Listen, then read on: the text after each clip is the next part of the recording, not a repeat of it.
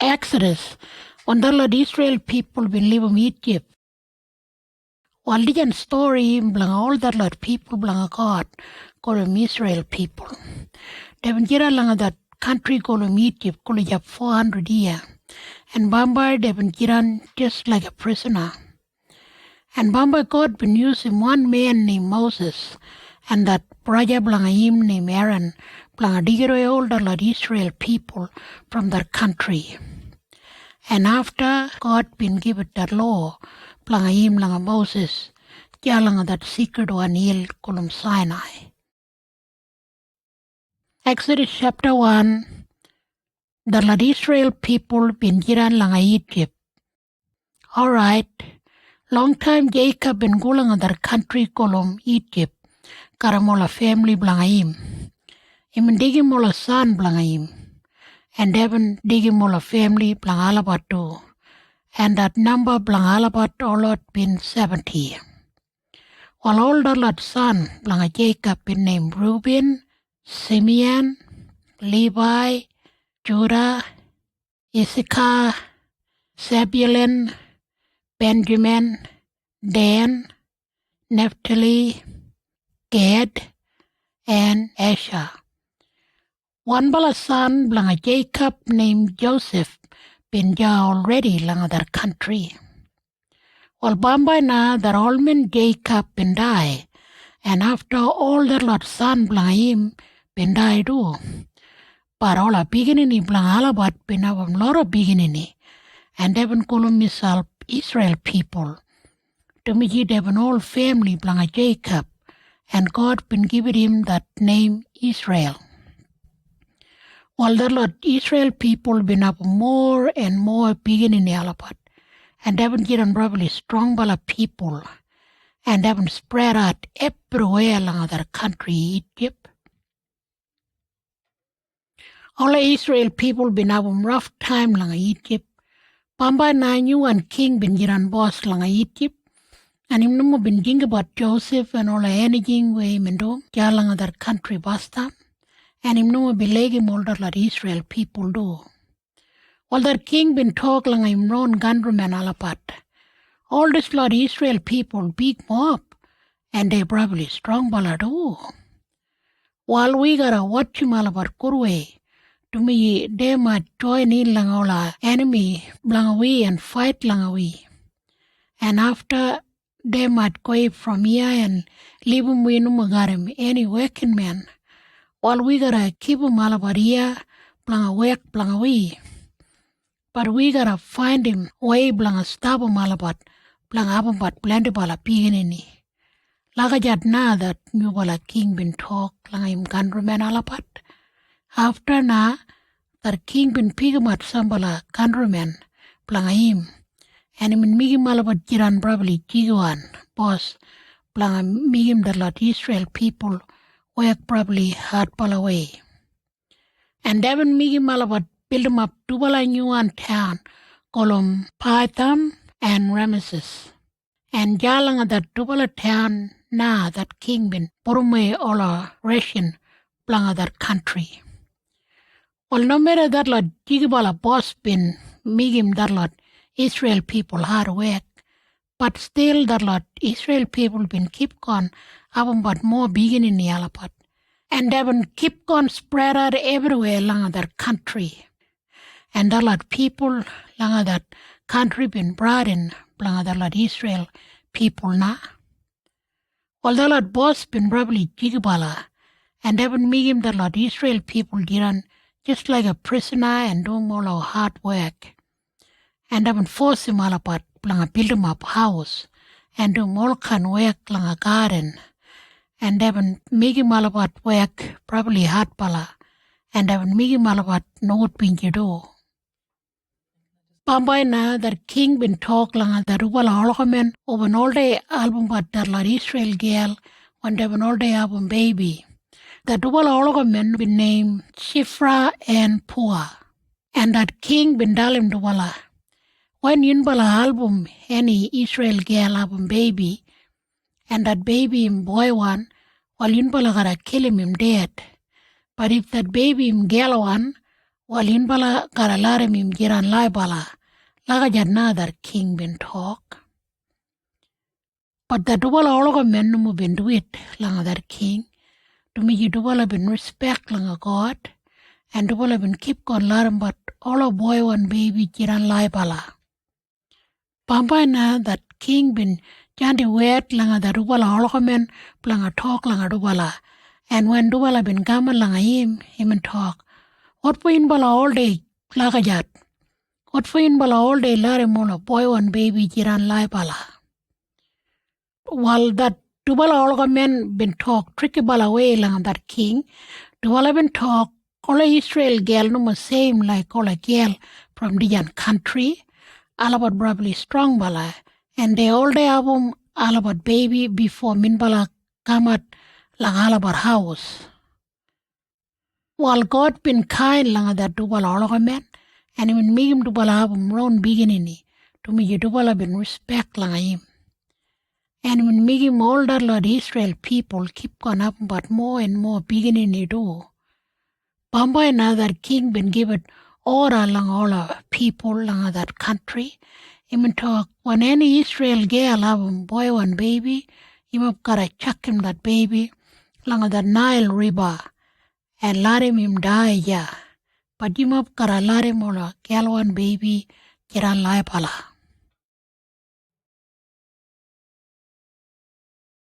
Exodus chapter 2, Moses been born.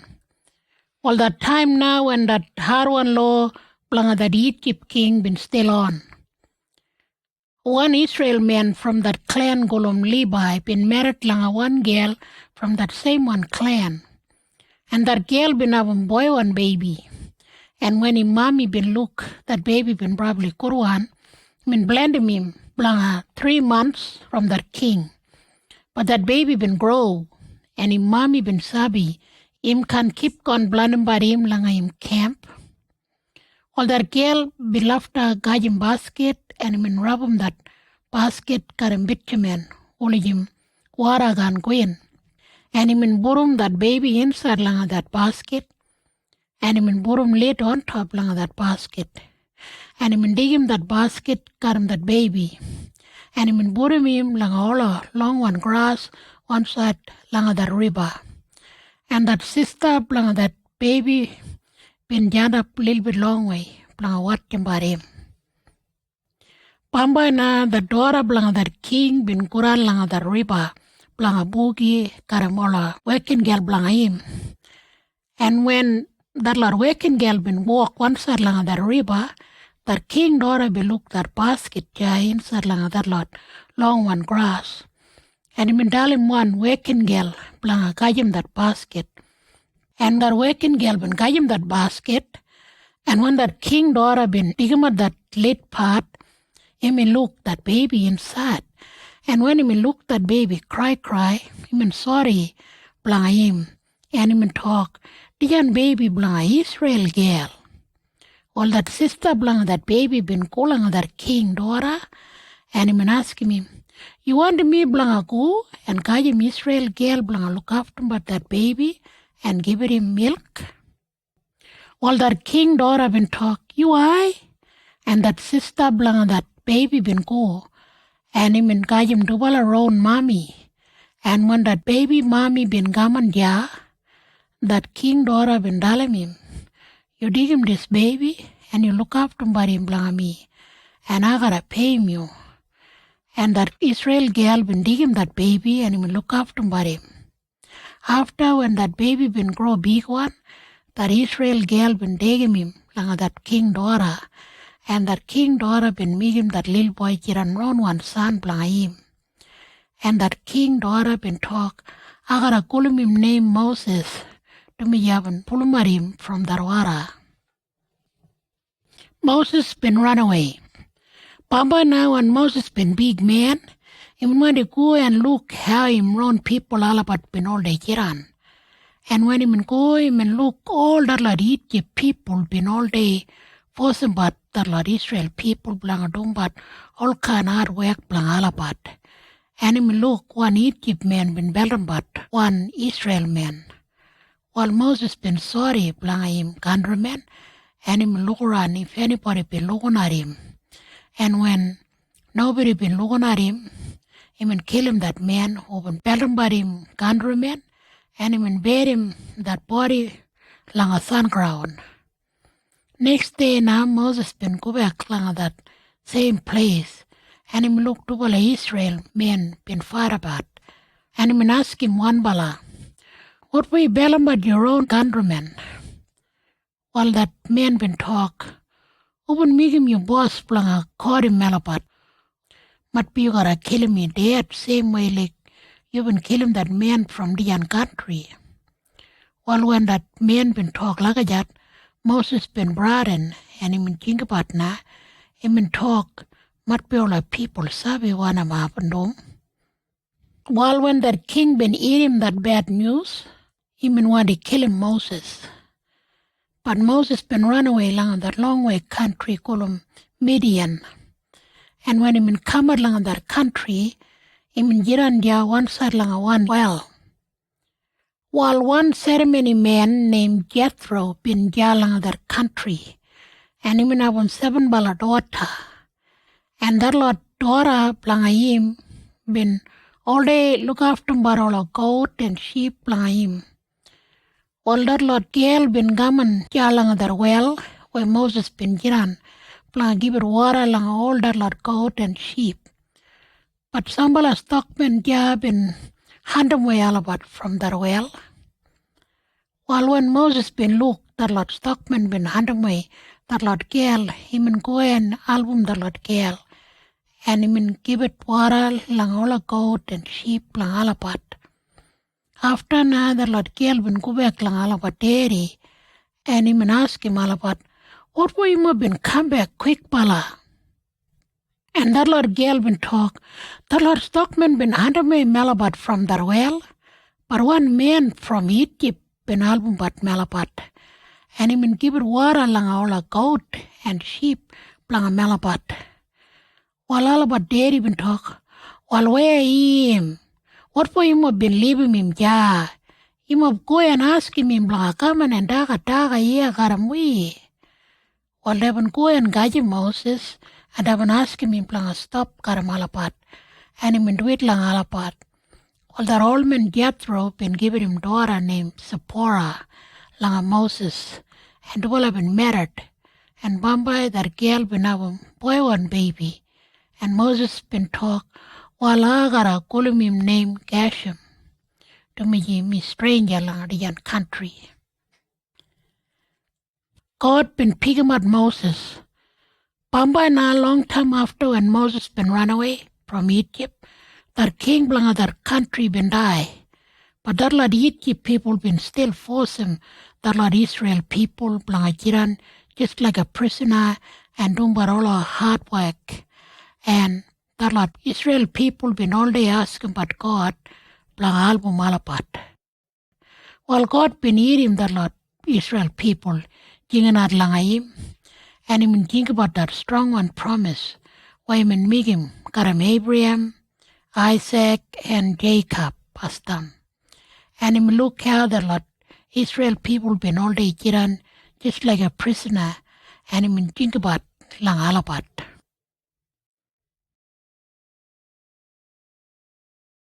Exodus chapter 3. God been gambat langa Moses. While Moses been all day look after all sheep and goat, plangayim, lambara tar ceremony man ja langa Midian. While one time he been digging that lot sheep and goat, najasad langa that desert country, and he been gambat langa that hill gulum Sinai. That hill been sikru and hill, planga God. And jana tar angel blanga God been gamat langa Moses, just like a fire langa little one tree. And Moses been look that fire been ja langa that lot bushes, but that lot bushes no been barn. While Moses been hot jam, and he been talk, what if dijan? What for that lot bushes no barn? I'll have to go gulejap and look. While when God been look Moses been gaman gulejap, planga look that lot bushes, Imen jingat langay, Moses, and Moses been talk, Mia. While God been talk, you know magaman gulejap, you jump up there and dig him at your boot. To me this place where you jump up in secret one ground. And me na that God plangayo, daddy and plangayo grandfather mop, Abraham, Isaac and Jacob. While Moses been covered up in face, to me him and Braden blanga look langa God. And God been keep on talk langa him. I've looked my people alabat. I've but hard time langa Egypt. And I've been eating malabat, jinginat langa me, planga album malabat. And dig it away alabat from that Lord, jigapala boss, who all day making alabat tumbat all hard work. While I've been jingabat my people alabat. And I've been come down planga kajim alabat from that Lord people and dig it away alabat from their country. I gotta dig him alabat langa good pala open country where they gotta find him Lord daga and anything. I gotta dig him alabat langa their country where their Lord 6 pala tribe kulum Canaanite, Hittite, Amorite, Perizzite, Hivite, and Jebusite, Jiranbat. Trubala Abenirim people jingerat, and I will look how that Lord Egypt people all day make him barabat nugot pinji. While you go na, Moses, to me jande mio langatar king, planga gajaman people alabat. Me jande mio planga digamar alabat from their country. Lagajat no God been talk langa Moses. While Moses been talk, agan go, minum managing. Agan go langatar king and digamatar people from him country. While God been talk, agara go karamio. And when you digamatar Lord people from their country, imop karakama langadijan hill na and worship langa me. And after when you come back here karam that Lord people, the time na you gotta sabi trupala me na pinjandim you. While Moses been talk, if I go ja and dalim that Lord Israel people, that God planga alapat grandfather pinjandim me lang alapat. While they are asking me planga your name. And one imagara dalim alabat. While God been talk, me na me, and you gotta dali malabat tijan, you gotta talk, taran way im kulum misap, me na me, while im na bin jandim me langayimop, and you gotta talk, that God name Yahweh bin jandim me, im na that God plangayimop, grandfather mop, Abraham, Isaac and Jacob, im na bin jandim me, lagajat na you gotta dali malabat, Tumjitara na my name Oligijawan. And from dire na all people karagulumi that name na. While you kuna and major mabola boss one plang that Lord Israel people. And you dala malabat mina Yahweh that God plang alabat grandfather mop Abraham and Isaac and Jacob. And you dala malabat abin show misa plangayo. You dala malabat abin look what him that Lord Egypt people all day dumbat lang alabat. And I've been thinking about that promise where I've been making Karamalabat, grandfather alabat. And I gotta dig him alabat from their country where they abumbat at time. And I gotta dig him alabat laga kutpala country where they gotta find him Lord daga. You dali malabat, I gotta dig him alabat laga their country where that Lord 6 pala tribe kulum Canaanite, Hittite, Amorite, Perizzite, Hivite, and Jebusite, Jiranbat. Alabar kara listen langa you, and you gotta get him that Lord Boswan blanga that Lord Israel people, and him up kara ko langa that king blanga that country, and you gotta dalim him. You gotta talk Yahweh, that God blanga all Israel people, bin chomisa blanga Melaban. While you let him Melabar ko langa that desert country, blanga abum that sacrifice ceremony, blanga Yahweh that God blanga Melaban. Melabar kara travel 3 days blanga kamat langa that place where Melabar kara abum that ceremony.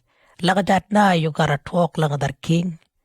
While God been keep on talk, while I sabi that king can let him go him up, I gotta force him blanga let him go him up. I gotta use some manpower blanga do more kind clever bala thing blanga punish him that Lord Egypt people. And after that king gotta let him go him up. And I gotta make him that Lord people give it him of anything him of want him. When him up gotta go away from their country. Him up can go away no more gotta managing. All Israel girl gotta go langa any Egypt girl and ask him blanga clothes and gold and silver and him up gotta make him of son and daughter with him that Lord anything. and him up got away from that country, got him all a kutpala thing, planga that lot people. Laga jatna God been talk langa Moses.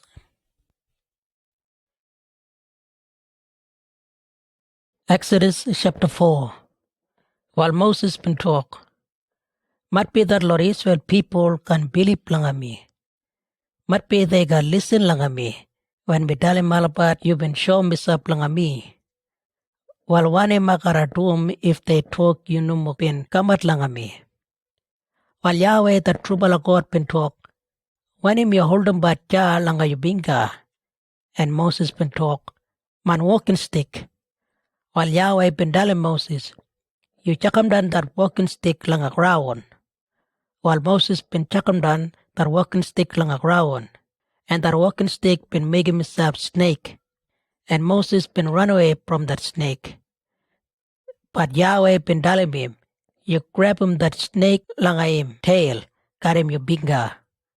While Moses been grab him that snake, got him in binga, and Yahweh been make him that snake make himself that walking stick again. After na Yahweh been telling Moses, when you tell him that Lord Israel people have been show me up langa you, while you gotta chuck him down that walking stick laga jatna, planga make him all about Philip langa you. And Yahweh been keep on talk langa Moses. You put him your binga inside langa your coat, while Moses been put him in binga inside langa him coat. And when him been dig him out, him binga been go white one, got him leprosy. After na Yahweh been telling him planga put him back in binga inside langa him coat. And Moses been put back in binga inside langa him coat. And when him been dig him out, him binga been go back kurwana. After na Yahweh been telling Moses, if the Lord Israel people can believe that word planga you, and if they can believe planga that first one cleverbala thing, or they gotta believe planga the second one cleverbala thing.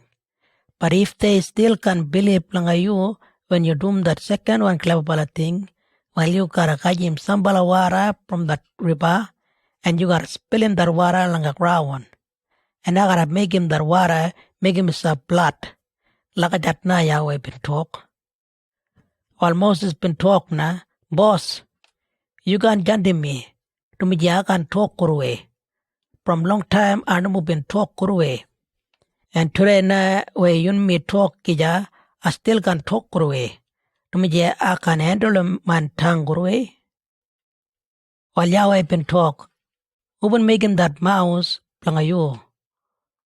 Who got him that power planga make him anybody can hear him and talk? And who got him that power planga make him anybody look kurwe and can look kurwe? Me na, indeed. While you gotta go and I gotta album you and tell him you want him planga talk. While Moses been talk, boss, you jand him somebody, no me. While Yahweh been get wild langa Moses na, and him been talk alright, I pick him at your brother Aaron. To me ya sabi him can talk kurwe, and him ja look about you already.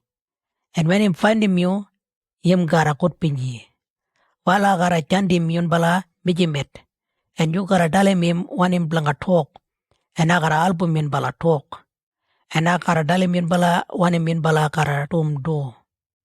Your brother gotta dig in place planga you, and him gotta talk lang all people planga you. But you gotta get on boss langa him just like me boss langa you. And you gotta tell him want him planga talk. And you dig him that walking stick got him you. To me you gotta use him that walking stick planga do all that Lord clever bala thing. Laga jatna Yahweh been talk langa Moses. Moses been go back langa that country called Egypt. While Moses been go back langa him lambara, and him ask him, you let me go back langa man round people, jalanga Egypt. I gotta find out if they still jira laipala. Laga jatna Moses been dom. To me Yahweh been telling him, laga go back langa Egypt. And Yahweh been talk, all that lot people who been wanting to kill him you, they been all die na. While Jethro been good pinji langa Moses, and he been let him go him. And Moses been guiding him wife and all his son planga him. And he been burmalabat langa donkey. And he been got him that walking stick where God been dalibim planga digim. And they been start kubek langa Egypt na. While Yahweh the trouble of God been talk langa Moses again. I've been given you power planga do all kind clever thing. While you gotta go back langa Egypt. And you gotta show him that Lord clever thing langa that king. But that king can let him go all that Lord Israel people. To me, I gotta make him abruptly a art man. After now, you gotta go and tell him that king want him up and talk. You gotta tell him that Lord Israel people all about just like a first one son, planga Yahweh. And Yahweh been telling you planga let him go all about where they gotta worship planga him. But you know been take notice planga Yahweh. And him gotta kill him dead, that first one son planga you na. Langa jat na you gotta talk planga that king. While Yahweh been come at langa Moses, langa one place where Moses and his family been camped. And Yahweh been want to kill him Moses. To me him no been circumcised that one son blanga him. While that wife blanga Moses been got him stone one knife. And him been cut him that son blanga him. And him been dig him that skin part. And him been wrap him langa that foot blanga Moses. And same time him been talk, my husband, you been making me waste him that blood blanga my son. While God been satisfied na, and him no more been killing Moses. After na Yahweh been talk langa that brother langa Moses named Aaron. Him been talk, you gotta go langa that desert country. And na you gotta meet him your brother. While Aaron been go, and him been find him Moses langa that secret one hill. And him been kiss langa him. And Moses been telling Aaron everything. He been telling him what him Yahweh been telling him planga talk langa Egypt. And he been telling him planga that Lord clever bala thing where Yahweh been telling him planga dom langa that country. While Moses and Aaron been go back langa Egypt, and Dumala been major mabola boss one planga that Lord Israel people. And Aaron been telling about everything when him Yahweh been telling Moses. And Moses been doing all that Lord clever bala thing, leader langa that Lord Israel people. And all that Lord people been believe planga dubala. And when they been hearing that good news, where Yahweh been jinga baralabat, where they been abum that hard time, they been good pinje. And they been all pulled out langa ground and worship langa him.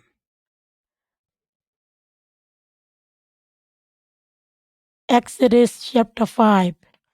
Moses and Aaron been talk langa their king. Pampana, Moses and Aaron been go langa their king langa Egypt. And Dubala been telling him that God planga all of Israel people named Yahweh been talk, you gotta let him go, all of people planga him. You gotta let him go, all about him, they gotta go langa the desert country, planga abum that ceremony planga him. While the king been talk, Yahweh, oh Yahweh, what for I gotta listen langa him and let him go all of Israel people? I know Musabi Yahweh, and I can let him go the Lord people. While Dwala been talk, that God planga all of Israel people been show misal planga min bala. And you gotta let him malabar go langa that desert country, planga abum that sacrifice ceremony, planga Yahweh, that God planga malabar. Malabar gotta travel 3 days, planga kamat langa that place. And if Malabar no ma abum ceremony, while Yahweh gotta kill him Malabar dead. He might kill him Malabar got him sickness, or he might make him all an enemy planga Malabar, kill him Malabar again. Malabar no musabi. While that king been talk, who Yunbala reckon Yunbala? Yunbala can make him all a working man, leave him all about work. Yunbala tell him all about langa go back langa work na. All the Israel people more langa all the people from the country. And Yunbala want to stop him all about from all about work. Yunbala cranky bala mat be. Like another king been talk. While that same day, the king been keep it order langa the lot, Jikibala Egypt, boss planga the lot Israel people, and he been keep it that order langa all Israel offsider, where the lot boss been pick him up from the lot Israel people. That king been talk, you mokara make him all Israel working man, work more hot pala. Tumaji day no more tumbar naf work. And they asking about me planga lerum ko alabar planga album that ceremony planga alabar God. If they do but lot of work, while they can album time planga listen langa the Lord story whether tubala dalam bat alabat, while yimop kara mikim alabar hard work more where they mikim bat all a brick. Yimop sabi, yimop can give it alabat the Lord special one grass planga mikim the Lord brick. They gotta go and look about the Lord grass alabat self. And when they make him the Lord brick, they gotta still catch him up that same number where they've been making past time. If can change him that number, like another king been talk, while the Lord boss and alabat of Sarah been go, and they've been tell him the Lord Israel people, that king been talk, him can keep it him up the Lord grass, planga make him but brick. Him talk, him up gotta go and look about the Lord grass, him up self. And no matter him can give it him of the Lord grass, but still, when him up make him the Lord brick, him up karakaj him up that same number where him up in make him bastam. While all the Israel people be left to go everywhere, langa the country, planga lukubat the Lord grass, and the Lord Jigibala boss been all they try and force him alabat planga kaj him up that same number every day when they been all day make him all a brick. The Lord Jigibala boss been all day building but all the Lord Israel of Sarah, and they been all day tell him the Lord of Sarah. They been all day talk, what for you no more been kaj him up that same number when you have been making the Lord brick. All Bampana, the Lord Israel of Sarah been cool langa the king, and they been talk, boss, what for you do mlagajar langa melabat? You no more give it melabat the Lord grass. But still, you want him Malabar planga kajim up that same number when Malabar make him the Lord brick. The Lord boss one planga you all day building but Malabar. But him no more Malabar fault, him Alabar fault kin. While the king been talk, him of all lazy bala. Him of all they asking but me planga let him go him of planga album that sacrifice ceremony planga him of God. Tumaji him of lazy bala. And him of no more want to work. While you mop go back lang I work, I can give it you mop that Lord grass, lang I make him but brick, but you mop gotta still catch him up that same number where you mop been making but stam. While when that king been dalim alabat, they gotta catch him up that same number where they been making but stam. The Lord Israel of Sarah been sabi, they gotta album biggest trouble. God been show himself lang Moses. Well, when the Lord Israel of Sarah been away from their king, they will look Moses and Aaron been waiting about plang alabat. And alabat been get wild lang arubala, and they been talk, Yahweh that trubala God be look one him yunbala been doom, and him gotta punish him yunbala. Tumaji yunbala been making their king, and all of boss one no more like him malabat. And yunbala been making malabat one to kill him malabat. From Jah Moses been talk lang Yahweh, boss, what for you been making trouble come out like your people alabat? What for you been judging me here? From that time when I been go lang that king, lang telling him when him you been talk. Him been treating but you, people alabat, probably no good pal away. And you no more been doing anything lang album alabat.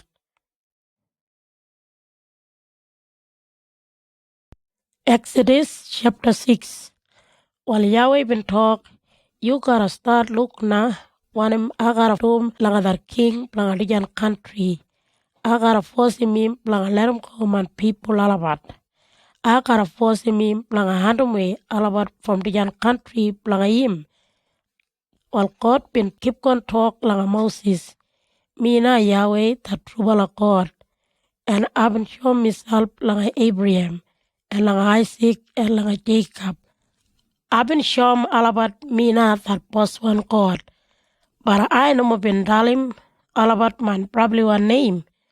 My name Yahweh. And I've been making strong one promise karam all about. And I've been telling all about I gotta keep it all about the country called Canaan, where all about been Jiran stranger. While I've been eating all the Israel people thinking that part where the Lord Egypt people make him alabat jiran just like a prisoner and dumbar all hard work. And I've been thinking about that strong and promise where I've been making karam alabat grandfather. Well, you gotta tell him all the Israel people I've been talk, me na Yahweh. And you gotta tell him alabat I gotta guide him alabat and make him alabat free from all the hard work where they do bad, the Lord Egypt people. I gotta punish him, the Lord Egypt people gotta man power probably way. And I gotta save him, the Lord Israel people probably way too. I gotta make him all about man round one people probably way. And I gotta get on God blang all about. And after they gotta sabi me na, being let him go all about free from that hard work lang Egypt. Me na Yahweh the trouble of God blang all about. And I gotta dig him all about lang that country where I've been promising Abraham and Isaac and Jacob. And I gotta keep it all about that country. To my Jimina Yahweh, Diana Yahweh been talk lang Moses. While Moses been go and he been telling the Lord Israel people what him God been talk. But all about no been listen lang him. To my G, they been probably no good pingy from that hard work where they been all day doing bad. From Jah Yahweh been talk lang Moses again. You go and tell him that king bang let him go the Lord Israel people from the young country blang him. While Moses been talk, all the Israel people can listen lang me, and that king can listen lang me too. To my dear, I can talk good way. While Yahweh been telling Moses and Aaron, yin para go and talk lang all the Lord Israel people and lang that king. Yin bala tell him all about I've been give it order lang yin bala blang dig it away all the Israel people from Egypt. Lang yat na Yahweh been talk. Family line blang Moses and Aaron. While yana all of family blang Moses and Aaron, that first one son blang Jacob named Reuben, been abum forbala son named Henek, Palu, Ezran, and Kemai. From the Lord forbala boy, forbala family line been come out Karamalabat name. That one son blang Jacob named Simeon, been abum six bala son named Jemuel, Jamin, Hoyet, Jachin, Soa, and Shal. One girl from the country called Canaan, been Mami Blanga Shal. From the Lord six bala boy, six bala family line been come at Karamalabat name. The one son Blanga Jacob named Levi, been abum three bala son named Gershon, Kohath, and Merari. From the Lord three bala boy, three bala family line been come at Karamalabat name. Levi been jiran long time and imen kajima 137 year. Gershon been abum two bala son named Libni and Shimei, and two bala been abum lora pigini. Kohath been abum four bala son named Emrem, Isa, Hebron, and Uziel. Kohath been jiran long time and imen kajima 133 year.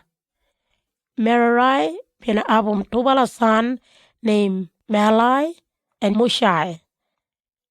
All the Lord family been come out from that one man named Levi. Amram been married langayim daddy sister named Jochebed, and him abum two bala son named Aaron and Moses.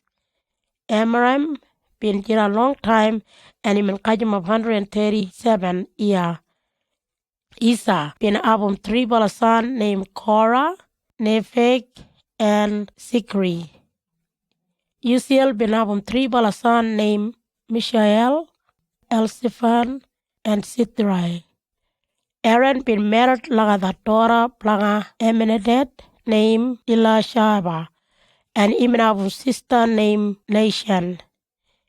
Elishaba been abum four bala son planga Aaron, alabat been named Nadab, Abihu, Eleazar, and Itama. Korah bin Abum 3 bala son named Isiah, Elkanah, and Abiasaph. From the Lord 3 bala boy or a family line blanga Korah bin Kamat. Their son blanga Aaron named Eleazar bin married blanga the daughter blanga Kriol. And Imin Abum one son named Phinehas. While all the Lord family been all come out from that one man named Levi. While Yahweh been picking out Aaron and Moses na, and Imin dalam dubala blanga digirwe all of Israel people from the country called Egypt. And dubala na been dalim their king blanga let him go all of Israel people free. While dubala been doom everything where God been dalim dubala blanga doom.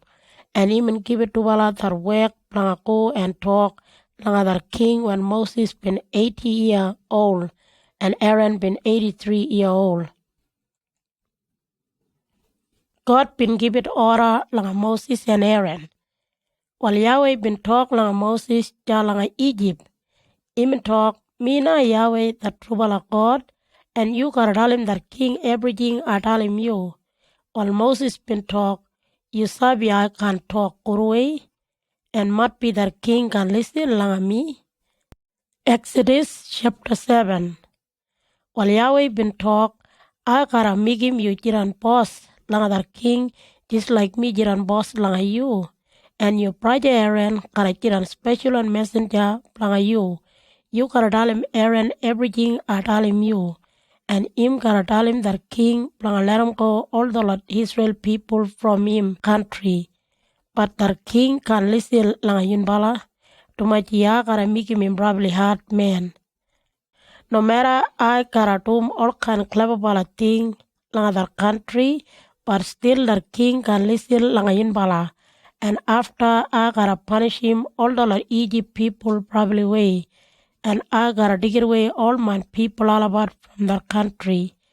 And when I do lagajat, all the people blanga the country gotta sabi me na Yahweh the true Bala God. Lagajat na Yahweh been talk. God been making walking stick, making himself snake. While Yahweh been keep on talk langa Moses and Aaron. If that Egypt king dalim yin bala blanga dom clever bala thing, while Moses, you gotta dalim Aaron blanga chakamdan that walking stick blanga him leader langa that king, and I gotta make him that wari make himself snake. From Jah, Tubala been go langa that king, and Tubala been doom everything where Yahweh been dalim Tubala blanga doom. Aaron been chakamdan him walking stick leader langa that king, and all of us one working men blanga him. And Yahweh been make him that wari make himself snake. While the king been jingat langa all a doctor bala and clever bala man. And they been doing that same one clever bala thing, karam about round power do. They been chakamdan alabar walking stick, and they been making the Lord body blanga alabat making himself snake do. But that snake blanga Aaron been jurum all the Lord najalot snake. While no matter Yahweh been beat him the Lord doctor bala, but still their king no be listening langa Moses and Aaron. Imin jiran hard man, just like where Yahweh been talk past time. While Moses and Aaron been away from their king na. God been making water, making himself blood. From Yahweh been dalim langa Moses. Their king blanga Egypt him probably hard man. And him no more one day let him go the Lord Israel people. While Alibala, Yunbala Aaron, Karako, and meet him their king when him Kural langa the river. Aaron kara dig him that same one walking stick, and Yunbala kara wait planga him one side langa the river. And when him come and Yunbala kara talk langa him. Yunbala kara talk, Yahweh that God planga all Israel people bin janim minbala planga dalim you planga let him go in people alabat. You gotta let him go alabar ulijim they gotta go and worship him langa that desert country. But you no more been listen langa minbala. But when you look all a clever bala thing where Yahweh gotta do, while him gotta make him you take notice langa him. wal min bala kara hit him dijan riba karam dijan walking stick na, and Yahweh kara migim all water migim misal blood, and all fish kara die, and that water kara ko nukurwan, and nobody from all Egypt people can drink him that water. Laka jatna yun bala kara talk langa that king, while Yahweh been keep on talk langa Moses. You gotta tell him, Aaron, him gotta dig him that walking stick langa him, and him gotta hold him on top langa that river, and all a creek and all a water hole everywhere langa that country. And when him do laga jat, I gotta make him all a water everywhere, make him misal blood. And blood gotta jira langa all a water, bucket and drum do. While Moses and Aaron been doom, everything were caught been dalim dubala langa doom. Dubala been cool langa that king, and Aaron been lead him up that walking stick planga him leader langa that king, and all a boss one working men planga him. And him been hit him that river cut him that wadi, and Yahweh been make him all a water, make him misal blood, and all a fish langa that river been die, and that water been cool no good one. And nobody from that country been want to drink him that water. Blood been jiran everywhere langa that country. But the king been still jiran really hard man. Tumaji all a clever bala man langa him been doing same kind clever bala thing karamala around power do. And the king no more been listening langa Moses and Aaron, just like where Yahweh been talk past time. That king no more been take notice langa tubala. Even just give it to Wala backbone, and even go back lang him house. While all the people lang that country be left out dig him well, one side lang the river, lang find him kuruan wara, lang drink him. Tumaji that wara lang the river been nukurwan, and that wara been jiran nukurwan lang 7 days. Exodus chapter 8. God been jandim Lord of frog. From Yahweh been dalim Moses. In bala Aaron go langa the Egypt king. And in bala kara talk langa him. In bala kara talk Yahweh the true bala God. Want him you kara mlaram go in people alabat. Or him they kara go and worship langa him. And if you no mularam go alabat, while him kara punish him you. And him gotta make him that much frog jiran everywhere langa dijan country planga you. Him gotta build him up that river full got him frog. And that lot frog gotta go away from that river. And they gotta go and jiran everywhere inside langa that house planga you. And they gotta call him up planga you swag too. And that lot frog gotta go langa all of boss one working man house and langa all of people house. Everywhere langa dijan country. And they gotta jira langa everything where all the people all day use him langa kugum, anything. And that lot frog gotta call him up langa people do. They gotta call him up langa you and langa that lot boss one, working man langa you, and langa all your people alaban. Laga jat nine bala gotta talk langa that king. While Yahweh been keep on talk langa Moses. You gotta tell him Aaron, him gotta dig him that walking stick planga him. And him gotta hold him that wadi on top, langa that river, and all a creek and all a water hole. And when him doom lagajat, him gotta make him all a frog come out everywhere langa dijan country. While Dubala been go langa that king, but that king no be listen langa Dubala. And Aaron been lit him up that walking stick planga him on top langa the river. And all a creek and all a water hole. And when him been doom lagajat, all a frog been come out from all a water. That much frog been jiran everywhere lang other country na.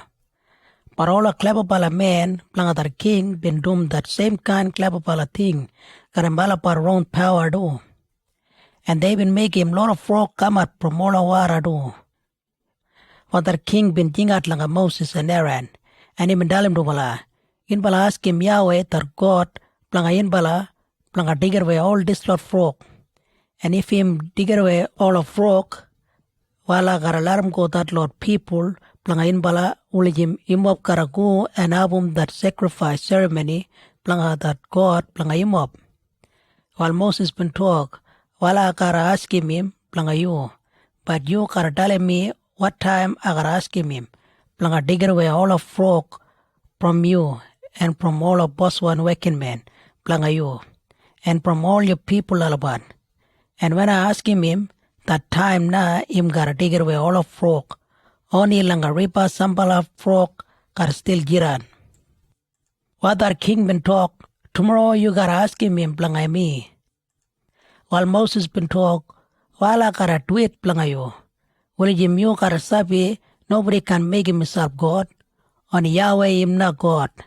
And when me ask him, while him gotta dig away all of frog from your mouth. And they gotta jiran, no ni langa river. While Moses and Aaron been away from their king na, and Moses been asking Yahweh, planga dig away all of frog from their country. And Yahweh been doing what Moses been asking him. And all of frog from all our house and all our garden and all our paddock been all die. And that lot Egypt people been heap 'em apart that lot frog everywhere. And they been smell probably no good. While when that king been look all that lot frog been die, he been jiran more art man. And him no more been listen like Moses and Aaron, just like where Yahweh been talk past them. God been jantim lora sand fly. From Yahweh been dalim Moses. You dalim Aaron, planga hit him the ground langa Egypt got him walking stick. And when him been doom lagajat, I gotta make him all of dust from the ground everywhere, langa that country, make himself sand fly. While Aaron been hitting the ground, got him walking stick. And Yahweh been make him all the ground everywhere, langa that country, make himself sand fly. That much sandfly been jiran everywhere along that country, and that lot sandfly been calling up along all our people and along all our animal do. For that lot clever bala man, planga that king been try and use him all about power, planga make him sandfly come out, but that power planga all about no been whack, and they been telling that king, God been make him this lot sandfly come out everywhere, but that king been go more art man. And him no more been listen like Moses and Aaron, just like where Yahweh been talk past them. God been make him lot of fly gamat. From Yahweh been telling Moses, tomorrow alibala, in bala Aaron gotta go and meet him the Egypt king. When him go lang at the river, and in bala gotta talk lang him. In bala gotta talk, Yahweh the true bala God, what him you gotta let him go and people all about, while him they gotta go and worship lang him. And if you no more let him go all about, while him gotta punish him you. And him gotta jant him that much fly, langa you and langa all of us one working man, langa you, and langa all your people all about. Him gotta build him up all a house, langa him up gotta fly. And all of fly gotta jar him up the ground do. But him can jant him any fly langa the country kulum caution, where all the Israel people jiran.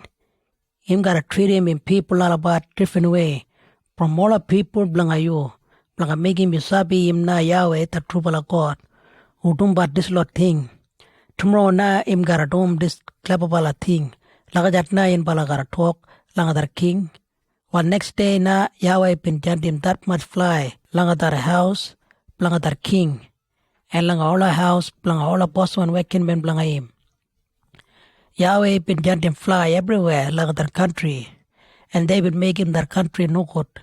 While their king been jingat like Moses and Aaron, and even tell him to bala, him up go and abum that sacrifice ceremony, planga him of God, but him up kara abum that ceremony ya again, like a region country.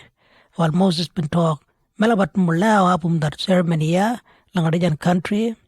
If Melabat kill him, that lot animal ya, lang region country, lang give it sacrifice, lang Yahweh the true God, while all the people lang region country gotta get wild lang Melabat.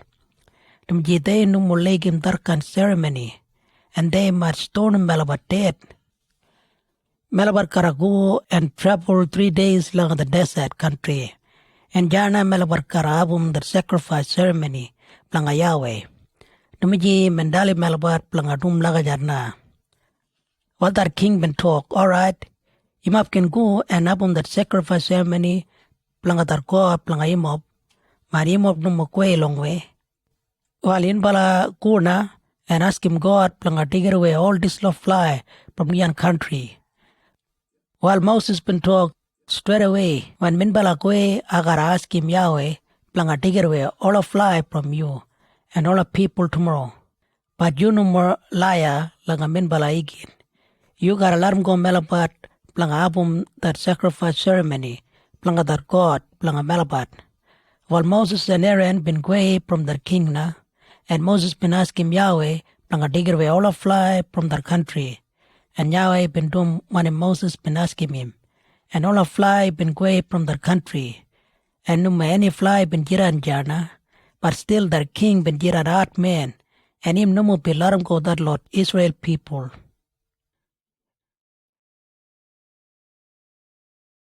Exodus chapter 9. God will make him all animal die. From there Yahweh that true bala God bin dalim Moses. In bala Aaron go langa that Egypt king and talk langa him. In bala ka talk Yahweh that God blanga all Israel people want him. You gotta let him go him people all about him. They gotta go and worship langa him. And if you no more let him go all about, well, him gotta punish him you and him gotta chant him no good one animal sickness langa different country and all the animal gotta die. Him gotta kill him that all the horses and all the donkey and all the camel and all the bullocky and all the sheep and all the goat. But him gotta treat him all the animal blanga all the Israel people different way from all the animal blanga you and you people all about. That sickness can go langa that Lord animal blanga him people all about. Tomorrow na Yahweh that true bala God gotta do this clever bala thing. Lagi jat na in bala gotta talk langa that king. Well next day na Yahweh bin doom lagi jat na and all the animal blanga that Lord Egypt people been all die. But no more any animal blanga that Lord Israel people been die. That king bin jandim sambala working man blanga go and look that Lord animal blanga that Lord Israel people and they been dalim him. Trupala all animal blanga alabat no more been die, but still that king no more been changing him mind blanga let him go that Lord Israel people. God been jandim boy langa Egypt. From there, Yahweh bin dalim Moses and Aaron. In bala gajim sambala ashes from fireplace and in bala go langa that Egypt king. And yeah, nah, Moses you gotta check up that Lord ashes on top leader langa that king.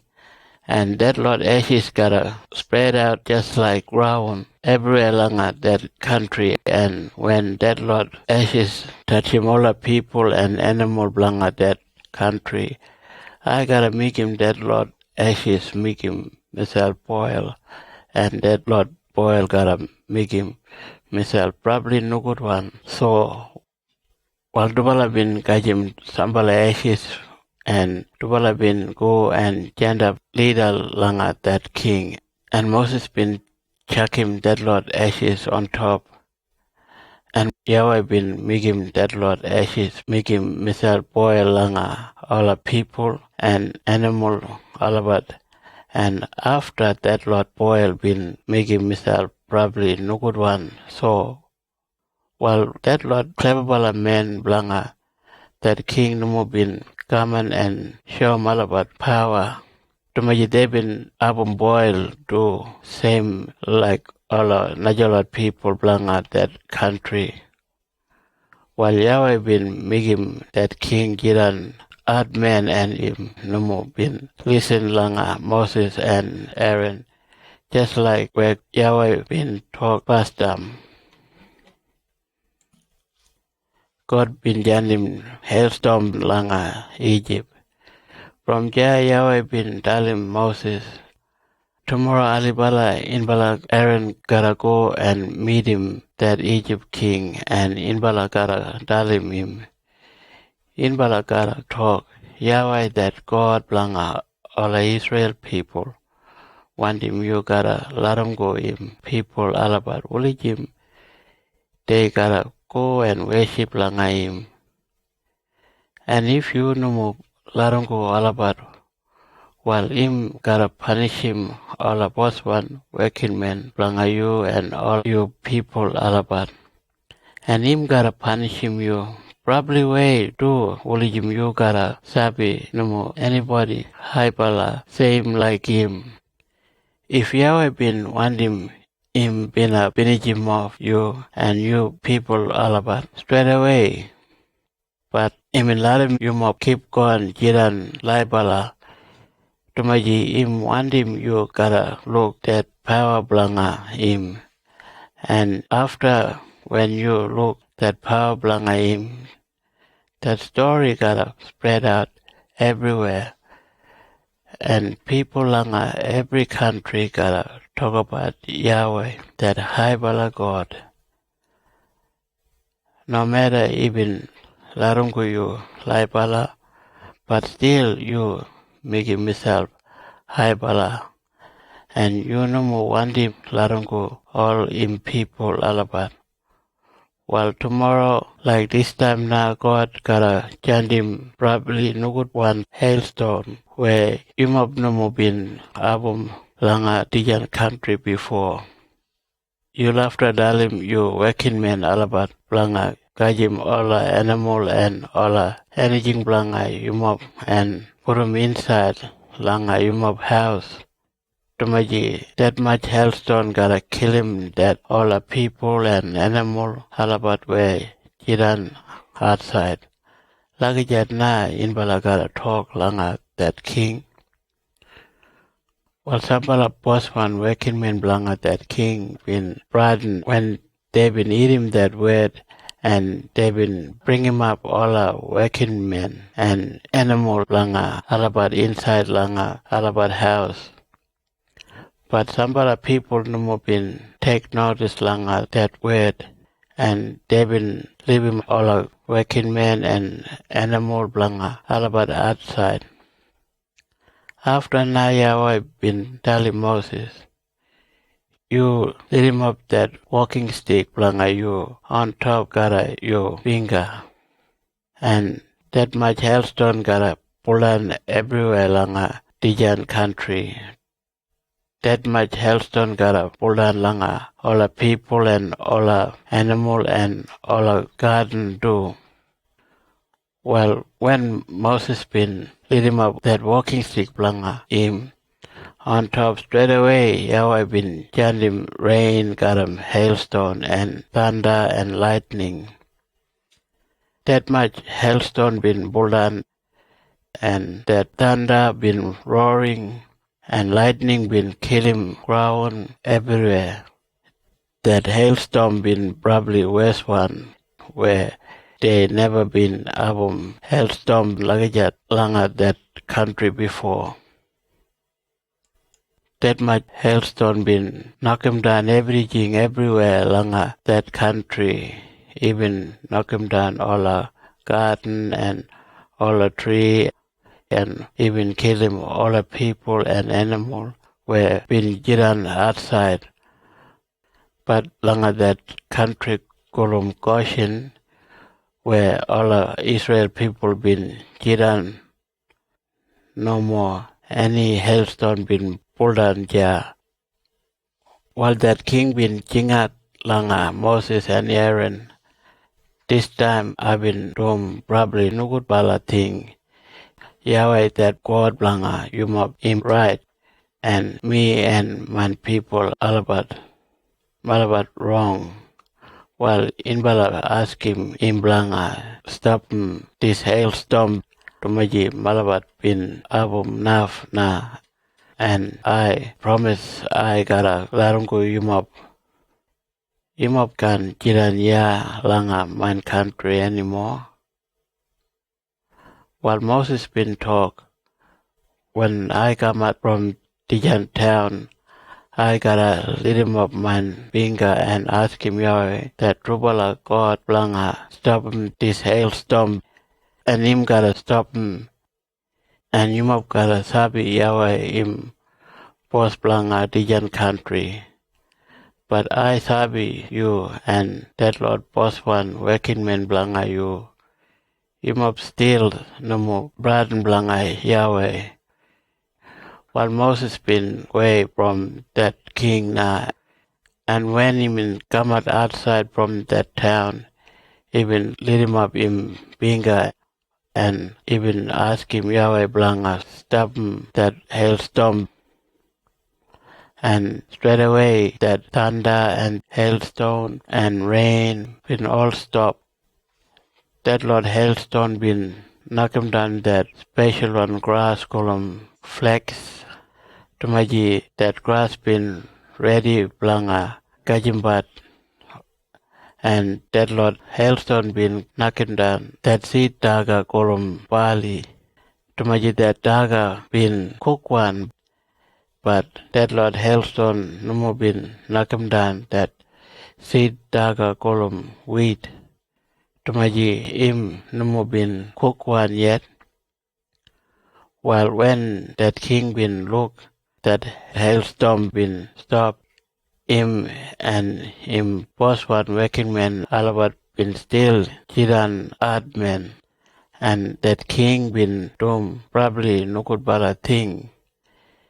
Even break him that promise where even make him and him no been letting go that Lord Israel people just like where Yahweh been talk langa Moses past time.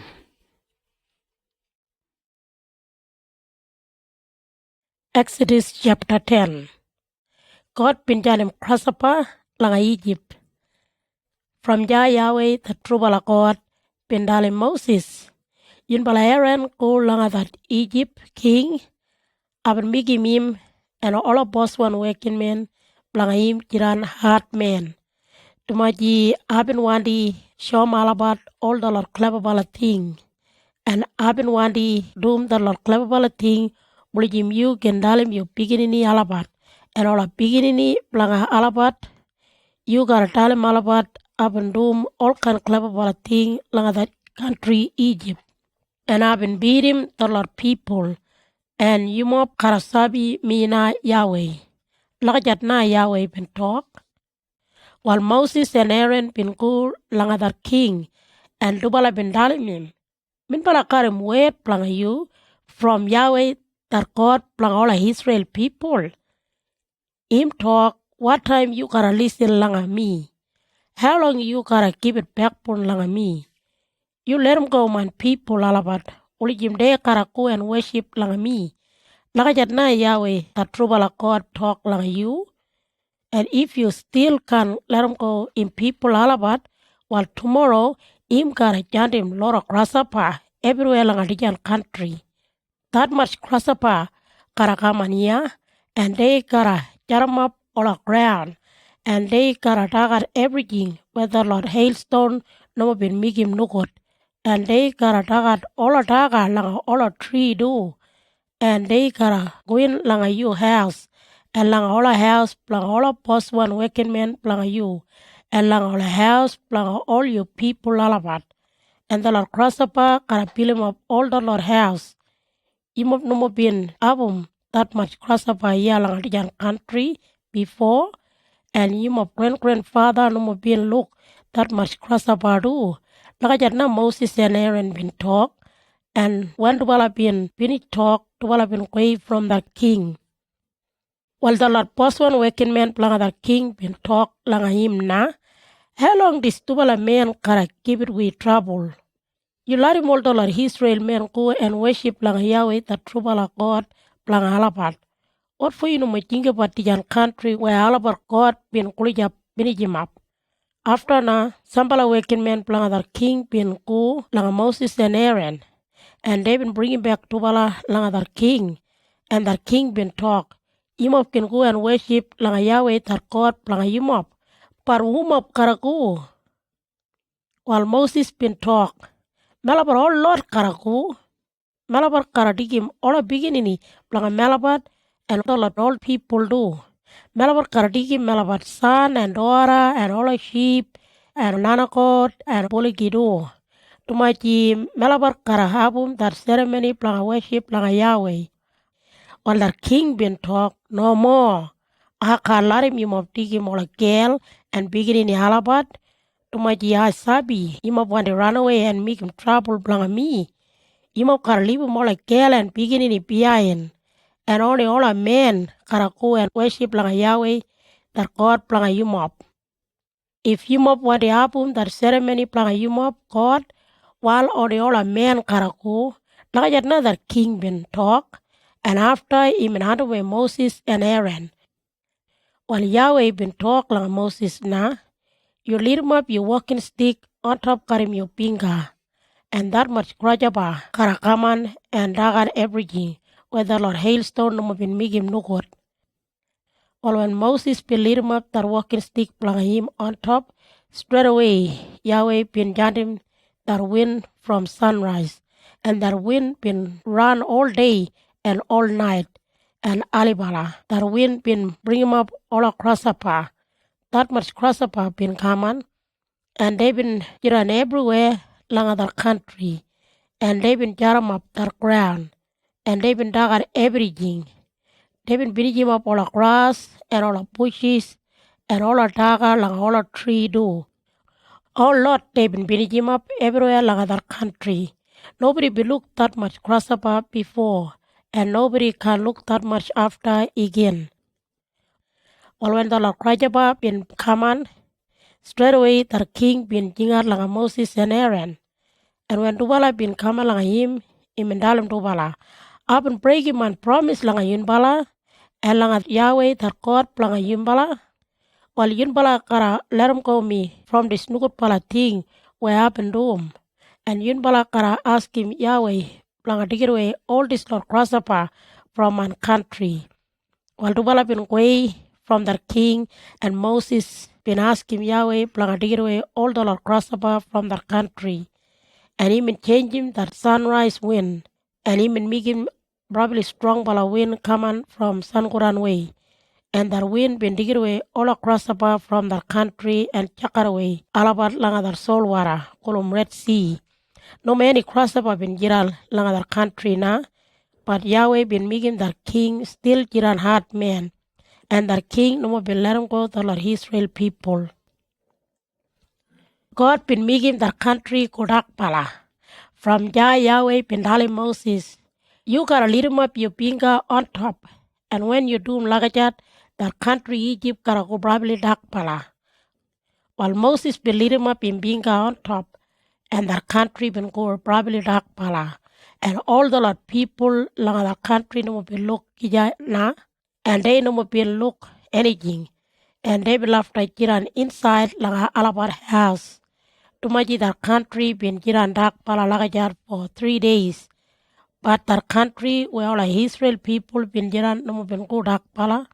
After another king been jingar lang Moses, and when he been come lang him, he been talk. Yumop can go and worship lang Yahweh that God plang Yumop. And Yumop can dig him all a girl and beginning plang Yumop. But all a animal plang Yumop gotta stop ya behind. While Moses been talk, if Malabar gotta leave him all a animal plang Malabar behind, while you gotta keep it Malabar some animal plang that sacrifice ceremony. Tumaji Malabar gotta abum animal plang kill him and burn him up plang Yahweh that trubala God plang Malabar. But no more. Malabar karadigi Malabar round animal alabat. Tumaji Malabar kara pigimat ujan animal planga killing planga worship planga Yahweh. But Malabar no musabi ujan animal Malabar kara pigimat. Tumaji when Malabar kamat langa that place where Malabar kara upon that ceremony, jana Yahweh kara show Malabar ujan animal imwandim Malabar kara kill him.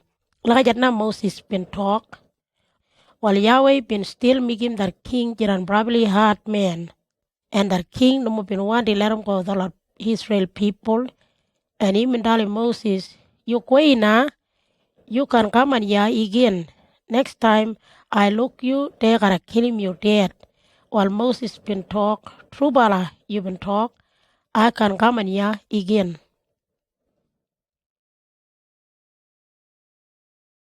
Exodus chapter 11. God gotta kill him all of first one son. From Yahweh the trouble of God been Dali Moses, I gotta join him one more trouble long that Egypt king and him people all about. And after him gotta let him go him up. But him can't just let him go him up anyway. Him gotta hunt him up from Jah. Well, you go and tell him all the Israel people, blang go and ask him all the Egypt people, blang anything, where they make him got him gold and silver. Like that na Yahweh been talk, and even make him the Lord Egypt people want to give it the Lord Israel people or anything where they been want him. And the Lord person working man, blang the king and all another Lord Egypt people been talk. Moses in probably high bala man. While Moses been go lang the king and him been talk. Yahweh the trouble of God been telling me him gotta go everywhere lang a country middle night. And him gotta kill him dead every first one son blang all of people blang a country. From that first one son blang that low bala girl who jiran like a prisoner Arab blang that first one high bala son blang you. Everyone gotta die. And all of first one boy one gabi blang all of poligi blang yimop gotta die do. All of people lang a country gotta cry that much. And nobody no more been eating that much people cry like that before. And nobody can eat him that much people cry like that again. But the trouble can touch him the Lord Israel people and all animal blang halabat. When Yahweh gotta do him like that, you gotta sabi him treat him all of people blang him different way from all of people blang you. While Moses been keep on talk like that king, all this Lord post one working man blang you who jump up at gotta come and build a leader like me. And they gotta asking me blang a gotta mind people all about. And after Malabar gotta away from the country, like that now Moses been talk like that king, and even get wild like that king, and after him away from him. While Yahweh been telling Moses that king can still listen like you, to my dear I gotta still do lot of clever thing like the country. From there Moses and Aaron been doing lot of clever thing leader like that king, where him and looking at part to bala. But Yahweh been making that king jiran hard man, and him no more been let him go the Lord Israel people from him country.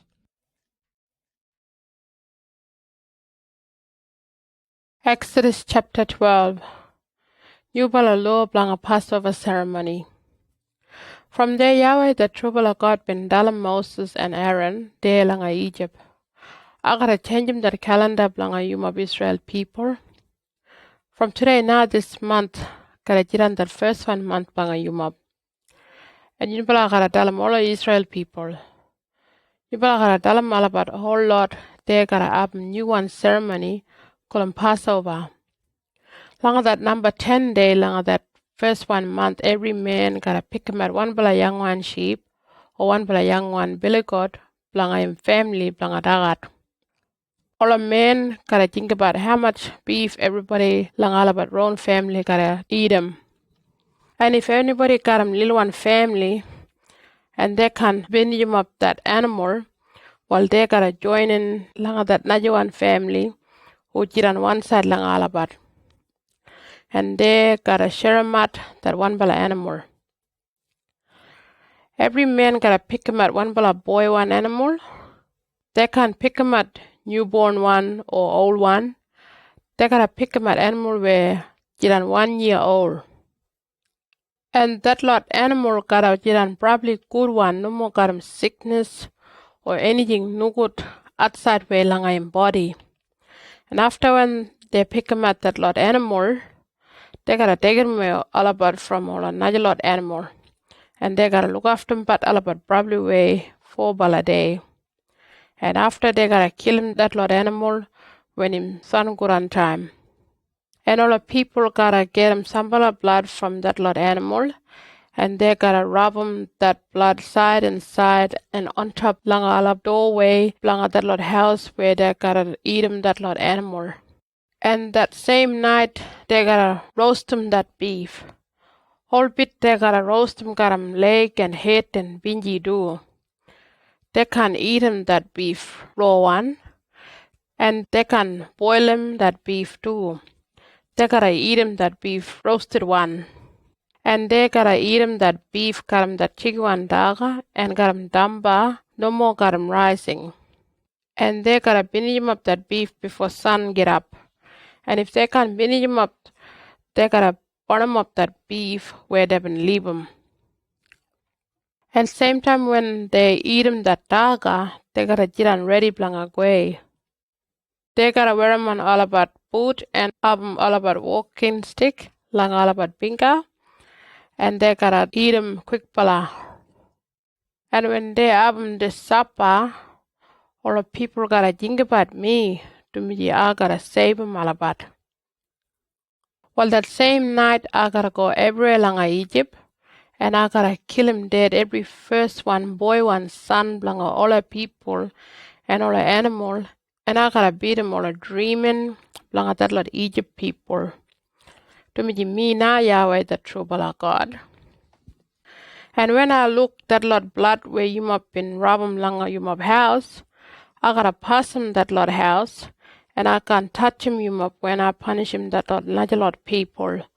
To me that lot blood na gotta jiran mark langa you must. Well, you must gotta all day think about this special one day, and you must and all the beginning blanga you must and all the beginning blanga all about gotta all day album dijan Passover ceremony blanga dijan day. And the ceremony gotta make me think about all everything where me na Yahweh been doing blanga you map. Dijan me keep it you map im that new bala ole gija one law. While you map gotta have naja one ceremony do kolum damba no more got rising. Blanga 7 day you map can eat him any damba got rising. Langa that first one day blanga that ceremony you map gotta chakar me all rising from you map house. And you must gotta eat him daga, no more got him rising. And if anybody eat him daga, got him rising long that ceremony time, well, I gotta chuck him from my people all about. While long that first one day and long that last one day, you must gotta imagine up myself, long worship long me. And long that double a day, you must can do many work. Only you must can cook him daga, long that ceremony. And you must gotta have that ceremony all the time. To me, mark that day where I've been bringing you up from Egypt. Tijan ceremony na you must gotta have all one. From Sun Guran lang that number 14 day, lang that first 1 month right up Sun Guran after 7th day, you must can eat him any damba got him rising. And you must can have him any rising lang you must house too. And if anybody eat him damba got him rising, well, I gotta chakram with him from my people. No matter from where him come on, but still I gotta chakram with him. And no matter where you must jiran, but still you must gotta keep him dijan law, blanga dijan ceremony, kolum damba no more got him rising. Lajigat na Yahweh been talk. God been kill him all the first one son. From there Moses been imagine him all a boss man, blanga that lot Israel people. And him in Dalmalabat. Every man gotta go and pick him at one bala young one sheep or one bala young one billy goat blanga alabat own family. And they gotta kill him that animal blanga that Passover ceremony. And they gotta get him bushes and soak him langa that blood. And they gotta go and rub him that blood side and side and on top langa that doorway blanga alabat house. And nobody can come out from him house right up Alibala. Tumiji Yahweh gotta go everywhere langa dijan country and kill him all the first one son dead. But when him look that blood langa him of house doorway, him can let him that angel gwin langa yumop house and kill him yumop son. Yumop and ola beginning blanga yumop and ola beginning blanga alabat karabulum dijan law and have dijan ceremony every year. And when yumop go langa that country where Yahweh been promising yumop gotta keep going but dijan ceremony. And when ola beginning blanga yumop asking about yumop what for yumop dijan ceremony, yumop gotta talk. Dijan that Passover ceremony where Malabat abum blanga yinkabat Yahweh where him save him Malabat. Him go langa ola house and him kill him dead ola first one son blanga ola Egypt people. But him pass the Malabat house and him no more been kill Malabat son. While when Moses been talk, all Israel people been bold langa ground and they been worship langa Yahweh the true God. And after they been go and do one of Yahweh been tell Moses and Aaron they gotta do, and they been abum that ceremony, and they been rubbing that blood lang all about house, and that night na Yahweh been taking me all about from that country. Middle night na Yahweh been killing dead every first one son, blang all the Egypt people. Even kill him dead all the first one son, blang all the prisoner. Open jiran langa jailhouse right up langa that first one Hybala son langa that king. And him kill him dead all the first one boy one animal do. That king and all the boss one working men langa him and all the people langa that country been get up middle night and they been all cry that much. To me every family langa every house been have him dead one son. While straight away that king been jandam word langa Moses and Aaron, and when dubala been gamin langa him been dalam dubala. You must go from the Jan country now. You must take all the Israel people and go and worship langa Yahweh that God langa yumap where yumbala been all day asking about me. You must take all the animal langa yumap and go now, and yumbala ask him God langa album me. While all that lot Egypt people been dalam that lot Israel people, if you no more go, Malabar all die. And they've been forced them that lot Israel people bang go quick bala from their country. And they've been left pack them up everything blanga all about quick bala way. They've been build them up flour long a dish, but they no more been album time blanga mix them up that flour got them rising. Devin just wrapped them up that dish, got them blanket, and put them lang all about shoulder lang way.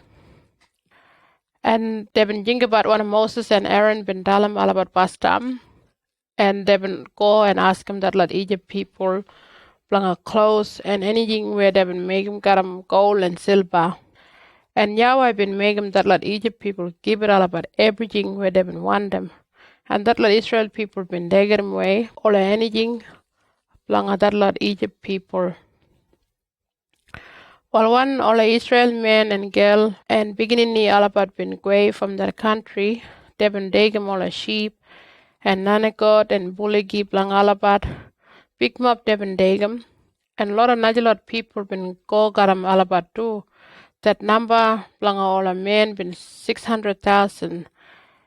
And they've been away from that town called Ramesses, where they've been all day work. They've been away foot walk, and they've been go along that Najawan town called Sukhite. And that daga where they've been kugum lang a road, they've been left a kugum no more got them rising. Tumiji they've been away from Egypt quick away, and they no more been having time lang a make them all a daga ready. Well, that lot Israel people been about langa Egypt 430 year.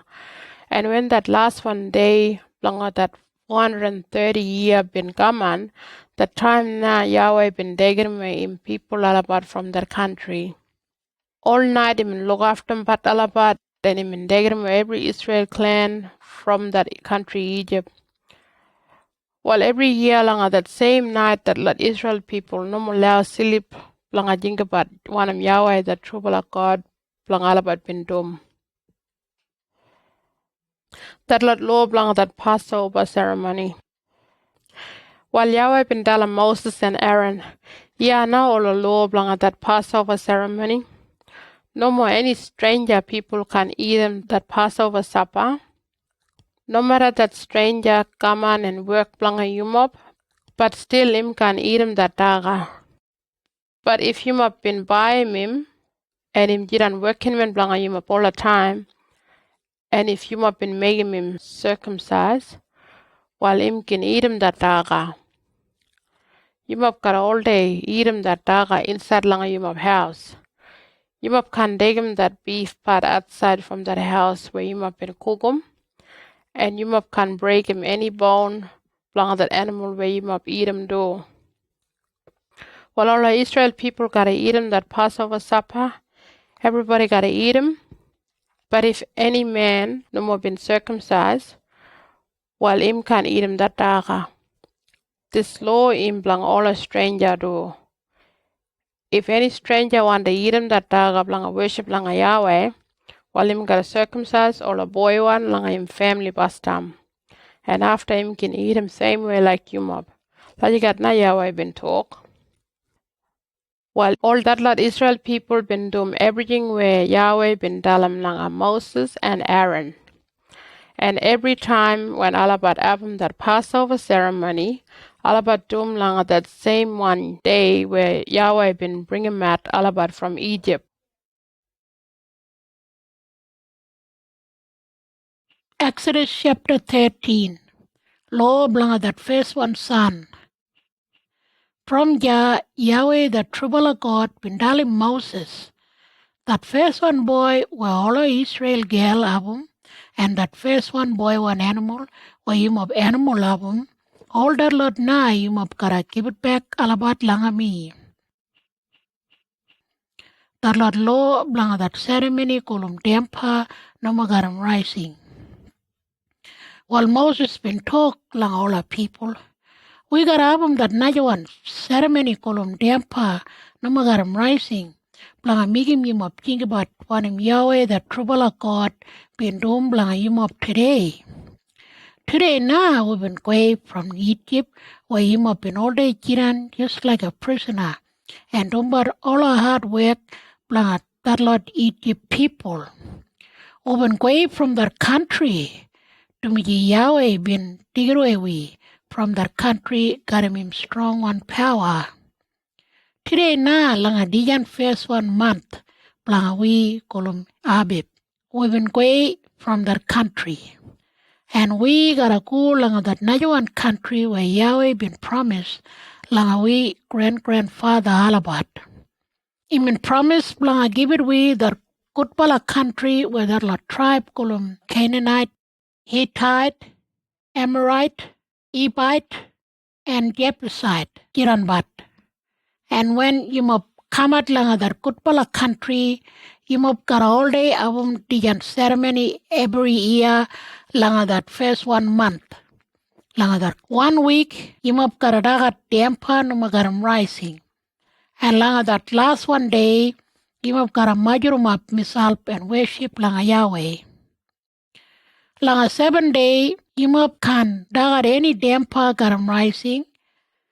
And Yumop can avum any damper karam rising langa Yumop house. And Yumop can avum any rising anywhere langa Yumop house too. And when Yumop avum dijan ceremony, Yumop kara dalim Yumop son what for Yumop avum dijan ceremony. Yumop kara dalim alabat when him Yahweh bin doom langa Yumop when him indigre Yumop from Egypt. While dijan ceremony na kara migim yimop think about the law blanga Yahweh, and yimop kara all day teaching about yimop son that law. To me Yahweh na been tigre yimop from Egypt, kara him strong on power. And yimop kara habum dijan ceremony right time every year. Yahweh been promised blanga give it the country blanga that lot Canaanite people langa yimop grandfather, and him been promised blanga give it their country langa Yumop too. While God gotta dig him Yumop langa that country where him and promise. And when him give it langa him of their country, him of gotta give it back all of first one boy, one animal langa him. To me alabat langa him. But him of gotta buy him back that first one boy, one donkey from Yahweh, got him little one sheep. But if him up no more want him that donkey, well him up gotta break him neck. And when him up have him first one son, him up gotta give it back him like a God too. But him up left buy him back him got him animal. Bambai when that lot son blang him up ask him up what for him up have him the ceremony, him up gotta talk. Yahweh the trouble God been digger way Malapat got him strong and power from that country where Malapat been all day kiran just like a prisoner and doing but all a hard work. When that king blang that country no more been one day let him go Malapat. Yahweh been kill him dead all the first one son and all the first one boy one animal lang that country. Blang that na Malapat all day album dian sacrifice ceremony blang Yahweh.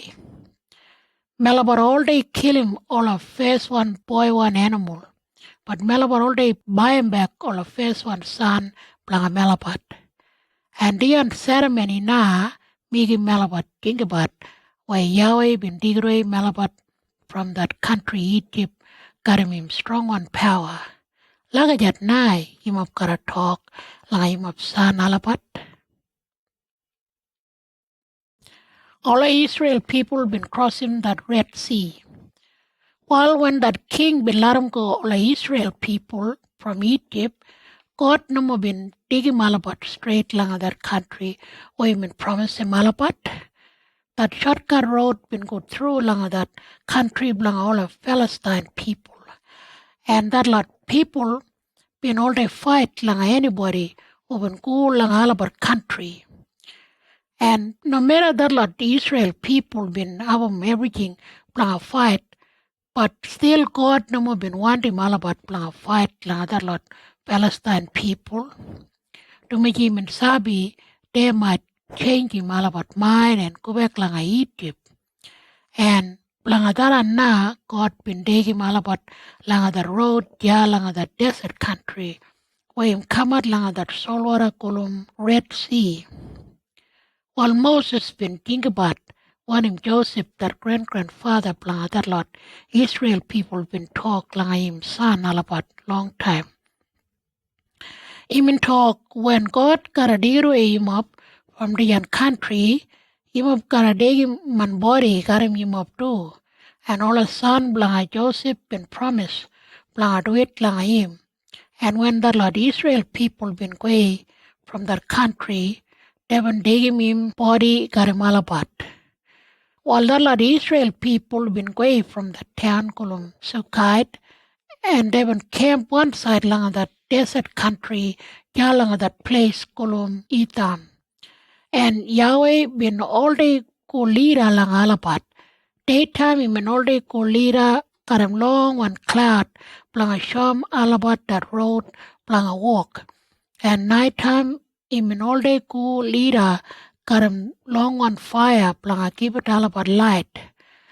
Lagajat na min ko lira lang Alabat, uli him can travel daytime and nighttime. That cloud and that fire been all day ja lira lang other lot people daytime and nighttime.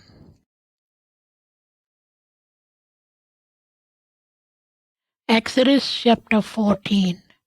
From Yahweh the trouble of God been telling Moses.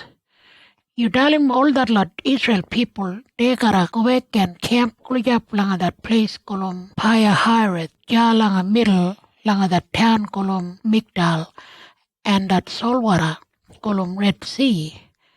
They gotta camp one side lang that Red Sea, another side from that place called Bel Sephon.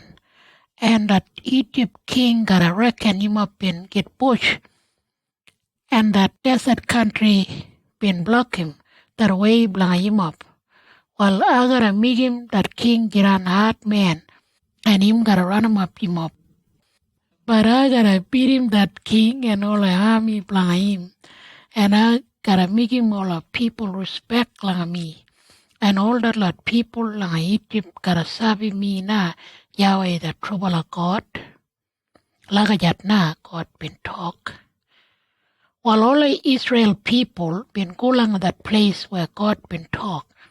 And when that king been eating news, trouble all the Israel people been run away from him country. Him and him boss one working man alabat been changing alabat mind. And I've been asking myself, what for be laram good lot Israel people who be laram alabat run away? And we no more carry many working men blangadum barola hard work na. While that king been getting him horse and buggy ready, and him and Quay got him all a army blanga him.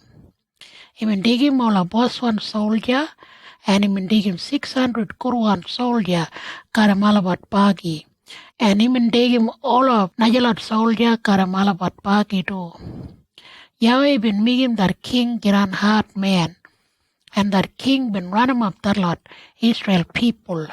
And they been catch him up all about Yahweh they been camp one side lang that Red Sea, Kuliyap lang that double place called Paya Harith and Bel Sephon. While when that lot Israel people been away from Egypt, they been already keep going, jinganat but could be away. But when they been look that king and all the army blang him, they been probably broaden. And they been jingat lang a Yahweh, lang album alapat. And they been get wild lang a Moses. And they been talk, what for you been bring him up Malabaria, blang a die? Might be you been reckon no my any grave day lang a Egypt. You been make him trouble blang a Malabat, why you been digger a Malabat from that country. Malabat been telling you before we will leave him that country. Malabat been talk, you let him Malabat stop here again. Malabat gotta keep going kiran but just like a prisoner and doing but all the hard work, blang all the people here lang a country. Lang a na Malabat been talk. To me Malabat no more been want to die here lang a this desert country. Mamera Malabat been a stop here lang that country Egypt and keep going kiran but just like a prisoner and doing but all the hard work. While Moses been talk, you want no more want to broaden. You have no more want to run away. You have got a stand up and look one him Yahweh got a room. Blah him up. Him gotta save him up today now. And all the lot army yeah coming up along a road, you have can look alabarican. You have can do anything to me Yahweh gotta fight blah him up. Like that now Moses been talk. While Yahweh been talk like a Moses now. You know more keep going at part lang me, blang album you up. You dalim all the people blang keep on walk lang the Red Sea. And you gotta let him up that walking stick blang you on top lang that salt water. And that salt water gotta cut him at myself. That salt water gotta jump up side and side. And all that people gotta walk through lang that salt water lang a dry ground. I gotta make him that lot soldier blang that king Giran. Probably hard man only him there gotta follow him up lang that salt water. And I gotta beat him all about Jana. I gotta drown him all a soldier lang that king and all a buggy lang alapat. And I gotta make him all a people respect lang me. And all the people lang that country Egypt gotta sabi me na Yahweh the trouble of God. Lagajat na Yahweh been talk. All that angel who been all day jiran leader lang all that lot Israel people been go around beyond lang alabat and that cloud been go around beyond lang alabat too. And that cloud been stop right lang a middle lang that lot Israel people. And that king got a mola army lang him. And that cloud been making himself dark pala on top lang that lot army lang that king. But that cloud been give it light lang that lot Israel people. Like another cloud been jiran all night, only that lot army can't come up that lot Israel people. While Moses been let him up that walking stick, got him in binga on top lang that salt water, And Yahweh been cut him at that salt water, got him strong one wind from sunrise way. And that wind been cut him at that salt water and make him that ground dry one. All night that wind been blow, and all the Lord Israel people been walk through that Red Sea like a dry ground where that salt water been given side and side. After now, the Lord army blank that king been try and run him up the Lord Israel people. And they been bullroom malabat blank that salt water got him malabat horses and buggy. And when him in college up daylight, Yahweh will look the Lord army from that fire and cloud, and him in me malabat probably broadened. And him in me malabat walk everywhere. Alabat buggy no more been moved na, and that Lord soldier been king at. Wakubek na, Yahweh him fight lang awi, and him album the Lord Israel people. While Yahweh been telling Moses, you let him up that walking stick, karami binga, on top lang that salt water. Only him that salt water gotta go back on top lang all that Lord soldier and buggy. While Moses been let him up in walking stick on top lang that salt water, and when him in Alibal again, that salt water been go back same way. All the Lord soldier been try and run away from that salt water, but Yahweh been chakar away alabat lang that salt water. And that salt water been go back and cover him up all the soldier and all the buggy blang alabat. And all the Lord soldier who been bullrum but that Lord Israel people lang that salt water been all drowned. Number one bala be lie bala, but all that Lord Israel people been walk through that salt water lang a dry ground, got him salt water side and side. All that day now Yahweh been saving that Lord Israel people from that Lord Egypt soldier, and all Israel people be look that Lord Egypt soldier learn but there one everywhere lang a bank side. And when they will look that strong one power blang Yahweh been beating that Lord Egypt soldier, they been brought in lang Yahweh, and they been believe lang him and him working man Moses.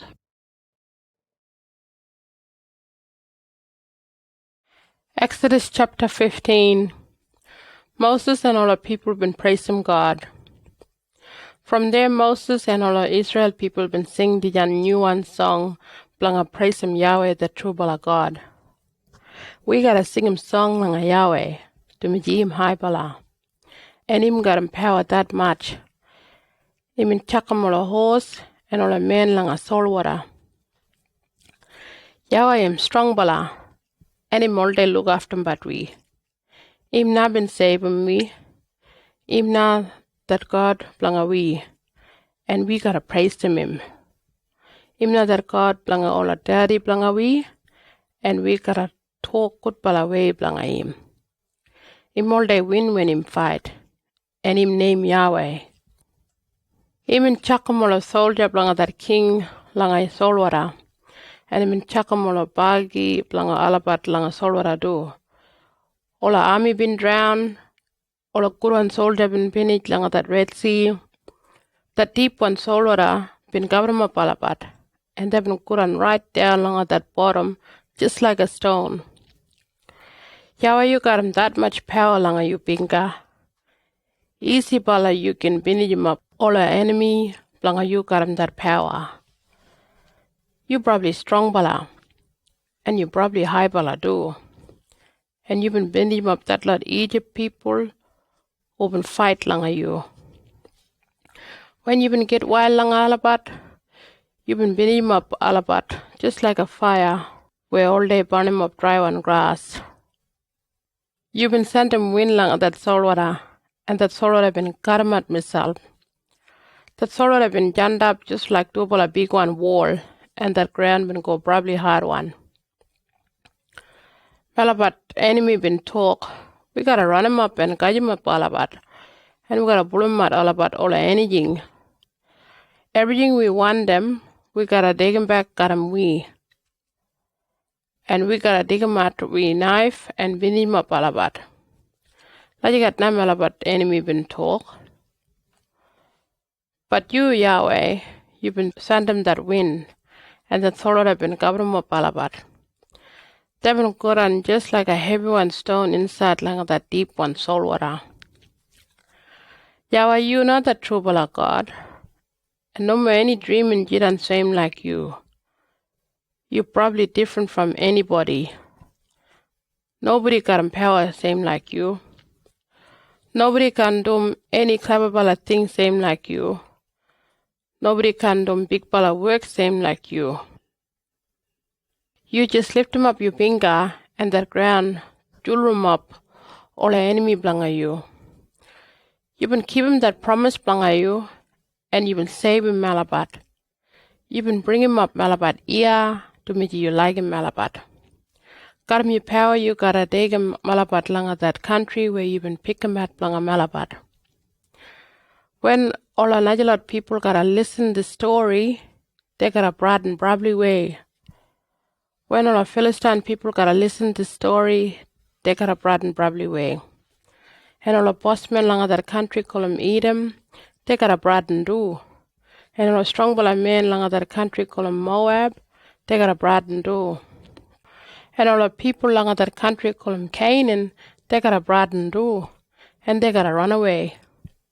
Yahweh, when all that lot people listen, you probably strong bala, they gotta broaden that much. And they can do anything right up Malabat go past Langalabat. Dumiji you na been digging my Malabat from that king.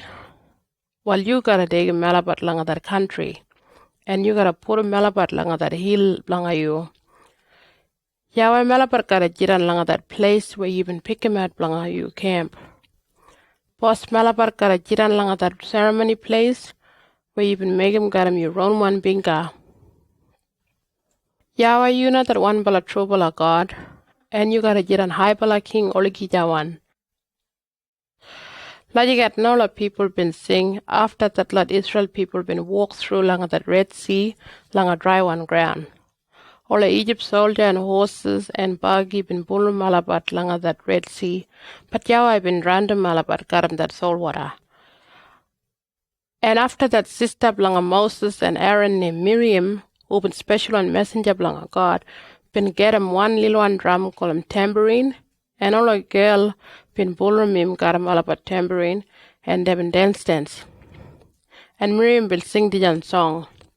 We gotta sing him song langa Yahweh the true bala God, to me him high bala, and him got a power that much. Him in chakam all a horse and all a man langa solwara. Bitter one water been making himself good one water. From there Moses and that lot people been away from that Red Sea, and they been go along that desert country called them Shua.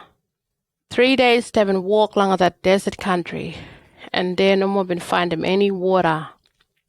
And after they been come out along one place where they been find them water. But that water been probably bitter one, and they no more been drink 'em. And they been call 'em that place Mara. To me that water been all day jiran bitter one. While all the people been get wild langa Moses na, and they been talk, one Malabar gotta drink 'em.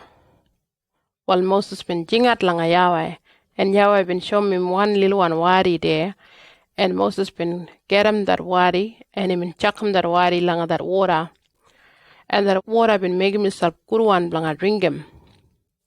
While there na langa that place, Yahweh been test him that lot Israel people, and he been give it all about this lot law na.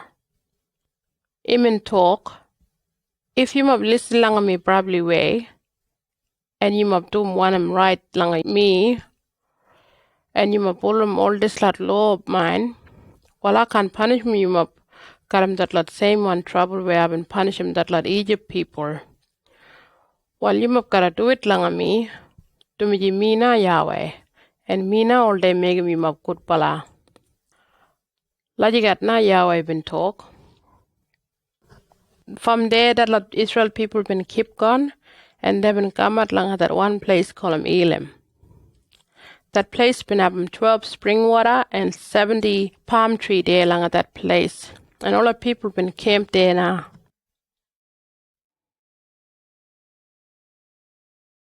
Exodus chapter 16. God been give it daga langa all the Israel people. From there that lot Israel people been keep gone now, and they've been gamat langa that desert country called Sin, langa middle langa dubala country called Elim and Sinai. And in that number 15 day, langa that second month after they've been away from Egypt. While they na langa that desert country, all the Israel people been start arguing langa Moses and Aaron. What for in bala been bringing up malabat langa mega malabat ta iya langa dijan desert country no mukaram daga. Malabat been having a lot of beef and all kind daga there langa Egypt. More better Yahweh the trouble of God been a mega malabat die there. While Yahweh been talk langa Moses, I gotta make him daga boldan from top, just like rain blanga him up. And I gotta test them that lot people blanga find out if they gotta listen langa me. While every day all the people gotta go and get enough daga blanga that day. But langa that number 6 day, they gotta get them and cook them enough daga blanga 2 day. While Moses and Aaron been talk langa all that lot people, when you mob argument langa minbala, you mob no argument langa minbala. You mob argument langa Yahweh. While Sanguran time today, you mob gotta sabi Yahweh na been bring him up you mob here from Egypt. And Alibala you mob gotta look that shiny one light langa him. While Moses been keep gon talk. Sanguran time, Yahweh gotta give it you mob beef blanga Edom. And Alibala him gotta give it you mob that much damba blanga Edom. To me him and listen you mob when you mob been argument langa him. You mob sabi na when you mob get while langa minbala, you mob get while langa him.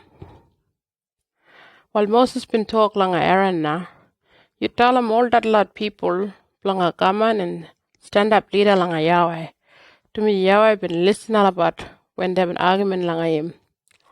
While Aaron been talk langa that lot people na, and when they been look straight langa that desert, they been look that shiny one light langa Yahweh been come out from that cloud.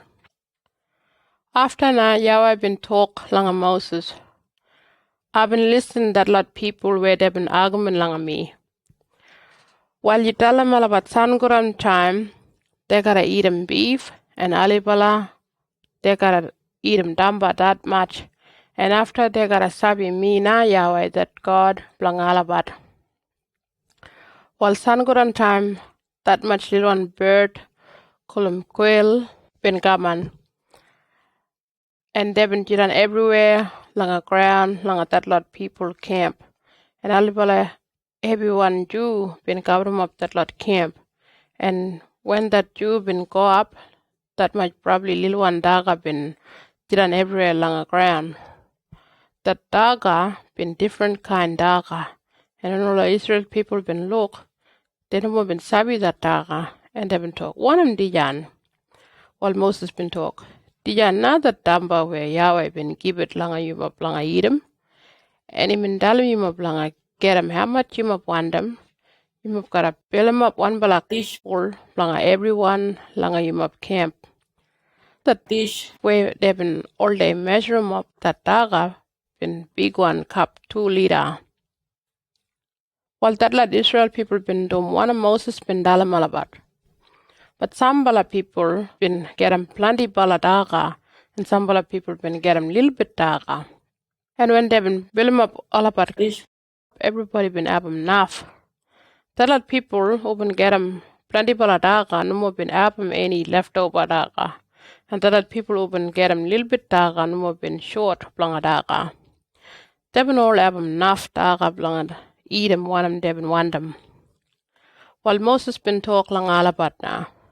You mob can't save him any daga blanga tomorrow. But some bala people no more been listen langa Moses. And they been save him some bala daga. And Alibala next day that daga been have him that much weeble. And him in smell probably no good one. And Moses been get wild langa that lot people. While every Alibala that lot people been all day get enough daga where they been want them. And when the sun been go hot, that lot daga where they been leave them langa ground no more been there now. To me that lot daga been all day melt up. Langa that number 6 day, all the people been get enough daga, blanga double day. And they've been fill 'em up double blanga everyone. And after all the boss one, blanga that lot people been go langa Moses.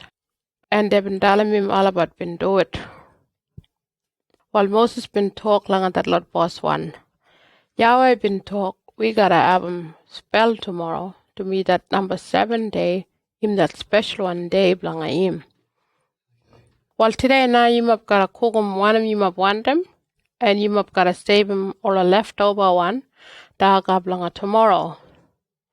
Well, when Moses been talk like you get langa alabat, they been save him that daga, and next day that daga no more been gone no good got him weeble.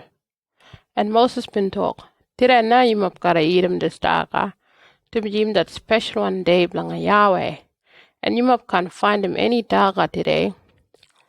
Langa 6 day you have gotta get him that daga, but langa this number 7 day, where we call him Sabbath day, you have can find him any daga langa get him.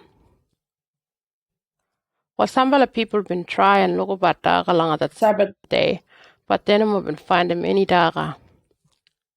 After now, Yahweh been talk langa Moses.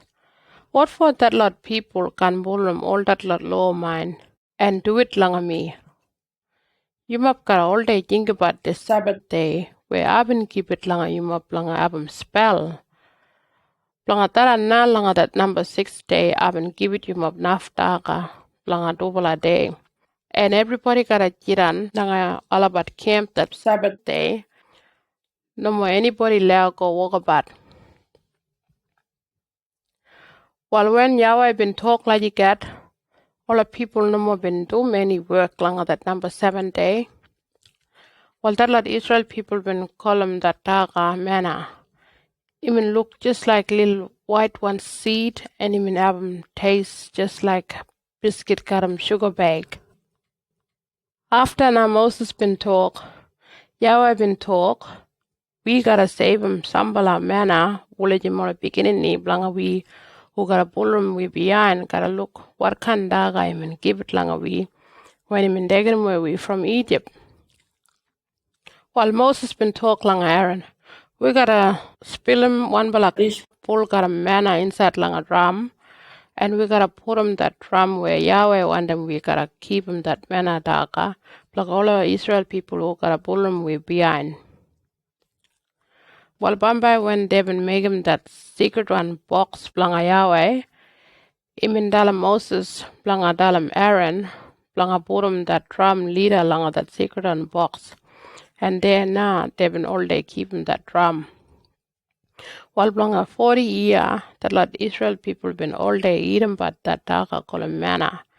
They've been eating that daga right up, they've been going sit on langa that country called Canaan.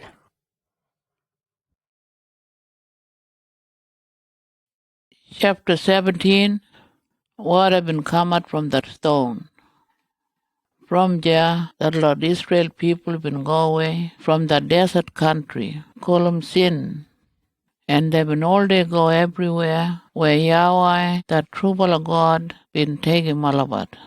And when they been come out, along that place, call them Rephidim, they been camped there. But they no more been having water, langa drinking.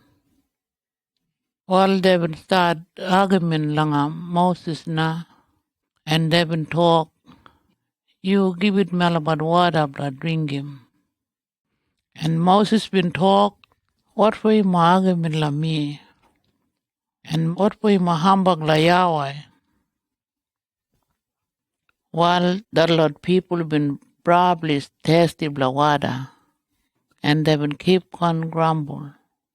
And they've been talk, what for you been taking away Malabat? Got him all the beginning and all the animal, langa Malabat from Egypt.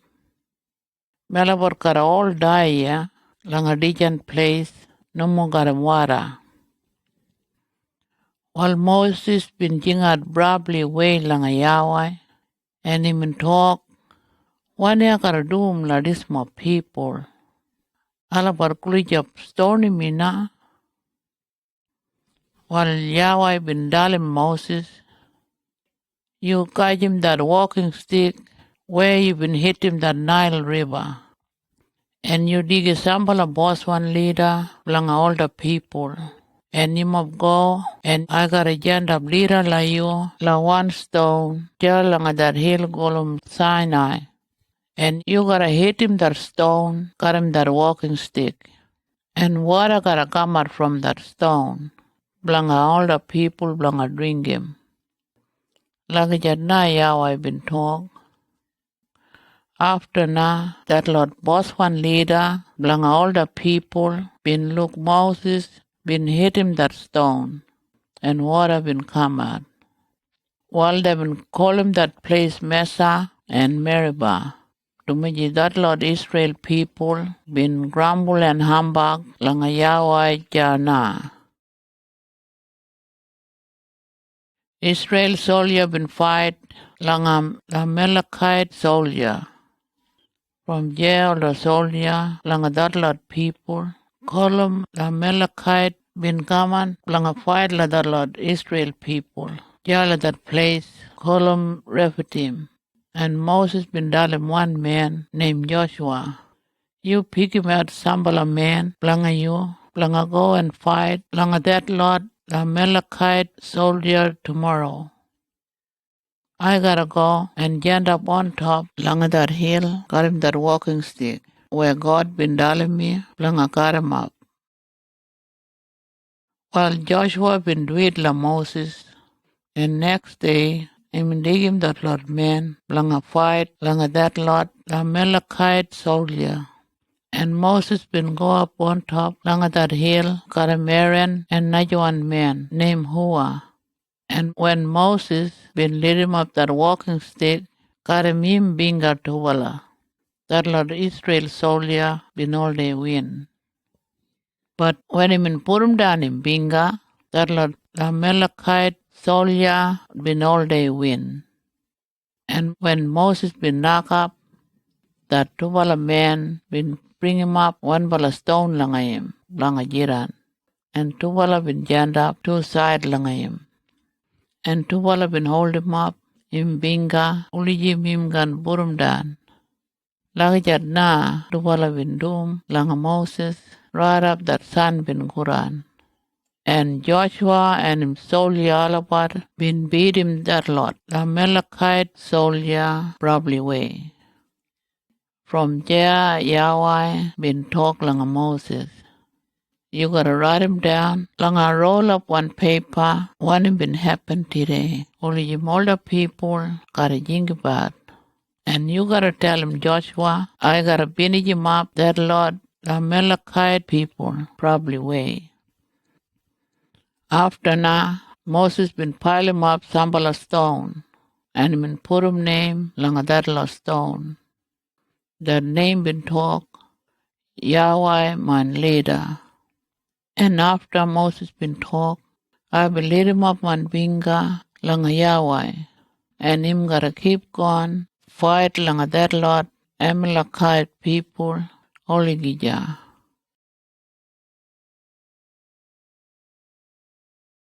Exodus chapter 18. Jethro bin gama langa Moses. Pamba na Jethro, that ceremony man from their country called Midian, been him everything where God been doing. Blanga him lambara Moses. And him him everything where God been doing. Blanga that lot Israel people when him dig away alabat from Egypt. While Jethro been go langa Moses, and him dig him Zipporah, that wife blanga Moses, got him son wala named Geshem and Eliezer. Dumiji Moses been janbe kalabat langa Jethro pastam when him go langa Egypt. While when that first one son been born, Moses been calling him named Geshem. Dumiji Moses been jiran stranger langa that country blanga Jethro. And him call him that second one son named Eliezer. Dumiji God been album him. And him no been let him that Egypt king kill him. While Jethro been digging Zipporah and him son Dobala, And they start blanga go langa Moses ja langa that desert country where him in camp kulijap langa that secret one hill. And Jethro been jandim word langa Moses. And when Moses been get him that word, him been go and meet him all about halfway langa road. And him been kiss langa Jethro, langa show him respect langa him. And the wala been good pinji kija. And after the wala been queen langa that tent langa Moses. While Moses been telling Jethro everything, where Yahweh, that trouble God, been doing langa that king and all the people langa Egypt, langa save him that lot Israel people. And he been telling Jethro langa all that lot trouble where they been have him langa road, and when Yahweh been save him all about. While when Jethro been hearing all a good thing where Yahweh been doing langa that lot Israel people, he been good pinji. And him talk, praise him Yahweh. Him not been saving him up from that Egypt king and him people all about. Praise him Yahweh. To me him and save him people all about from all the hard work where him up been all day doing along that country. And I sabi na only Yahweh na that probably trouble our God and him more able along all the dreaming. I sabi. To me Yahweh been helping him up when that king and him people all about been already treating him up probably no good way. Lakajat na Jethro been talk. After na Jethro been bring him up offering blanga, burn him up blanga, give it thanks blanga God. And Aaron and all the boss one leader blanga that lot Israel people been go got him. And him have him sacrifice ceremony blanga God. And they been dagat that secret one daga blanga worship blanga God. Sambala probably good pala man jiran boss. Next day na, Moses been stubborn but all the people when they been all day argument but and him doom lagajat from Alipala Arab Sankuran. And lot of people no more been having chance blanga talk blanga him. While when Jethro be look Moses been doom lagajat himself, him and ask him, what for you doing but lagajat blanga this lot people? What for you doing but myself? All the people stand up from Alipala Arab Sankuran blanga talk langa you. While Moses been talk, I gotta doom lagajat to me all the people all they come along me blanga find that one him God want him blanga alabat. And when dubala people argument gija, dubala gara come along me blanga stop him that argument. And I gotta tell him to wala who right and who wrong. And I gotta tell him to wala the lot law where God been give it. While Jethro been talk, you know more doom right way. You and all the people me but myself nagap lagajat. That work him too much. You can't do but myself. You eating me na. I gotta tell him you want him you gotta do. And God gotta album you. Him right way you tell him God blang all the people when they argument and you ask him God what him they gotta do. And him right way you teach him all about God law and you tell him all about how they gotta get on part and what him they gotta do. But you can't do him everything myself. You gotta pick him at sambala probably good pala man and make him all about get on boss blang all the people.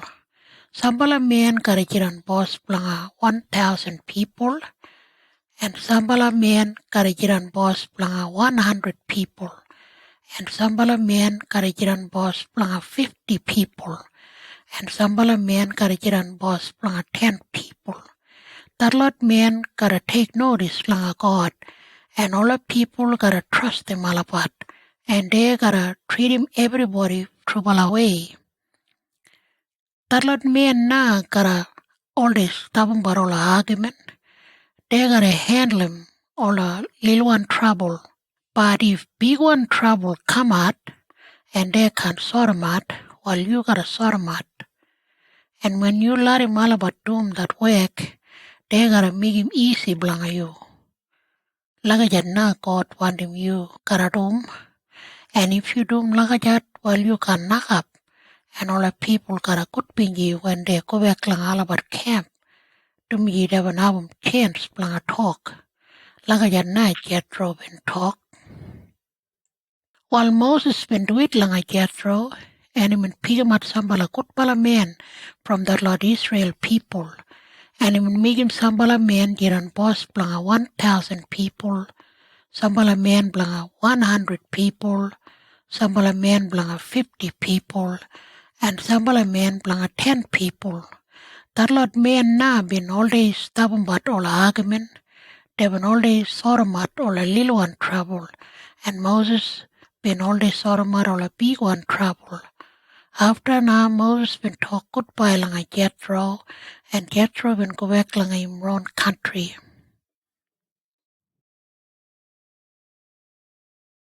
Exodus chapter 19. All Israel people been come out langa that hill called Sinai. From there, the Lord Israel people been going from that place called Rephidim. And when in that first one day, blanga that number 3 months, after when they been going from Egypt, they been come out langa the desert country called Sinai. And they been make him camp one side langa that hill called Sinai. After now, Moses been go up langa that hill, blanga talk langa God. And Yahweh, the trouble of God, been jingat langa him from that hill. And him dalim him, one him gotta dalim all Israel people. God been talk, diya na, you gotta dalim all our family, blanga Jacob. You gotta talk, you must been look everything where Yahweh been doing langa that lot people, langa Egypt. You must sabi, you may look after him but him up, and you may dig it away him up. And you must sabi, you may bring him up, yeah, blanga jiran karim him. And if you must gotta do it langa him and keep him that strong one promise, karim him, while him gotta make him up him, round one special one people. Him na boss blanga everything. And him gotta pick him up, blanga jiran him, round one people na. And him up gotta all jiran ceremony man blanga him. Lakajat na Moses, you gotta tell him that lot Israel people. While Moses been gone from that hill, and him jingat langa all a boss one, blanga the Lord Israel people, and him dalim all about everything where Yahweh been dalim him. And all the people been talk, Melabot gotta do everything where Yahweh been talk. After na, Moses been go back, blanga dalim Yahweh, one of the Lord people been talk.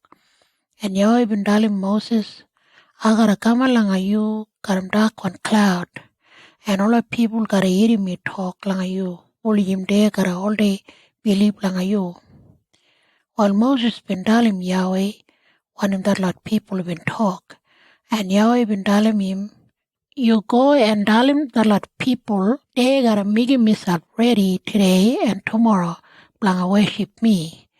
They gotta wash him all about clothes, and they gotta get on ready that next day. And that day na, I gotta come down langa Dian hill, all him all people gotta look langa me. While you gotta buru mark right around langa Dian hill, and you gotta tell him all people, nobody can come and decide langa that mark. You gotta tell him all about numo blanga kalamap langa Dian hill, and come and kulijap. To me, if anybody burumbut langa Dian hill, him gotta die. Nobody can touch him Dian hill. If anybody burumbut langa Dian hill, him gotta kill him dead, got him that stone or bow and arrow. This law im jiran blang all people and blang all animal do.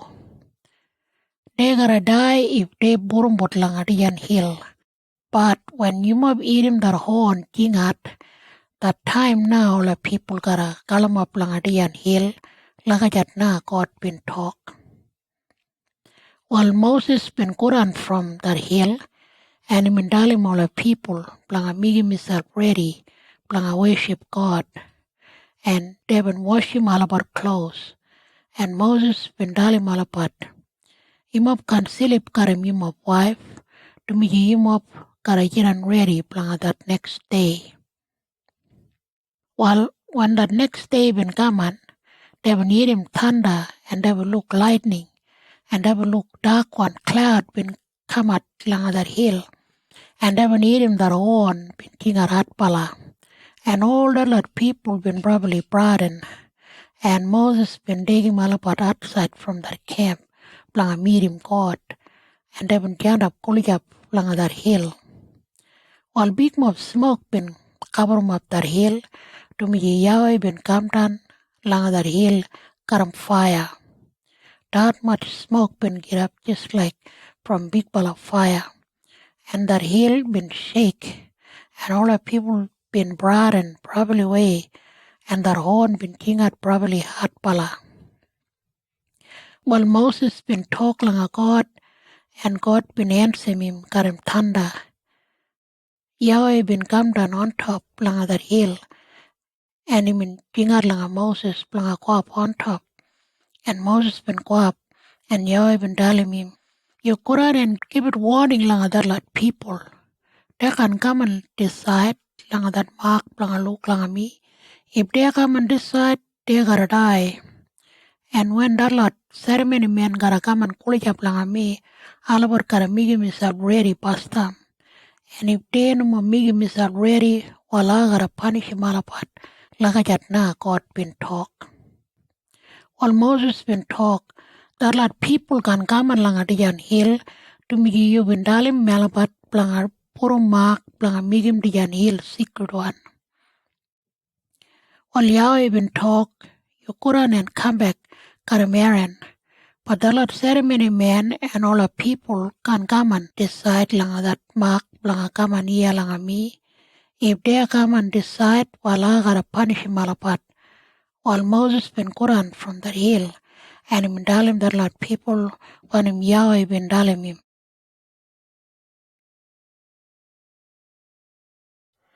Exodus chapter 20. God been give it 10 bala law. From there God been talk this lot word. Mina Yahweh the true bala God who been taken away you up from Egypt, where the lot people been making you up jiran just like a prisoner and doing but all the hard work. You up no more lab long a bullum any dreaming, only me now. You up no more lab long a make him any kind shape, and buldan lang him and worship lang him. You must not allow to make him shape like anything like a top, or anything like a ground, or anything like a water. You must not allow to bow down like any kind thing and worship like him. To me, Mina Yahweh that God like you up, and I no more like him anything like take him my place. I gotta punish him all that lot people who no more like me, and I gotta make him that punishment jiran lang but beginning right up lang that number 4 generation. But that lot people who like me and bullrum all that lot law mine, I gotta show 'em all about. I like him all about too. I gotta show 'em a lot of people I like him all about probably way. You must not allow lang use my name nugut palaway to me Mina Yahweh, and I gotta punish him anybody who uses my name wrong way. You must gotta think about that Sabbath day and make him different from that lot another lot day. I've been giving you up 6 days blang a doom work, but that number 7th day, him Sabbath day blang a mine. You must and you must beginning the alabat and you must working man and working girl and all the animal blang a you must and any stranger people who sit on got you must. Nobody no more allow blang a doom any work blang a that Sabbath day. Me now Yahweh the true bala God, and I've been making this ground and sky and soul water and everything. He been taking me 6 days blang a make him. Along that number 7 day, I've been having spell. Blang that na I've been good bingy blang that 7th day, and I've been making him different from that lot another lot day. You must gotta respect and take notice lang you must daddy and mommy. William you must gotta sit on long time lang that country where I gotta give it lang you must. You must no more allow lang murder anybody. You must no more allow lang slip got anybody. Only you must wife or you must husband. You must no more allow lang steal anything. You must no more allow lang dalam liar. You must no more allow lang wonder but blanga naja man house, or him wife, or him working man, or him bullocky, or him donkey, or anything where him abum. All that like word now God been talk. All the people been broaden. And when that lot people been listen that thunder and they been listen that horn jingat, and they been look that lightning and that smoke along that hill, well they been probably broaden. And they been stand up long way from that hill. And they been telling Moses, you now gotta talk langa Malabat, and Malabat gotta listen langa you. But you no more let him God talk langa Malabat. To me, Malabat broaden him at make Malabat die. While Moses been talk, you up can broaden, God been gaman, blanga test him you up, and blanga make him you up respect langa him, will him you up gotta keep gon do it langa him. But that lot people been still stand up long way. And Moses himself been go kulija blanga that dark one cloud where God been sit on. After na Yahweh been dalam Moses, did ya know you gotta dalam that lot Israel people? You gotta talk. You must been look how Yahweh been talk langa you must from top. While you must can make him anything they can place blanga him. And you must can make him anything, got him silver and gold and worship that thing. You must gotta build him up table, blanga offering got him ground, blanga abum that lot sacrifice ceremony blanga Yahweh. There na langa that table, you must gotta burn him up that lot sheep and nanagot and bullocky. And there now you must gotta give it that lot offering call him fellowship offering langa Yahweh. Langa every place where Yahweh been pick him at blanga you must blanga worship langa him. There now him gotta come down langa you must and make him you must good bingy. If you must make him that table blanga offering got him stone, you must can cut him that lot stone. To me when you must cut him that lot stone, you must make him all about no good blanga use him blanga that offering blanga Yahweh. And when you must build him up that table blanga offering, you must can build him up got him step. To me Yahweh no more want them you must gotta show him himself body when you must call him up blanga that high one step. Like you got now, Moses, you gotta talk langa that lot Israel people. Exodus chapter 21. How you gotta look after them but you working man and working gal. While Yahweh the trouble of God been dalam Moses, blanga give it all this lot law langa that lot Israel people. If you buy him working man and him countryman blanga you, while him gotta work blanga you 6 year, and langa that number 7 year, you gotta let him go him free. And that working man can pay you anything blanga make himself free. When you let him go him free, if you been buying him no more got him wife, while him gotta go no more got him wife. But if you been buying him got him wife, while him gotta go got him wife. If you been giving him wife, and that girl been having beginning blanga him, well that girl and that lot beginning all about blanga you, and that working man gotta go himself. If that working man talk, I like a man boss, and man wife, and man beginning all about, and I no more want a man boss gotta let him go me free. While you gotta dig him langa that ceremony place, and then now you gotta make him stand up one side langa door, and you gotta mark him irwol, and him gotta sit down working man blanga you oligi jawan. If you sell him your daughter langa anybody, blanga make him working girl blanga that somebody, well that boss blanga him can let him go him free, same way like him let him go a working man. If you sell him your daughter langa somebody, or want a married langa him, and him no more make him that man good bingy, well that man gotta let him you buy him back that girl. That man can sell him that girl langa stranger. To me him no more been keeping him promise got him that girl. If you buy him working girl blanga give it langa your son blanga married, well you gotta treat him that working girl same way like you treat him your daughter. If you get him another one wife, you can forget about your first one wife. You gotta keep going keep it but him daga and clothes, and you gotta let him sleep got him you. If you can't do him like you get langa your first one wife, well you gotta let him go him free, and him can pay you anything blanga make him himself free.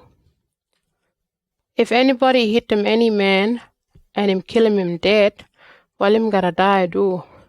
If him no more been want to kill him that man dead, well him gotta go along that place where God gotta pick him at, and they can kill him dead there. But if him in get wild and him want to kill him that man dead, well him gotta die. No matter him run along that table, along offering, along ask him God, along save him, but still him gotta die. If anybody hit him daddy and him mommy, well him gotta die. If anybody steal him any man, blanga sell him, or blanga make him working man blanga him, well him gotta die. If anybody talk no good way and swear langa him daddy or him mommy, well him gotta die.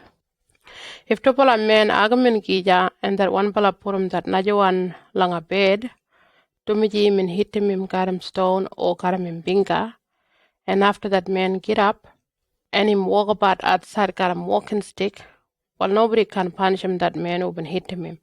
Tumiji him no more been killing him dead. That man who been hitting him gotta just pay money langa him, and him gotta look after him but him right up him good one. If anybody get him wadi and him hit him working man or working girl and him die there again, well they gotta punish him that boss one.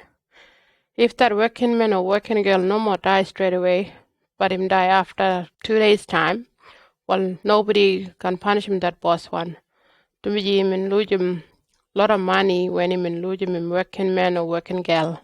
If somebody men fight and they hit him girl or jiran family way, and him lose him that baby, but then him been out him that girl, well that man who been hit him and make him that baby die, gotta pay him that girl husband, want him when dubala go along a court. But if that man been out him that girl, well they gotta punish him. If him and kill him that girl dead, well him gotta die do. If him and bust him eye, they gotta bust him eye do.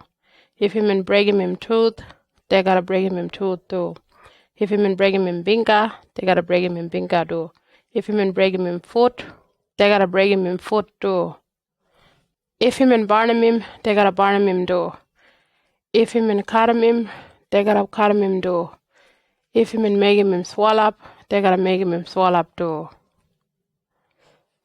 If anybody hit him working man or working girl, and him bust him eye or break him tooth, while him gotta let him go that working man or working girl free, blanga pay him blanga that eye or that tooth. If anybody boy one bulagi horn him somebody dead, while nobody can punish him that boss one blanga that bulagi. But they gotta kill him that bulagi dead, got him stone, and nobody can eat him in beef pot. If that bulagi been all day want to rage him up at people, and they been give it warning langa that boss one, and him no more been put him that bulagi langa paddock, and after that bulagi horn him somebody dead, well they gotta kill him that bulagi dead, got him stone, and that boss one gotta die too. But if that lot people want him, they can let him that boss one pay him all about one him they want him langa save him himself. That law him like that too if that bulagi kill him little boy or little girl dead. But if that bulagi kill him working man or working girl dead, well that boss one blanga that bulagi gotta pay him 30 silver one money langa that boss one blanga that working man or working girl. And they gotta kill him that bulagi dead, got him stone. If anybody dig him at lead from deep one hole or grudge him deep one hole, and him no more cover him up that hole, and if boy one bulagi or donkey bolt down langa that hole, well him gotta pay him that boss one langa that bulagi or donkey, and him gotta have him that dead one animal. If anybody boy one bulagi kill him naja one man bulagi dead, well that dubala man gotta sell him that live one bulagi and cut him at himself that money. And dubala gotta cut him at himself that beef from that dead one bulagi too. But if that man been sabi that bulagi blanga him been all day want to rage him up but najalot bulagi, and him no more been put him that bulagi langa paddock, while him gotta pay him that naja one man blanga him dead one bulagi. Him gotta give it him that live one bulagi and him gotta have him that dead one bulagi.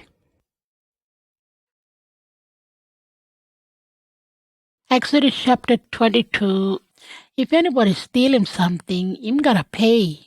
But if that man no got him anything, blanga pay him back, well they gotta sell him blanga get him that money.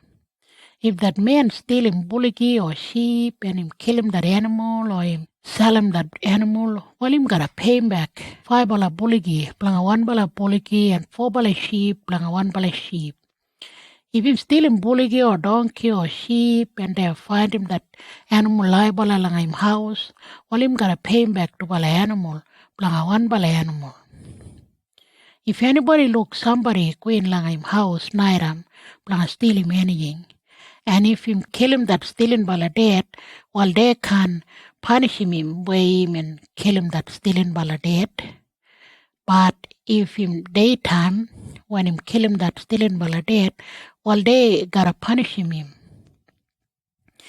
If anybody let him go him animal, alabat lang him perik, lang feed about, and that lad animal go lang another one perik, and they dagar all a garden ja, while that boss blanga that lot animal gotta pay him back that boss one blanga that another one perik. From him own garden, him gotta pay him back everything with that lot animal blanga him been dagat. If anybody burn him perik, and that fire go langa another one perik, and burn him up all a garden ja, well that man who would make him that fire gotta pay him back that boss one blanga that garden. If anybody look after him but money or anything, blanga anybody, and somebody come in and steal him that lot thing from him house, well one day find him that man who would steal him that lot thing, him gotta pay him back that boss one 2 times blanga that lot thing. But if they can't find him that man who would steal him that lot thing, well they gotta take him that man who would look after him but that lot thing langa court, blanga find out if him and steal him that lot thing. If tubala man agam in gija blanga who boss blanga bullocky or donkey or sheep or clothes or anything, well that tubala man gotta go langa court, and that man who no more been win gotta pay him back that another one man 2 times.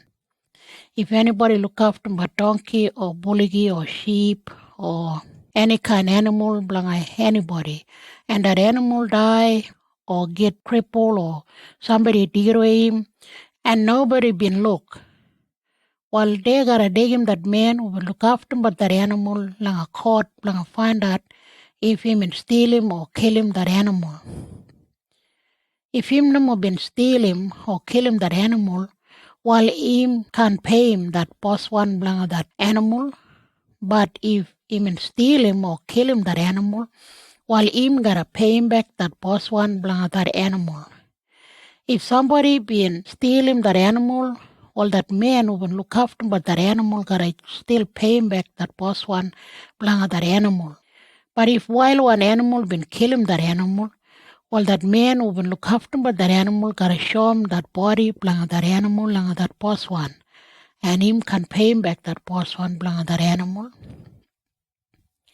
If anybody ask him somebody blanga use him animal, and that animal get crippled or him die, when that boss one him no more ja, well that man gotta pay him back that boss one blanga that animal.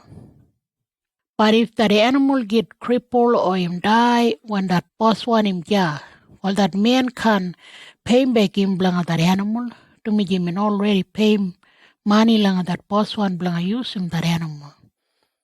If anybody slip got him young girl who no more got him promise, well him gotta pay him that dairy one, and him gotta marry langa that young girl. But if that dairy one no more let him marry langa that young girl, well him gotta still pay him that dairy one, to me him and slip got him that young girl. If any girl him doctor bala, well they gotta kill him that girl dead. If any man slip got him animal, well they gotta kill him that man dead. Anybody can kill him animal and use him that animal langa that ceremony, blanga Yahweh, that true bala God. But if anybody kill him animal and use him that animal langa ceremony, blanga any dreaming, well they gotta kill him that man dead. You can't treat him stranger, no good bala way, and give him hard time. To me, you mop na bin kiran stranger langa Egypt. You can treat him any widow girl nugut palaway, and you can treat him any beginning unumagare mommy and daddy nugut palaway too. If you treat him that kind of woman and beginning nugut palaway and they jingat langa Yahweh, while him gara album malapat, and him gotta get wild langa you and kill him you when you have him fight, and him gotta make him your wife jiran widow girl, and you beginning jiran numagaram daddy. If you give it money langa any poor and government langa you, well, you can make him yourself money man and force him langa paying back you more money. If you pull him at that coat from that poor and government langa make sure him gotta pay back you that money, well, you gotta give it back that coat langa him before Sangoran. To me, only that coat na him got him langa make him himself wambala when him sleep. Him no makare managing more blanga sleep, and if him jingat langa God blanga album him, all God gotta eat him dumiji, him kind bala and him gotta punish him you. You can talk no good bala way blanga God, and you can talk no good bala way and swear langa any boss blanga you. You gotta give it that offering from your garden langa God straight away, and you gotta give it back that first one son blanga you langa God. And you gotta give it back like a God that lot first one boy, one animal. Where you bullocky and sheep, album do. That first one boy one gotta jiran him, mommy 7 day. And langa the number 8 day, you gotta give it him like a God. You must like a God people. And if while one animal kill him any animal, while you must no more dagat that beef. You must gotta give it that beef lang all a dog lang a dagat.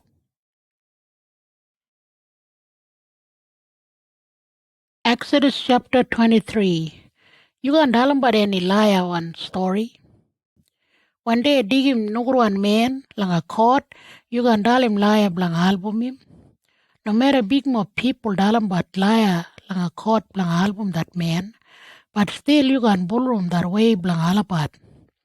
No matter that man him poor one, but still you can tell him liar lang album him. If you look that bullocky or donkey blanga any bad friend blanga you walk around anywhere, while you gotta dig back that animal blanga him. If the donkey blanga your bad friend buldan got him loading, you can walk away. You gotta help him that bad friend blanga you lead him up that donkey. When poor people go langa court, you gotta give it all about fair go. You can join in langa that lot najalot people where dalim liar one story langa that court. And you can help him all about jandim good pala man blanga die. To me, you God can judge me anybody or do that kind of good pala thing. If anybody want to pay him you blanga talk him want him you blanga talk blanga court, well you can touch him that money from him. To me, that money gotta make him you think about another way. And that man can have him pay go blanga that court. You can't treat him stranger no good pala way. To me, you mop na bin kiran stranger langa Egypt. And you must sabi that feeling where anybody have him when him jiran stranger langa another one country. You gotta work langa that garden blanga you and kajim barola daga blanga 6 year. But langa that number 7 year, that garden gotta have him spell. And you can't work langa that garden and kajim badaga. You gotta let him all poor people kajim badaga from that garden. And any daga where there lot people live all a bush animal gotta dagat. You gotta let him all that lot tree where grown up daga abum spell do. You gotta work 6 days. But langa the number 7 day, you gotta abum spell. You can't do many work langa the number 7 day.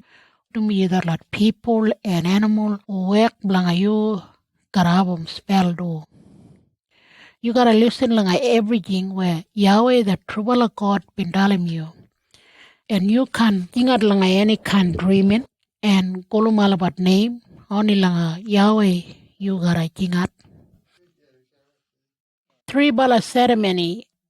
You must gotta 3 bala ceremony every year. Langa migim you must think about God. You must been away from Egypt langa that month kolum Abib. And God been telling you must bust them. Imap karabum that ceremony kolum dempa no magarim rising. Langa that same 1 month na. When imap abum that ceremony, imap kandagar any daga karam rising langa 7 day. And nobody can come and worship langa God. No magarim offering langa give it langa him. When him time langa kajimbarola si daga, to miji the daga im kokwan. Imap karabum that ceremony kolum kokwan daga. When him time langa kajimbarola fruit daga langa tree, to miji the daga im kokwan. Imap karabum that ceremony kolum ampi. Every year all a man gotta go langa that lot 3 bala ceremony na. And they gotta worship langa that probably high bala boss named Yahweh. When you have that sacrifice ceremony and you give it that blood from that animal, blang offering langa God, you can double them up that offering, got him that damper, got him rising, and you gotta use him that fat from that animal that same day again. You can keep him that fat rara balibala. Every year you gotta bring him up that first one cook one daga from your garden langa that ceremony place langa Yahweh. You know molea boil him little one sheep or little one nanokot karami mami milk. Well Yahweh been give it all that lot law na langa that lot Israel people and I mean make him the promise langa alapatu. I mean talk when you up gotta travel langa road, I gotta join him angel leader langa you up, langa look after but you up. And the angel gotta dig him up langa that country where I've been make him ready langa him up. You up gotta listen and do it langa him. You up can turn himself and give him backbone to me I've been joined him. And if you up give him backbone while him can let him go him up from that north away. While you up gotta listen langa that angel and you up gotta do everything where I tell him up. And I gotta fight langa all enemy blanga him up. That angel gotta go lead langa him up. And him gotta dig him up langa that country where that lot tribe column Amorites, Hittite, Parasite, Canaanites, Ebites, and Jebusite, Jiranbat. And I gotta pin him up all that lot tribe. While him up can buldan and worship any dreaming blanga that lot tribe. And him up can bull him that way blanga alabat. Him up gotta break him up alabat dreaming shape and knock him down all a secret one stone lang alabat ceremony place. To me na Yahweh. And if him up worship me while I gotta give it him a lot of daga and water and I gotta dig away all the sickness from him up too. Jana langa that country blanga him up. No more any woman can lose him in baby. And they can jiran no more gotta beginning to do. And I gotta make him up all that jiran liable a long time. That lot people who make him trouble langa him up. I gotta make him all about brother and langa me. And when they come and langa fight langa him up, I gotta make him all about go everywhere. And I gotta make him all about turn himself and run away from him up. And when you up go langa that country, I gotta join him on it leader langa you up, langa handome that lot 3 bala tribe column Ebite, Canaanite, and Hittite. I can handome all about straight away to me that country might jiran only for while one animal. I gotta handome all about little bit, langa give it him up time, langa spread out everywhere langa that country. That boundary line langa him up country gotta start langa that water column Red Sea. And from there him gotta go up langa that salt water column Mediterranean. Right up langa that Euphrates River. And from there him gotta go around langa that desert country. I gotta burum all the lot people who all they jiran but langa him up binga. And when him up go and spread them out myself, him up gotta handle my alapat. Him up can make him any promise got him alapat and got him alapat dreaming. And him up can let him alapat keep on jiran but langa him up country. If him up let him alapat keep on jiran but while Bombay they gotta dig away him up from me. And after him up gotta bulrum baralaba dreaming, and him up gotta find himself lang a trap, lagajat na God been talk.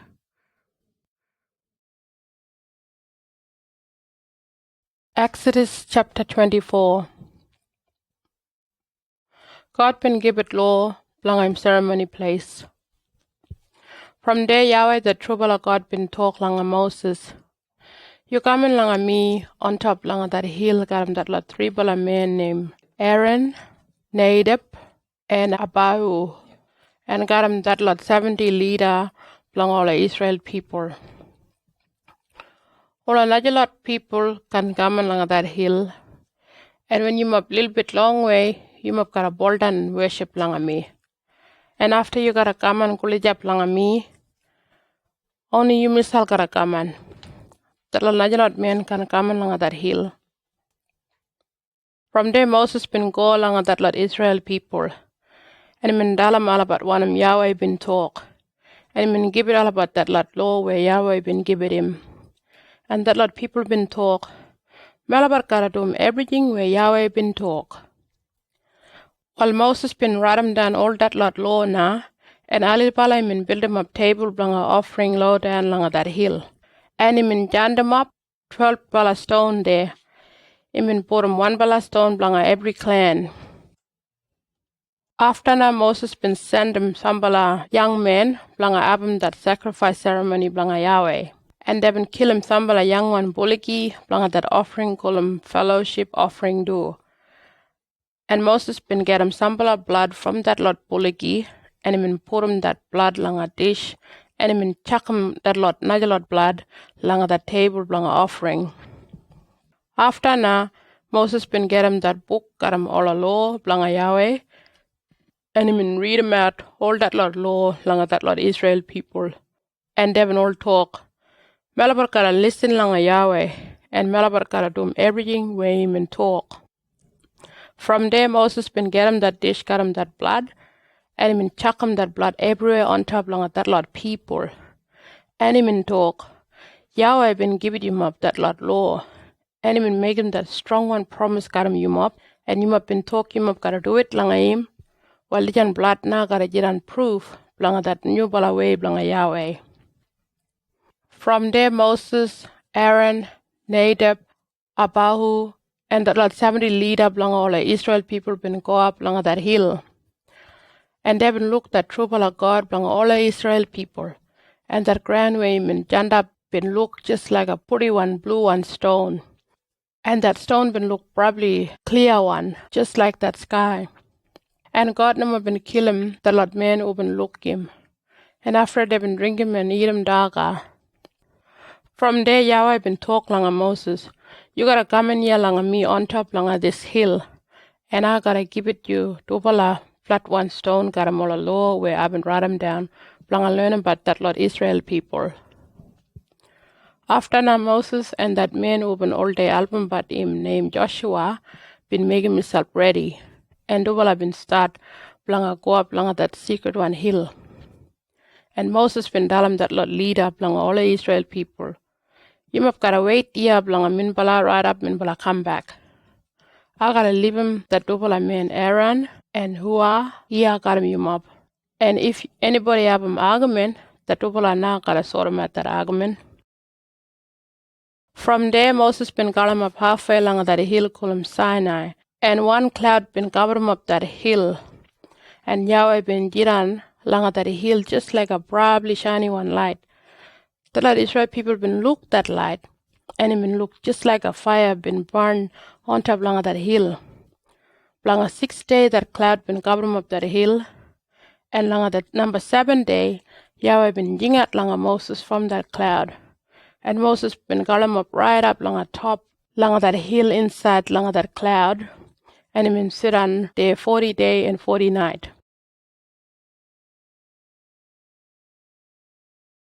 Exodus chapter 25. Offering belong that secret one tent. Then Yahweh the trouble of God been talk long Moses. You gotta tell him that lot Israel people belong keep it offering long me.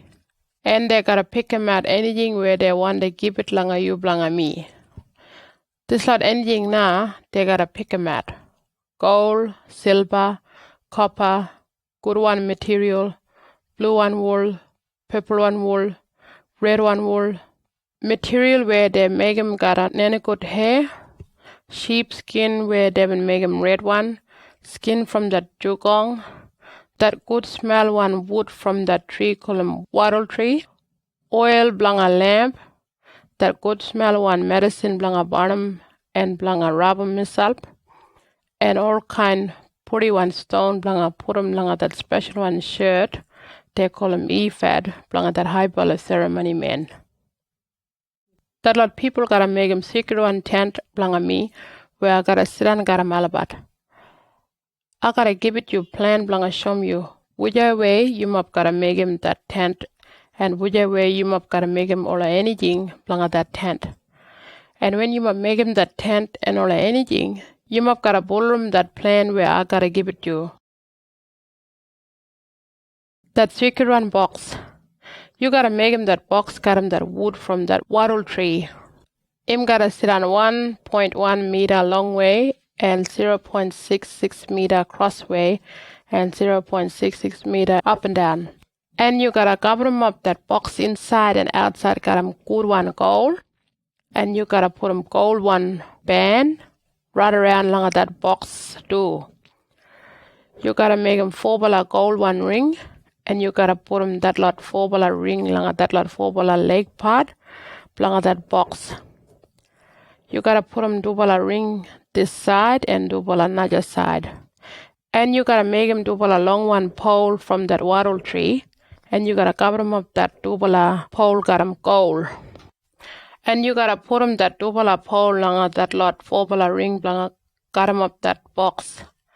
$1 pole gotta sit on this side and $1 another side. And nobody can dig 'em at that $2 pole. $2 gotta sit on there all the time. After now, you gotta dig 'em that $2 flat one stone, got 'em all low where I gotta give it you by. And you gotta put 'em that $2 stone inside along that box. You gotta make a lid along that box, got 'em good one gold. Him gotta get on 1.1 meter long way and 0.66 meter cross way. And you gotta make 'em $2 gold one shape, got 'em wing. You gotta make 'em $2 got 'em that same one gold where you gotta make 'em that lid. And you gotta put 'em $2 two side along that lid.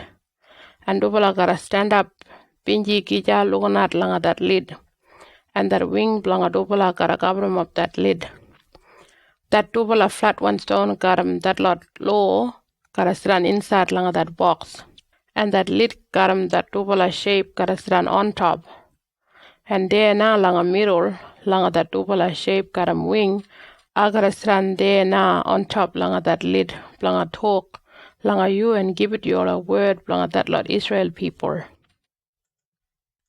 Table belong a offering. You gotta make 'em table belong a offering, got 'em that wood from that wattle tree. Him gotta stand 0.9 meter long way and 0.45 meter cross way and 0.66 meter up and down. And you gotta put 'em good one gold on top along that table. And you gotta put 'em gold one band right around along that table. And you gotta join 'em up little one gold one side along that table. And you gotta put 'em gold one band right around along that side too. You gotta make 'em $4 gold one ring, got 'em up that table. And you gotta put 'em that lot $4 ring, gully up along top, along that lot $4 corner where that lot lake sit on. And you gotta make 'em $2 long one pole, got 'em that wattle tree, got 'em up that table. And you gotta cover 'em up that $2 pole, got 'em gold. You gotta make 'em plate and cup and jug and dish, use 'em at that table, at that offering. You gotta make 'em all that lot thing now, got 'em good one gold. And you gotta put 'em that table leader, that secret one box, got 'em that lot low. And you gotta all day leave 'em that secret one dumper on top, that table, me. Pole, a lamp. You gotta make 'em $1 pole, a lamp. Got 'em good one gold. You gotta make 'em that pole and everything along that pole, got 'em $1 good one gold. You gotta join 'em up $6 arm along that middle part. 3 bala arm gotta sit on this side and 3 bala another side. And that lot 6 bala arm gotta have 3 bala shape, just like that pretty flower belong that tree column almond tree. That middle part belong that pole gotta have 4 bala shape, just like that pretty flower belong that almond tree. And 1 bala pretty flower shape gotta sit on underneath where that lot 6 bala arm come at. You gotta make him that lot pretty flower, and that pole gotta 1 bala good one gold. And you gotta make him 7 bala lamp belong that pole. And you gotta make him all about stand up where they gotta shine leader along that tent. And you gotta make all anything belong look after him, but that lot lamp got him good one gold too. You gotta have him lot of gold, 35 kilogram belong make him that pole and all a lamp and everything. And when you make him all that lot anything, you gotta make sure you ma pull him this plan now where I give it to you along a Dijan hill.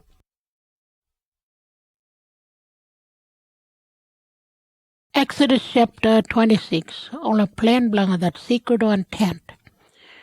From there, you gotta make him that inside part belong that secret one tent, got him that good one material, where they make him got him blue one, purple one, and red one wool. And you gotta put him lot of shape, got him wing along that material. You gotta make him 10 bala material probably way. And they gotta get on 12 meter long way and 2 meter side way. And you gotta join them up 5 bala missile and that lot, another lot 5 bala missile too. You gotta make him 100 round one hole, got him blue one material, and you gotta put him 50 along that long one side part, along 1 bala big one material.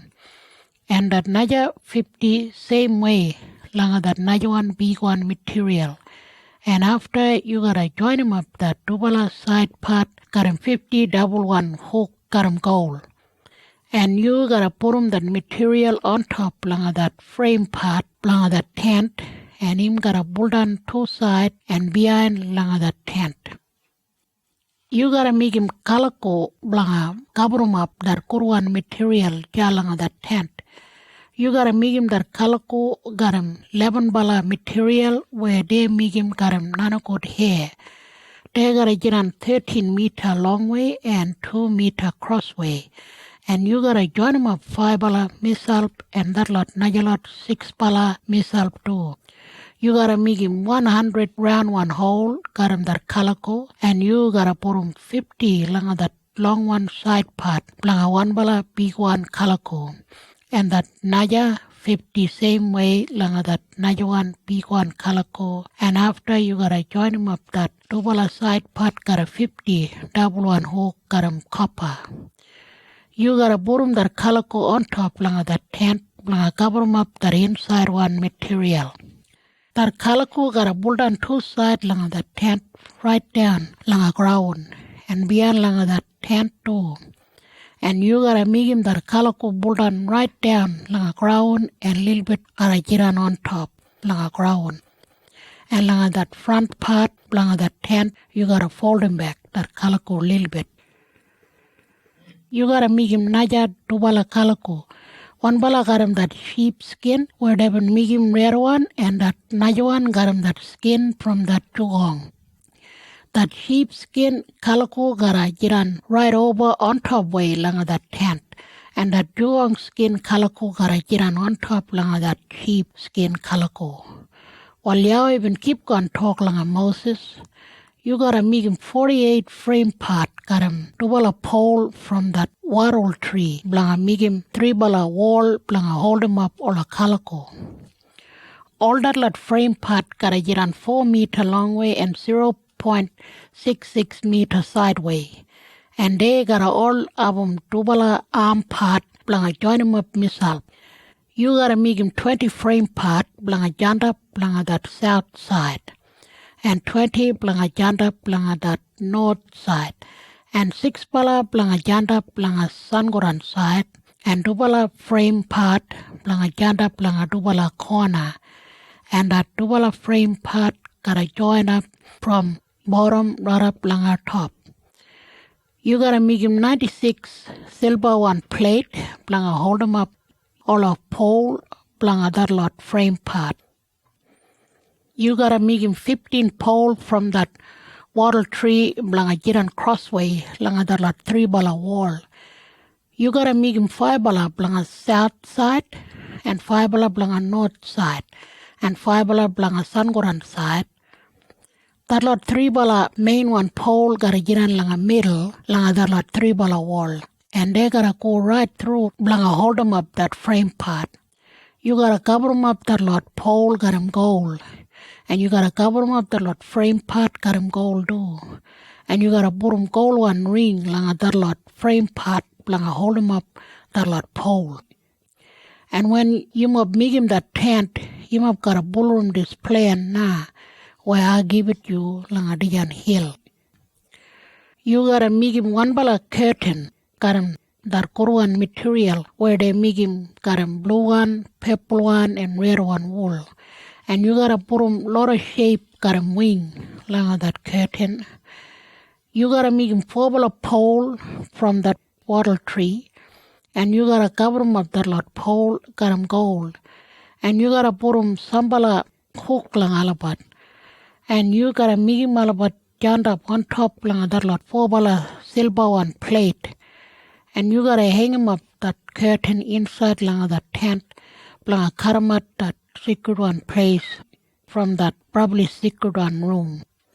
You gotta put him that secret one box, got him that 2 bala stone, got him all a low behind langa that curtain, yeah, inside langa that probably secret one room. And you gotta put him that lid on top langa that secret one box.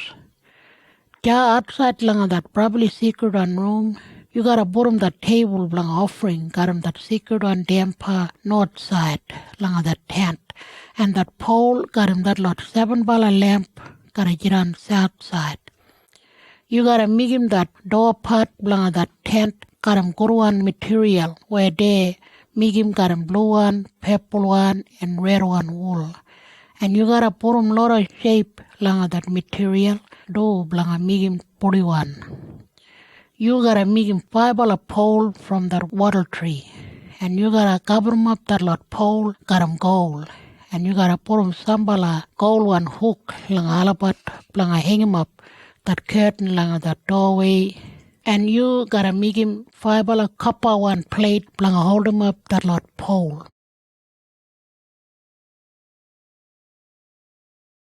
Exodus chapter 27. Table blanga offering. Well, Yahweh even keep on talk langa Moses. You gotta make him square one table blanga offering got him wood from that wattle tree blanga burning by the animal. Him gotta get on 2.2 meter long way and 2.2 meter crossway and 1.3 meter up and down. You gotta make him 4 bala arm part on top blanga all a corner blanga the table. And you gotta cover him up that table and that lot arm part got him copper. You gotta make him all a copper one dish blanga kajim all a ashes where they burn him that fat from that beef. And you gotta make him all a copper one shovel and plate blanga clean him that fireplace. And you gotta make him all a copper one hook and dish blanga that beef and blood. And you gotta make him copper one plate, got him lot of gap where that fire gotta get on top. And you gotta make him 4 bala copper one ring, and you gotta put him that lot ring on top blanga that 4 bala corner blanga that table. You gotta put him that plate, got him all a gap, yeah, halfway inside langa that table. And you gotta make him 2 bala pole from that wattle tree. And you gotta cover him up 2 bala, got him copper. And you gotta put him 2 bala langa that lot ring 2 side langa that table blanga cut him up that table. And when you make him that table, cut him that wood, you gotta leave him empty one inside. And you gotta volume this plan now where I give it you langa dijan hill. Perik blanga that secret one tent. You gotta make him perik, got him go one calico. Right around langa that secret one tent. That calico gotta get on 44 meter long way langa that south side. And you gotta hang him up that kalakulanga 20 copper one pole, got him lora hook and little one silver one rail. And that lot big one copper one pole got a jant up on top langa 20 copper one plate. Same way laga jat kin you gotta do langa that north side too. And langa that Sanguran side, that Kalaku gotta jiran 22 meter long way, got him 10 bala pole on top langa 10 bala plate. That paddock langa that sunrise side gotta jiran 22 meter too. But that gate gotta jiran right langa middle langa that sunrise side. And that Kalaku gotta jiran 6.6 meter long way two side langa that gate got him 3 bala pole on top langa 3 bala plate. You gotta make him that gate, got him that Kuruan material, where they make him, got him blue one, purple one, and red one wool. And you gotta put him lot of shape, langa that material do, langa make him blue one. That gate got a jiran 9 meter long way, got him 4 bala pole on top, langa 4 bala plate. You gotta join him a Walter lot pole red langa that paddock, got him little one silver one rail, got him silver one hook. And all the lot pole got a jant up on top langa that copper one plate. That paddock got a jiran 44 meter long way and 22 meter crossway and 2.2 meter high bala. You gotta make him that Kalaku got him Kuruan material, and you gotta make him all a plate got him copper, and all a tool and all a peg langa ring him up that tent got a jiran copper one do. How blanga look after but that lot lamp. You gotta tell him all that lot Israel people, they gotta bring him up probably Kuruan olive oil, blanga that lamp, where they gotta light him from Sangoran right up sunrise. You brother Aaron and in Fobala son gotta put him that lamp inside langa that secret one tent, where I gotta jiran. But they gotta put him that lamp outside langa that curtain, where him blend him that secret one box, got him that double stone, got him all a law. Then that lamp got a burn from Sangoran right up sunrise. And all that lot Israel people and all a beginning blang alapat got a pull room diyan law oligija.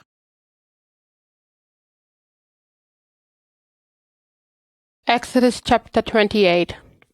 Special one close blang ceremony man.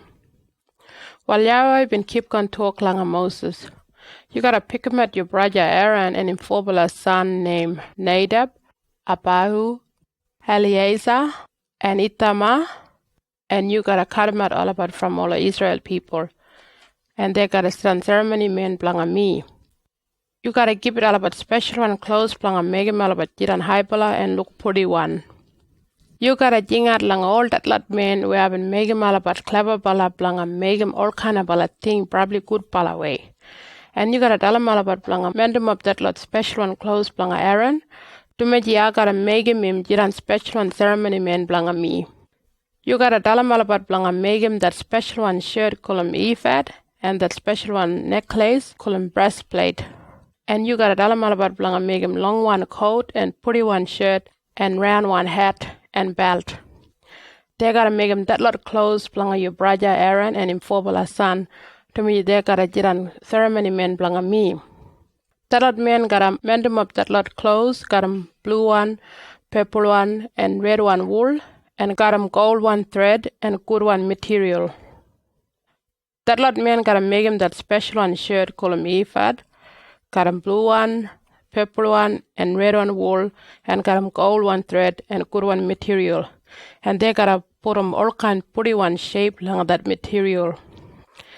They gotta make him double a strap langa wear him, langa shoulder, and they gotta tie him up that double a strap two side langa that shirt. They gotta make him probably good one belt, got him that same one material. And they gotta join him up that belt langa that special one shirt called him ephod. You gotta get him double a pretty one green one stone, and you gotta put him all a name blanga that lot son blanga that old man Jacob, blanga that double a stone from that first one son right up blanga that last one son. You gotta put him 6 bala name langa 1 bala stone and 6 bala name langa that another one stone. You gotta pick him at one man way him all day doing that kind work, probably good bala way. And him gotta put him that la 12 bala name langa that 2 bala stone. and him gotta put him that double stone langa double gold one thing blanga hold him that double stone. And you gotta put him that double stone langa that double strap langa that special and shirt call him ephod. And when anybody gotta look that double stone, they gotta think about that lot son blanga that old man. Dumi yola clan blanga Israel been gathered from Alabat na. And when that high bala ceremony man gotta got him up that lot name langa him shoulder, him gotta make me think about man people Alabat too. You gotta make him double a gold one thing blanga hold him up that double stone. And you gotta make him double a chain, just like a little one rope, got him probably good one gold. And you gotta time up that double a chain, langa that double a gold one thing, got him that double a stone. Special one necklace call him breastplate. That lot man gotta make him that special one necklace call him breastplate, blanga that high bala ceremony man, where him gotta wear him on when him come on and talk langa me, blanga all that lot Israel people. They gotta make him that necklace, got him that same kind material where they gotta make him that special one shirt call him ephod. And they gotta put him that same kind pretty one shape langa that material do. They gotta make him that necklace square one, and they gotta double him up that necklace, and him gotta get on 0.22 meter long way and 0.22 meter cross way. They gotta put him 12 bala pretty bala stone langa that necklace, and that lot stone gotta get on langa 4 bala line. Langa that first one line, one bala probably red one, and one bala probably yellow one, and one bala green one stone gotta sit on. Langa that second one line, one bala purple one, and one bala blue one, and one bala probably green one stone gotta sit on. Langa that number 3 one line, one bala golden yellow one, and one bala blue one got 'em all kind of bala stripy one color, and one bala probably purple one stone gotta sit on. Langa that last one line, one bala stripy green one, and one bala stripy yellow one, and one bala green one stone gotta sit on. They gotta put 'em that lot stone langa gold one thing blanga hold 'em up that lot stone. And langa that lot 12 bala stone, they gotta put 'em that lot 12 bala name blanga that lot 12 bala son blanga Jacob. One bala stone gotta sit on blanga every clan blanga that lot Israel people. That lot man gotta make him double a chain just like a little one rope, got him probably good one gold. And they gotta make him double a gold one ring, and they gotta put him that double a ring langa that double a top one corner langa that necklace. And they gotta time up that double a chain langa that double a gold one ring. And they gotta time up that double a chain too langa that double a gold one thing, langa that double a strap, langa that special one shirt, call him ephod. They gotta make him double a gold one ring, and they gotta put him that double a ring underneath langa that double a bottom one corner langa that necklace. And they gotta make him another double a gold one ring, and they gotta put him that double a ring langa that special one shirt call him ephod, low down langa that double a strap kulijab langa that belt. And they gotta time up that necklace langa that shirt got him blue one rope, langa make him that necklace sit on flat way. When Aaron, that high bala ceremony man, gotta go in langa that secret one place, him gotta wear him on that necklace, got him all a name, blanga that lot clan, blanga Israel. And when me look that necklace, him got all day making me think about man people all about. You gotta put him that double a probably special one stone call him Iram and Tamam. Behind way langa that necklace too. And when that high bala ceremony man gotta come in langa me, langa that secret one place, him gotta carry him up that tubala stone, and him gotta all day wear him on that necklace when him come on and talk langa me, blanga find that one I want them, all that lot Israel people blanga dum. Najalat clothes blanga ceremony man. That lot man gotta make him that long one coat, got him probably blue one wool, blanga that ceremony man blanga wear him and got him that special one shirt call him ephod. They gotta make him whole blanga him head, and they gotta mend him up that whole way him can break up. And they gotta make him sambal a round one shape just like that fruit daga call him pomegranate. They gotta make him that lot shape, got him blue one, purple one, and red one wool. And they gotta make him sambal a gold one bell, and they gotta put him that lot shape and that lot bell langa bottom, langa that coat. They gotta put him shape and bell right around langa that coat. And when that Haibala ceremony man gotta tumbat that work blanga me, him gotta wear him on that coat, and when him gotta gaman langa me langa that secret and place, or when him gotta go from there, I gotta listen the Lord bell gotta ring, and I can kill him dead. That Lord man gotta make him round one hat blanga that Haibala ceremony man, and they gotta make him gold one headband, and they gotta write him down word langa that headband do. That word gotta talk, Dijan blanga Yahweh. And they gotta time up that headband langa that hat got him blue one robe. And that Haibala ceremony man gotta all day wear him on that hat, where him but that work blanga me. And when me look that headband, no matter that lot Israel people do that ceremony wrong way, but still I gotta let them all about give it all that lot offering langa me. To me that blame gotta go back langa that Haibala ceremony man. That lot man gotta make him that round one hat and that shirt and that belt blanga Aaron got him that probably good one material. And they gotta put him all kind shape langa that belt blanga make him in 41. That lot man gotta make him shirt and belt and hat blanga that lot son blanga Aaron do blanga make him about siran Haibala and look 41. You gotta make him your brother Aaron and him Phobala's son wear him on that lot clothes now. And you gotta have him ceremony blanga cut him out all about from all another lot people and hand him over all about langa me. And you gotta spill him olive oil langa all about blanga make him all about siran ceremony man blanga me. You gotta make him short one trousers blanga all about. And when they do but that work blanga me langa that secret one place, they gotta all day wear him on that lot trousers now. When they gotta come on langa me langa that secret one tent, or when they gotta go langa that table blanga offering, they can show myself body. If they show myself body, well I gotta kill him all about dead. Aaron and all the people who gotta come and beyond langa him gotta bull him dijan law na oligijawan.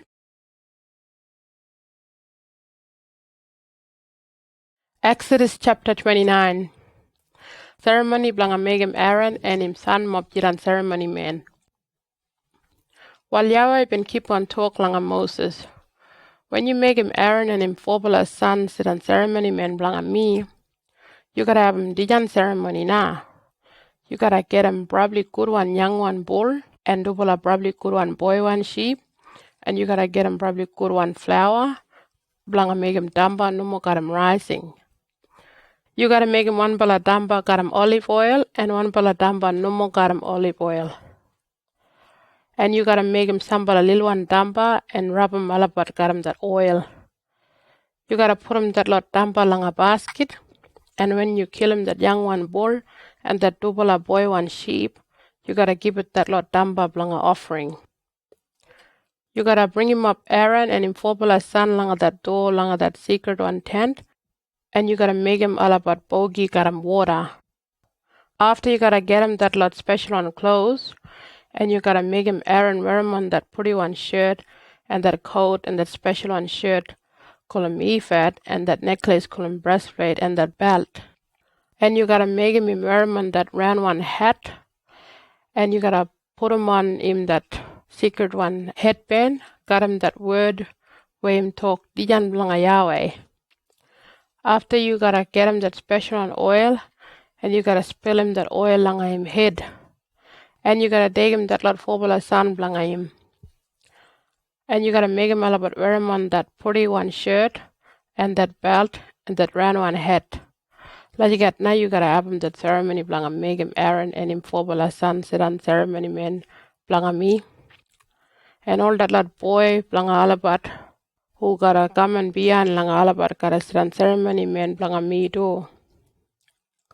You gotta bring him up that young one boy one bullocky leader langa that sacred one tent, and you gotta tell him Aaron and him son all about blanga put him all about binga langa that head blanga that bull, and you gotta kill him that bull dead there na leader langa that sacred one tent where I gotta sit on, and you gotta get him that blood from that bull, and you gotta rub him some blood got him you binga langa that lot Phobala arm part blanga that table, blanga offering where you gotta burn him that animal.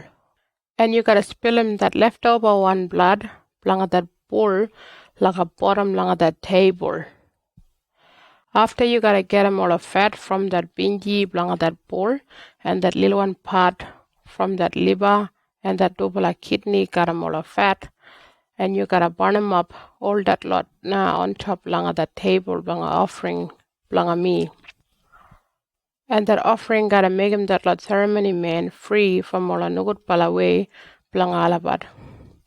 You gotta burn him all the beef and skin and that lot naja lot, bingy part, blanga that pull outside from your mob camp.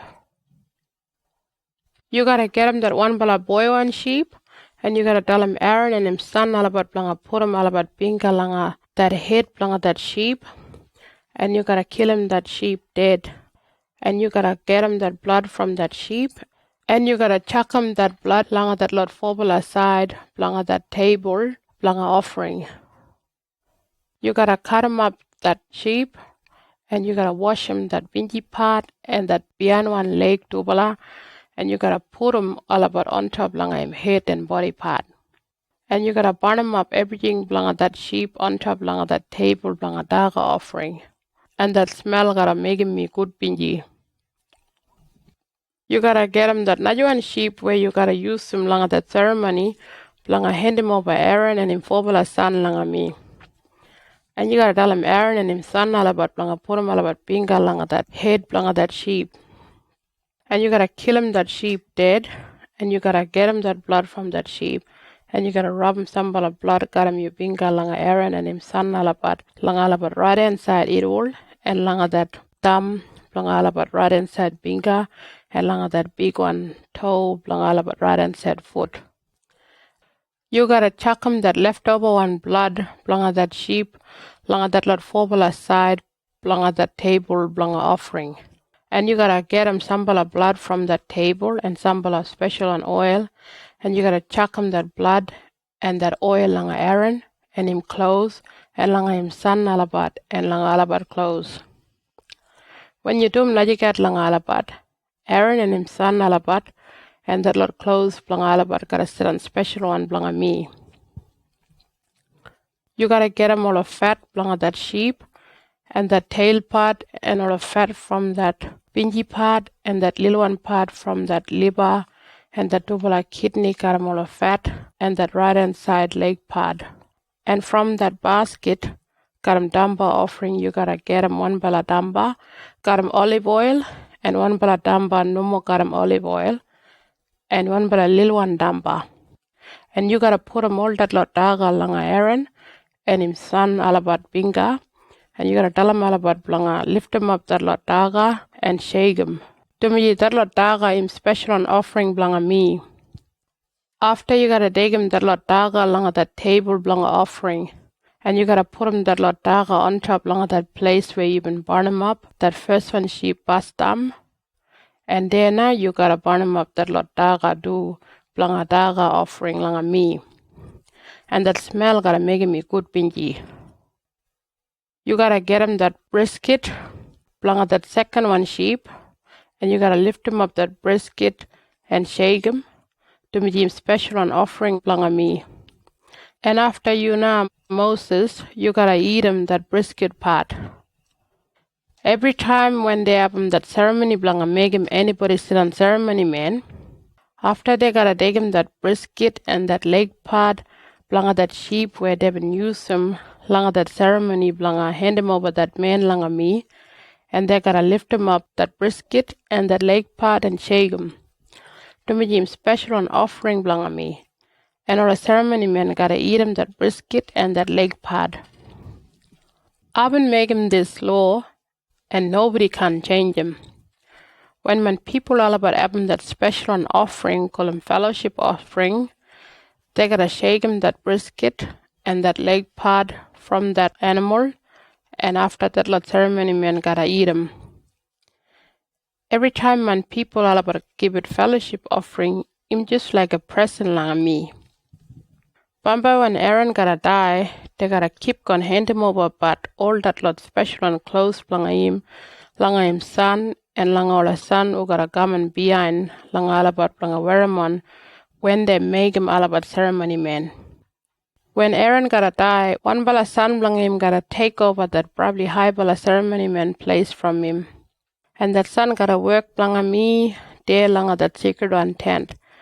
And him gotta go inside langa that secret one place where I gotta sit on. When that time gotta come and langa that son langa take over from Aaron, him gotta wear him on that lot special one clothes langa 7 day. While you gotta get him that beef part langa that second one sheep, and you gotta boil him that beef langa secret one place. And Aaron and his son alabar gotta eat him that beef gotta that lot leftover one damba leader langa that secret one tent.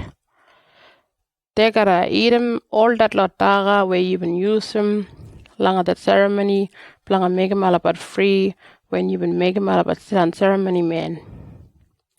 Nobody can eat him that daga to make him secret one. Only that lot ceremony man na can eat him that daga. If that lot ceremony man can finish him up that beef and that damba before sun get up, while they gotta burn him up that lot leftover one daga.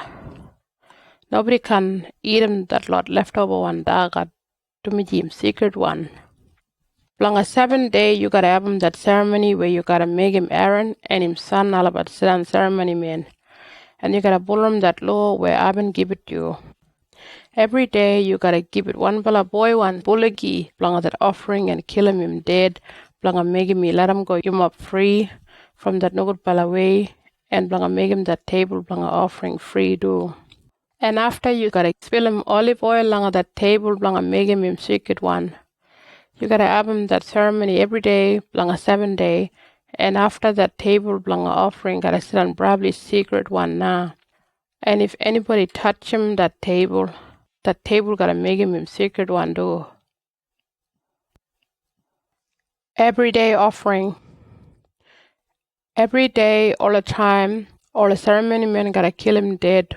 Dubala 1-year-old sheep, langa that table blanga offering. They gotta kill him one bala alibala and one bala sanguran time. They gotta cook him that first one sheep, got him 1 kilogram probably good one flour, mix up, got him 1 liter good one olive oil, and they gotta spill him 1 liter wine, blanga offering blanga me. They gotta kill him and cook him that second one sheep, same way like they do that first one sheep. And when they do like that, they give it daga offering langa me, and that smell gotta make me good binji. All the time they gotta come in and cook him that offering leader langa that secret one tent where I gotta sit on. Dumiji there now I gotta meet him man people alabat and talk langa you. And that place gotta sit on secret one. Dumiji I gotta shine that much there. I gotta make him that tent and that table sit on secret one. And I gotta cut him out Aaron and him son alabat blanga sit on ceremony man and work blanga me. And I gotta sit on here, got him all that lot Israel people, and I gotta sit on God blanga alabat. They gotta sabi mina Yahweh uben degamat alabat from Egypt. Ulijim I gotta sit on garam alabat. Mina Yahweh the true bala God blanga alabat.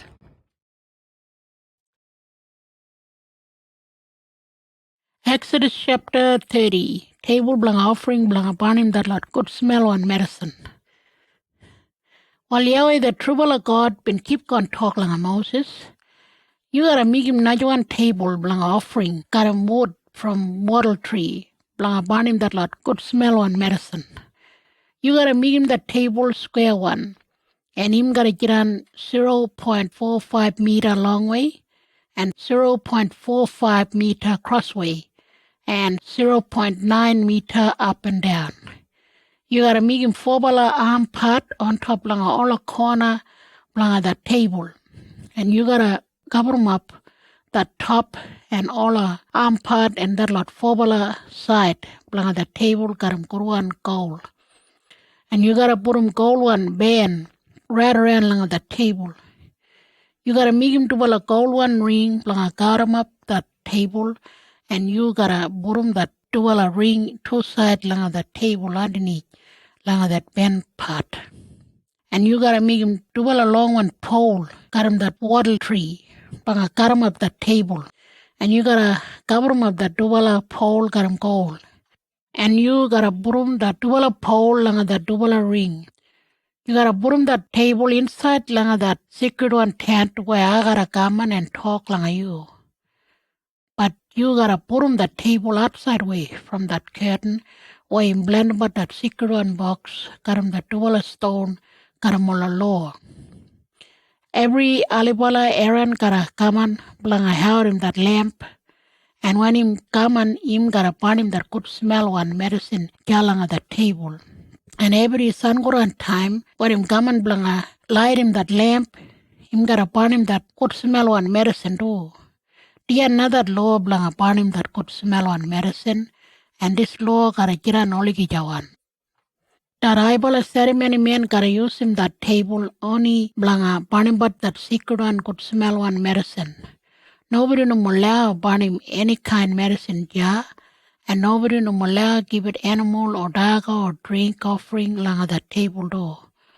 One time every year, Aaron got a special one ceremony blanga make him that table jiran secret one. And him gotta catch him blood from that animal where they gotta kill him blanga make him that lot people free from all about no palaway. And him gotta rub him that blood langa that lot forbala armpart blanga that table. Dia another law blanga make him the table jiran secret one. And this law gotta jiran oligi jawan. Mina Yahweh the true God, and the table gotta jiran probably secret one blanga me. Laga jadna Yahweh been give it that plan langa Moses, why him gotta make him that secret one, can't gotta mola anything. And him keep on talk langa Moses. You gotta count him up all the lot men blanga all Israel people. And everyone gotta pay me money, blanga him life. And when you count them up balapat and they pay that money, well, I can't let him any trouble come along alapat. You gotta count them up every man who is 20 years old and over. And they gotta all pay that right one money. They gotta give it that money langa me, blanga alabat offering. And they gotta all pay that same one money. That rich man can pay big more money, and that poor man can pay a little bit money. To me, they gotta all pay that same one price. You gotta catch him that money and use him, look after him, but that secret one tent where I gotta jiran, and that money gotta pay all about life. And I gotta all day think about all about and look after him, but all about. Well, yeah, even keep going talk Moses. You gotta make him copper one dish, got him copper one bottom part, blanga make him stand up. And you gotta put him the dish langa middle, langa that tent and that big one table. And you gotta build him up water langa that dish. Before Aaron, that highbala ceremony man and him forbala son queen langa that tent or go blanga give it the daga offering langa that table. They gotta wash him all about being and food langa that dish gotta water. If they don't wash him all about being and food, they gotta die. Aaron and all the people who gotta come and beyond langa him gotta follow this law oligija. Al Yahweh been keep on talk langa Moses. You gotta catch him that lot forbala probably kuruan could smell one medicine. From that water one medicine kolum myrrh. You gotta catch him 6 kilograms, and from that sweet one, medicine column cinnamon. You gotta catch him 3 kilograms, and from that sweet one, reed grass column cane. You gotta catch him 3 kilograms, and from that another one medicine column kasha. You gotta catch him 6 kilograms. And you gotta mix him up that lot good smell one medicine. Got him 4 liter olive oil, blanga make him that secret good smell one oil, where you gotta use him, blanga rub him that lot anything, blanga make him all about secret one. After you gotta rub him that oil, blanga that secret one tent, where I gotta jiran and blanga that secret one box, karamola law. And langa the table blang offering where you gotta put on the damper offering and langa that lamp and langa the najuan table where you gotta party mula good smell on medicine. And langa the najuan table where you gotta party that lot animal and langa that dish where that lot ceremony man gotta wash himself and langa that lot najalot anything where I've been telling you langa migim. All the lot thing now you gotta rub 'em, got 'em that special on oil, and animal boil about langa me. And they gotta get on probably secret one now. And if anybody touch him all about the lot thing gotta make him get on secret one too. After you gotta rub 'em Aaron and him fabulous son got him that oil. And make him all about get on ceremony man blanga me. You gotta tell him all our Israel people that special on oil in blanga me. And him secret one oligijawan. Nobody no more use him that oil. And nobody no more make him that same kind oil too. To make him probably secret one. And everybody gotta take notice of this law. If anybody make him or use him that kind of oil, well, I gotta handle him from people alapat. Only that lot ceremony men na allow make him and use him that kind of oil. Well, Yahweh been keep on talking Moses. You gotta catch him that lot fobala probably kuruan good smell on medicine, column, stark tea, onika, calpinen, and frankincense. And you gotta mix him up all about garam salt, make him that secret one good smell on medicine, where you gotta burn him along that table offering. That salt gotta make him that good smell on medicine, good one and secret one. And after you gotta cut him half that good smell on medicine, and you gotta grind him up probably way, and you gotta dig him that grind up one medicine along that secret one tent. And now you gotta chuck him that medicine leader along that secret one box, got him all low. That good smell on medicine him secret one blah me. Everybody gotta take notice along this law. And nobody no more allow make him that same kind of medicine. If anybody make him that kind of medicine, blang use him anyway, well I gotta hunt away him from man people alapat.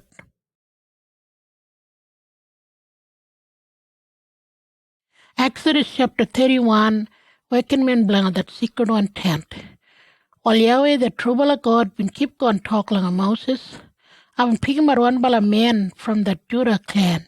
Him named Bezalel, and him that son belong that old man named Uriah, and that grandson belong that old man named Oah. I've been giving him man spirit belong making him clever bala, langa him mind and langa him binga. And him sabi how belong make him all kind puri bala thing, got him gold and silver and copper. And him sabi how belong work, got him puri bala stone and wood, and all kind thing. And I've been picking my own bala man from the Dan clan, blanga album Bezalel. Him name Aholiab. Him that son blanga that old man name Ahisamak. And I've been making some bala najalot man, clever bala blanga doom that can work do. And they gotta make him all the lot thing where I've been telling you. They gotta make him that secret one tent where I got a jiran, and that secret one box got a mola low, and that lid belong that box, and only anything belong that tent, and that gold one lamp, and that table belong that damper offering, that table belong upon him that could smell on medicine, and that another one table belong upon him that lot animal, and that dish where that lot ceremony man gotta wash himself. And all another lot thing belong that ceremony place. And they gotta make him that lot pretty well close too, where Aaron and him four son gotta wear him on, when they gotta get on ceremony man. And they gotta mix him up, that special on oil and that good smell on medicine, belong use him along that secret one place. And when they make him all that lot thing, they gotta pull him that plan where I haven't given you Bastam. Sabbath day, that day blang abum spell. While Yahweh even keep on talk like Moses, you gotta tell him that Lord Israel people blang keep him that law blang man Sabbath day. Him that day blang abum spell. To me that Sabbath day na gotta remind him we all the time blang that promise where I've been making gotta malabat. And him show malabat me na been pig maralabat blang jiran man ron one people. Alabat gotta keep him that law blang that Sabbath day to make him secret one day. And if anybody break him that law and do him work, well, you have gotta kill him dead. I haven't give it all about 6 days blang do him all about work. And that number 7 day him probably secret one day blang me. And nobody can do many work lang that day. And if anybody do him work lang that day, you have gotta kill him dead. All the Israel people gotta keep him that law blang that Sabbath day. To make him sign blang that strong one promise why haven't me him gotta malapat. And that sign gotta jiran ole kijawan blang remind him about me and all the Israel people. To make me na Yahweh the true God. And lang that 6th day haven't me him all the sky and all the ground and everything. And lang that number 7 day haven't finished him work. And have him spell. From there, Yahweh been finished talk like Moses, on top like that hill called Sinai, and he been given him that double flat one stone, got a mold that lot low where God been written done. Exodus chapter 32. Gold one bullocky dreaming. While Moses been run but on top long that hill long time, and when that Lord Israel people been look, him no more been come back, they been measure up misap long Aaron, and they been talk. Malabat no musabi when been happen long that man Moses, who been taken away from Egypt. While you love to make him dreaming blang a malabat blang a ballroom. While Aaron been talk, you have garambat all a gold one ring from your wife and son and daughter where they were man but lang alabat idwar. And you must bring him up that Lord ring lang a me. While all the people been do it lang a Aaron, and him take him that Lord ring, and him melt him up alabat. And him spill him that water one gold lang a hole where they been make him. And when that gold been go hard one, him dig him that gold one boy one bullocky. And all the Israel people been talk. Did you not that dreaming who been taken away from Egypt? Him not that dreaming blang away Israel people. After na Aaron been build him up table blang offering leader lang that gold one bullocky. And him talk. Tomorrow we gotta have a big one party blang a worship blang a Yahweh. Next day now they been bring him up some animal and they been kill him half that lot animal dead. Lang a sacrifice ceremony. And they will give it half that lot animal blang at that offering called him fellowship offering. And after they will stand blang at eat him that ceremony daga and drink him but. And they will dance but too. From there, Yahweh the trouble of God been talk lang a Moses. You gotta go back straight away to meet that lot people where you been taken away from Egypt. All about them but probably no good but I think. And they've been turning himself from me. They've been living that way where I've been telling all about blang a ballroom, and they've been making bullocky got him gold, and all about worship that bullocky and have him sacrifice ceremony lang a him.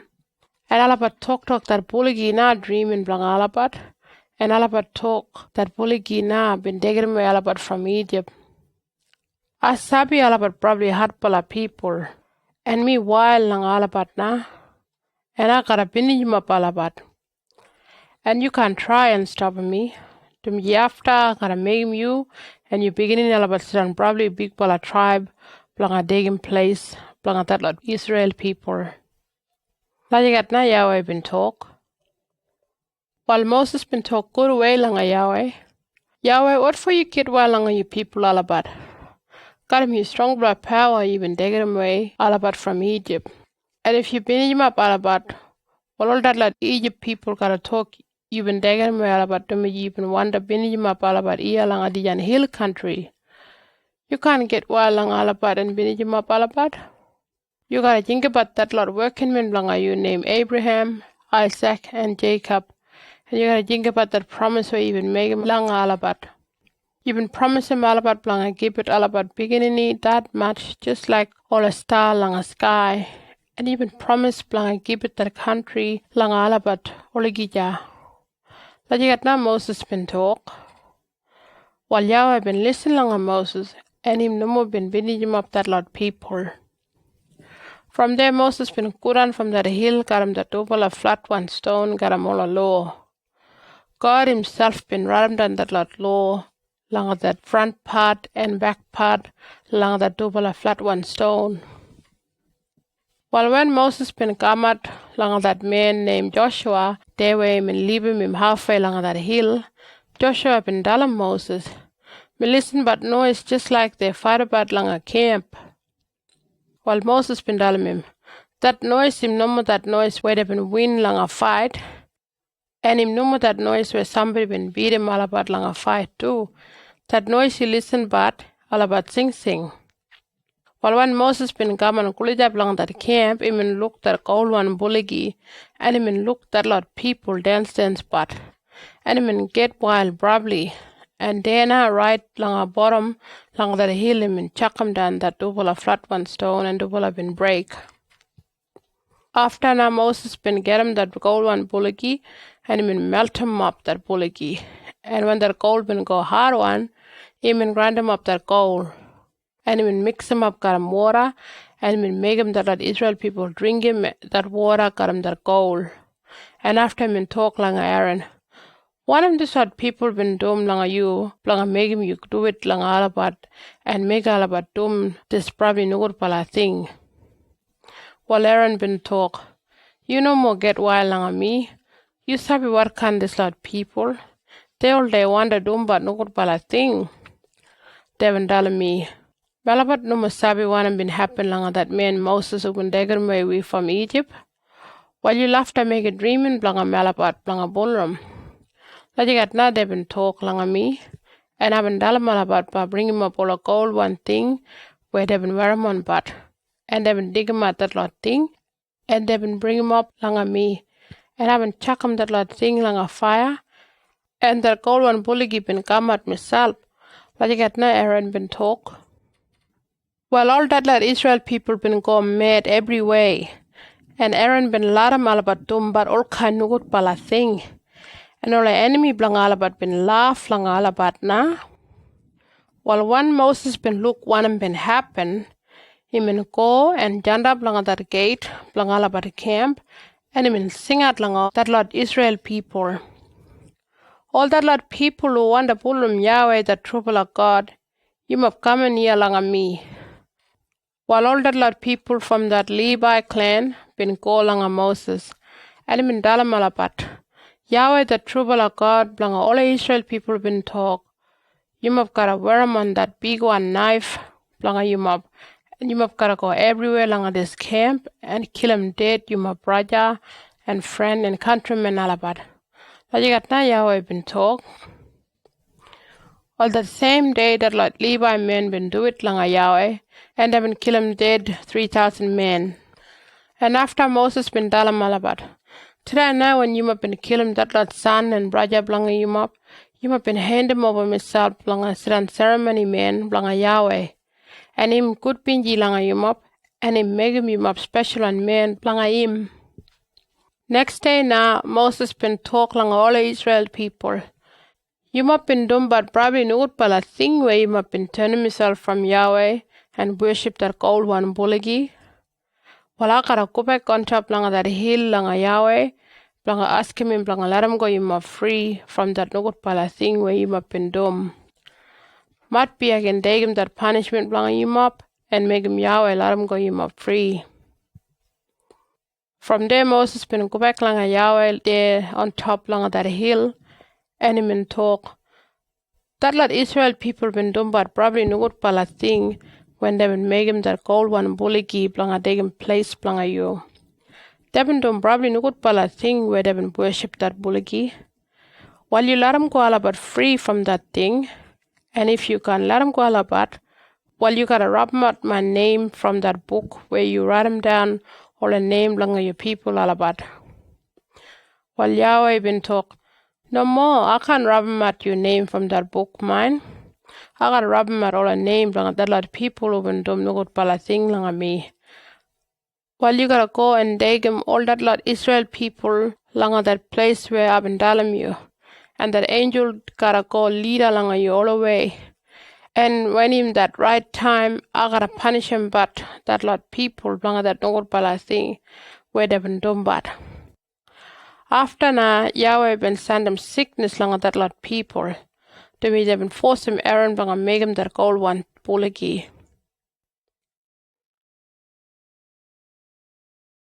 Exodus chapter 33. God been give it that lot 10 bala law second time. From there, Yahweh, the trouble of God, been talk langa Moses.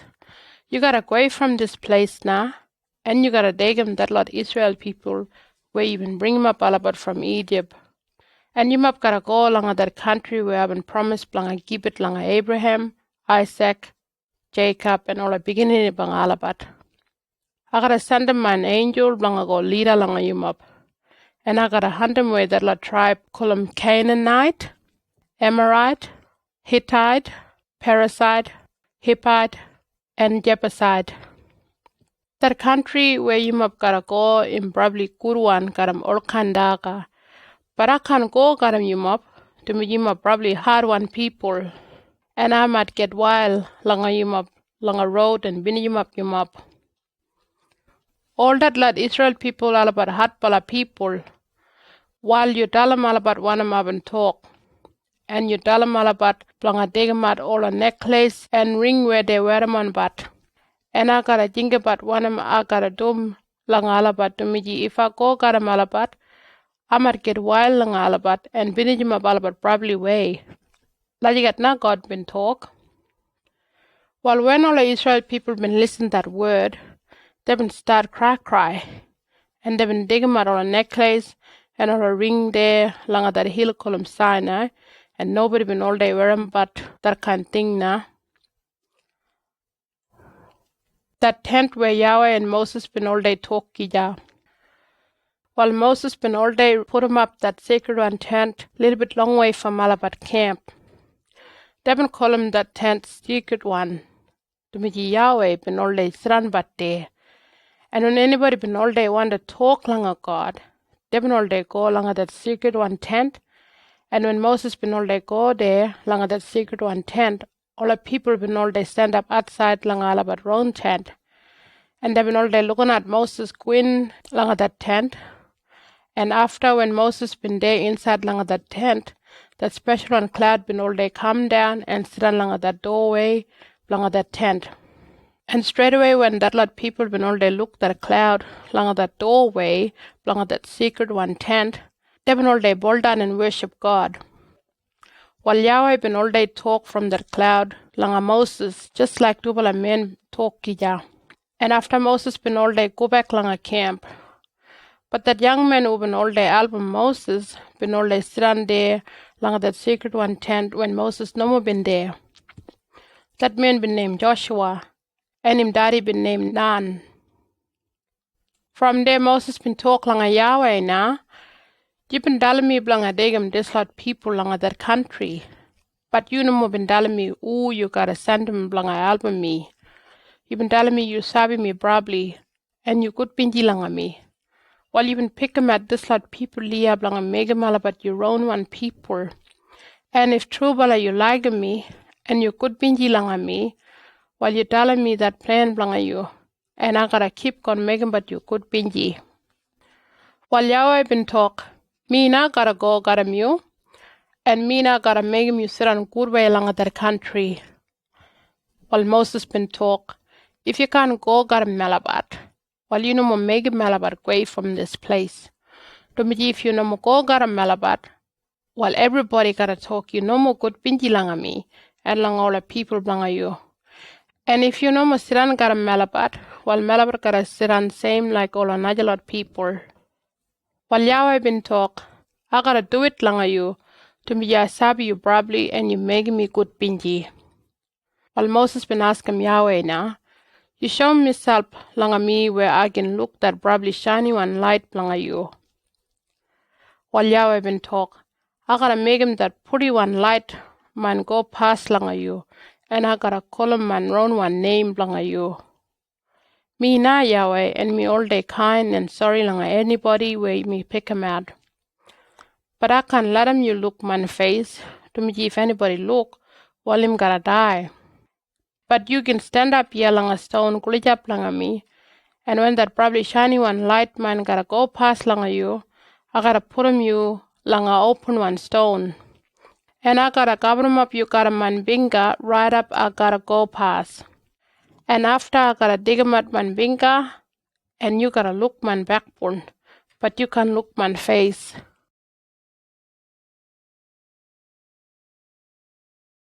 Exodus chapter 34, Najalot Tubala flat one stone. While Yahweh, the Tubala God, been keep gone, talk like Moses.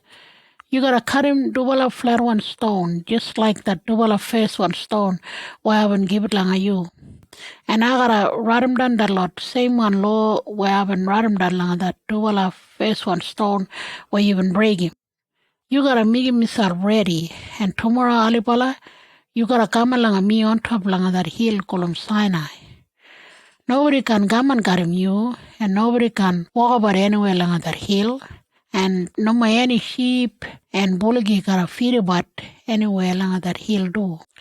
While Moses been cut him to a flat one stone, and Alabala him in doom when him Yahweh been telling him along a doom, and him in go up on top along that hill got him that to a stone. Jana Yahweh been come down like Moses, got him that cloud, and him janda one side like Moses, and him call him round one name. And from Jah him go past leader like Moses, and him king at me na Yahweh and me kind bala and sorry bala. Me no more get wild straight away, and me leg him anybody probably away.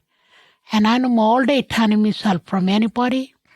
Me all day keep him and promise lang all the lot people who like me and ballroom and law.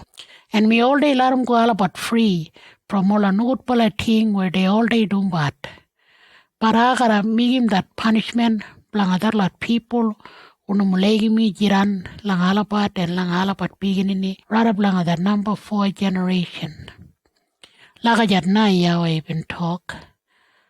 Well, straight away Moses been put on a ground and him in worship Yahweh.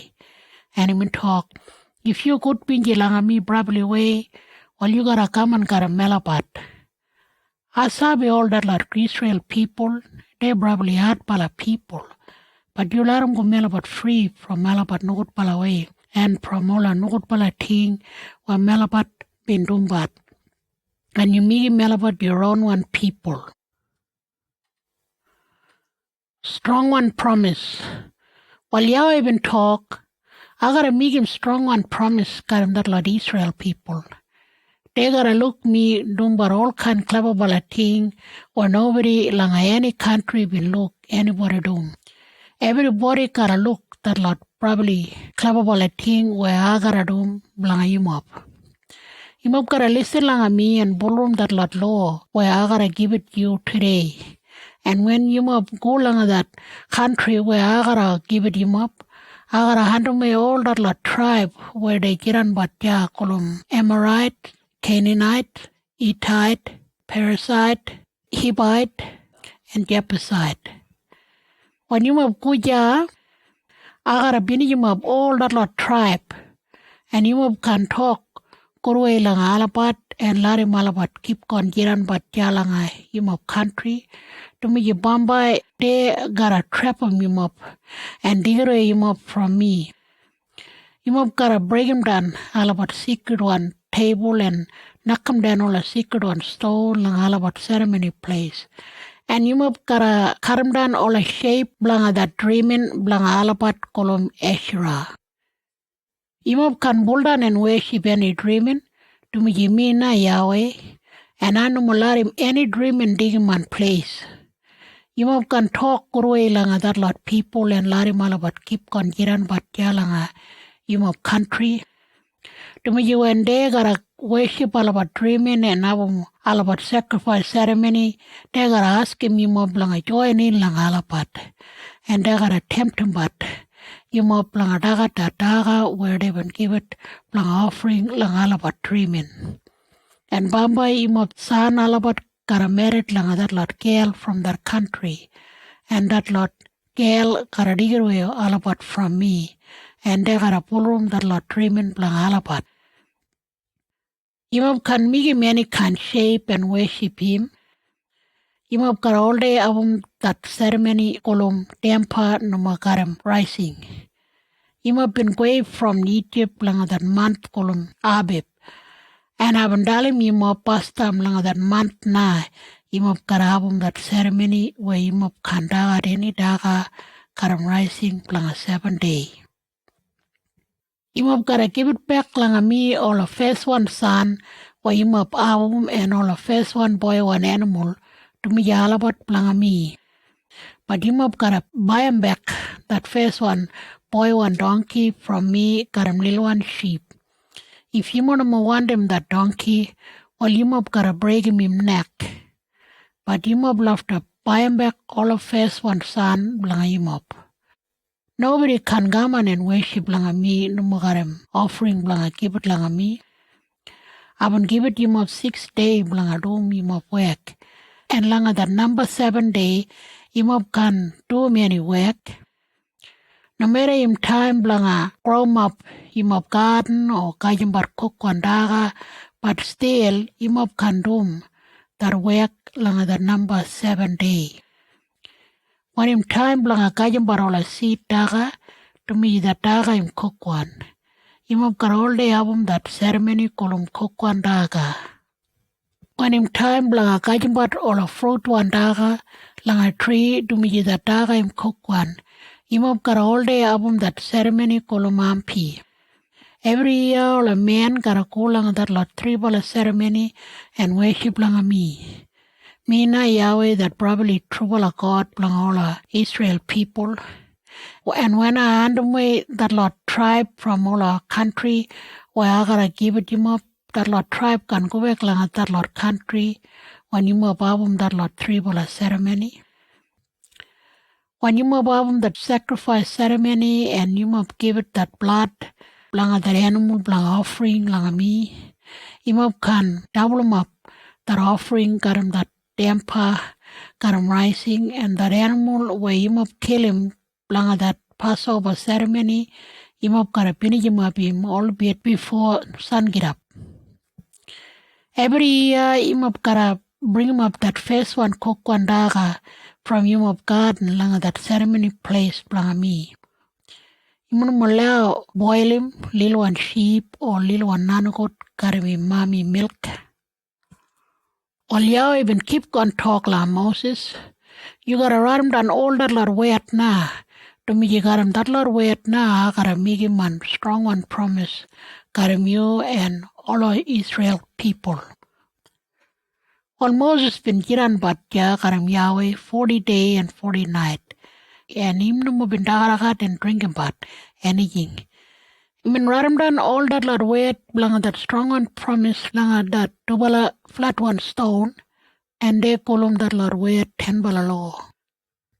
From Moses been Quran from that hill, got him that double stone, got him that 10 bala law, and him face been shiny one, to me him talk lang a Yahweh. But him no more been sub him face been shiny one. And when Aaron and all our Israel people be look him, got him that shiny one face, Devin Braden, blang kukuliyap lang him. Almost been ginga lang alapat.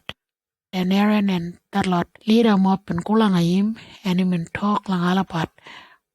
And after all the people been major up misal lang him, and him in read him at that lot law where Yahweh been give it him, ja on top lang that hill called Sinai. While when Moses been finished talk lang other lot people, him cover up himself face got a handkerchief.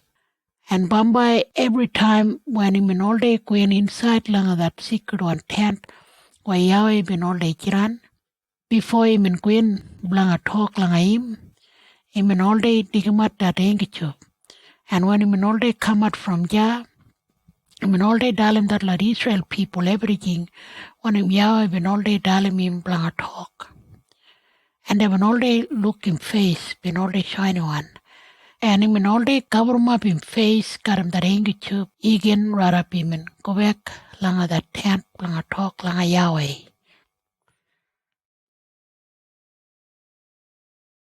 Exodus chapter 35, that Sabbath day in secret one. From there, Moses been Mabola Israel people, and him dali malabat. Yahweh, the trouble of God, been dali me, planga dali me mop, him and give it him of 6 day, planga doom him of work. And that number 7 day, in probably secret one day, planga Yahweh.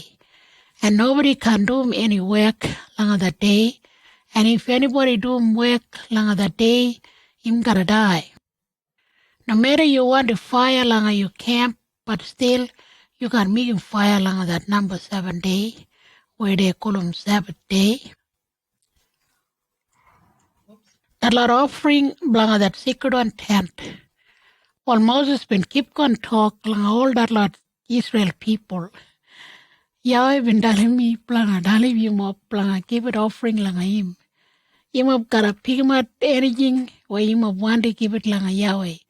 This lot anything now him up gotta bring him up blanga offering gold, silver, copper, Korean material, blue and wool, purple and wool, red and wool, material where they make him got him none good hair. Sheep skin where they will make him red one, skin from that dugong that could smell one wood from that wattle tree. Oil blanga lamp that could smell one medicine blanga barnim and blanga rabum misal. And all kind puribala stone, blanga burum, blanga that special one clothes, blanga that highbala ceremony man. All a thing blanga that secret one tent. All a man who sabi work cleverbala way, karamala but pinga, karakaman and migim that lot anything, where Yahweh bendali me blanga dum.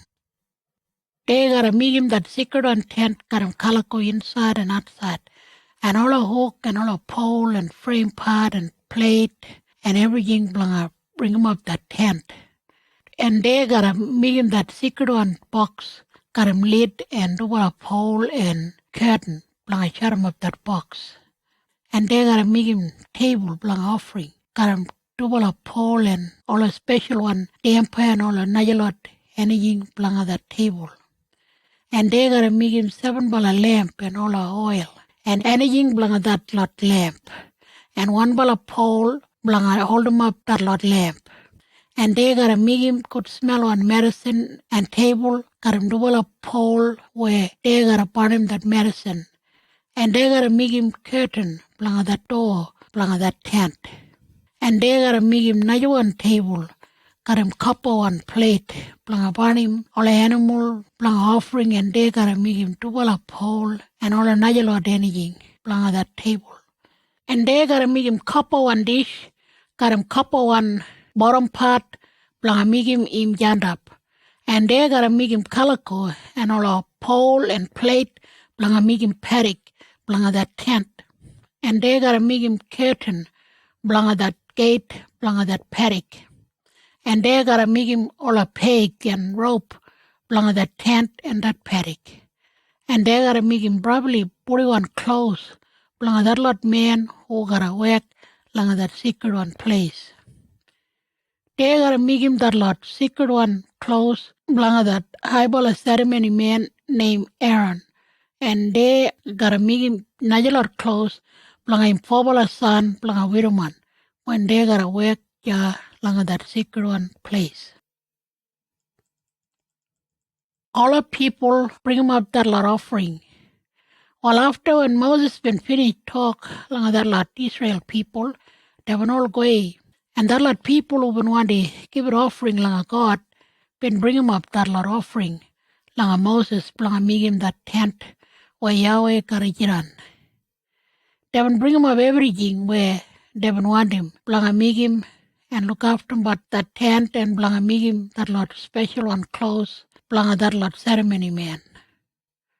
All the men and women who been want him bring him up all kind necklace and ring and booty one, gold one thing where they been all day with them but. And they been give it that lot thing, blang offering, langa Yahweh. And some other people been bring him up all a good one material and blue one wool and purple one wool and red one wool and material where they been make him got him none good hair and sheep skin. Where they been make him red one and skin from that dugong. And some other people who been have silver and copper been bring him up blang offering langa Yahweh. And some other people who been have wood from that wattle tree been bring him up blang offering langa Yahweh. And that other woman who been clever bala blang make him but clothes been bring him up good one thread and they been bring him up thread where they been make him got him blue one wool and purple one wool and red one wool. And thread where they been make him got him nano good hair and that lot leader blang all the Israel people been bring him up all kind booty bala stone blang burum blang that special one clothes blang that eye bala ceremony man. And they been bring him up all a good smell one medicine and oil blang a lamp and that good smell one medicine blang a burn him and blang a rub him myself. All that lot people who been one day bring him up all about offering blang a Yahweh. Blang a doom that lot work where him and Dalim Moses. Yahweh been pick him up clever bala working man. From Jah Moses been Dalim that lot Israel people. Yahweh been pick him up one bala man from that Judah clan. Him name Bezalel, that son blang that old man name Uriah and that grandson blang that old man name Uah. God been giving him spirit langa Bezalel blang make him clever bala langa him mind and langa him binga. And him sabi how blang make him all kind pretty bala thing got him gold and silver and copper. And him sabi how blang work got him pretty bala stone and wood and all kind thing. And Yahweh been pick him up one bala man from that Dan clan blang album Bezalel. Him name Aholiab, that son blang that old man name Ahisamach. While Yahweh been pick him up that dubala man na, and him name dubala clever bala, blang a lot about najalot man blang a doom that can work. And him name all that lot man clever bala blang a doom all kind of bala work blang a make him that secret one tent. They got a cut him at stone and doom but all kind shape and mint him but anything got him all kind material and all.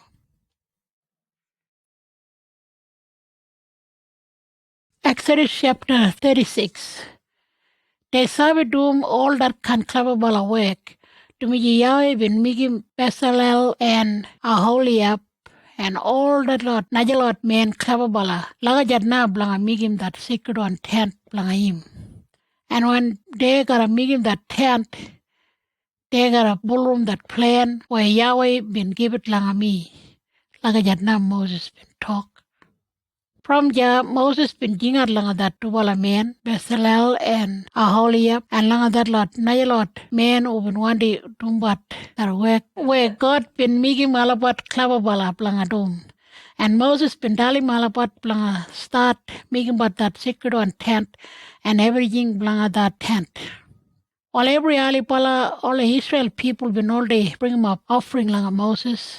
And even give it all that lot thing, langa that lot working men blanga, make him that secret one tent. Papa na that lot working men been kulanga Moses and they been dalim him. All the people been bring him up lot of anything. And Melabat got him enough na blanga doom but that work where Yahweh been dalim Melabat blanga doom. All Moses been jandi wet langa everybody, everywhere langa alabat camp.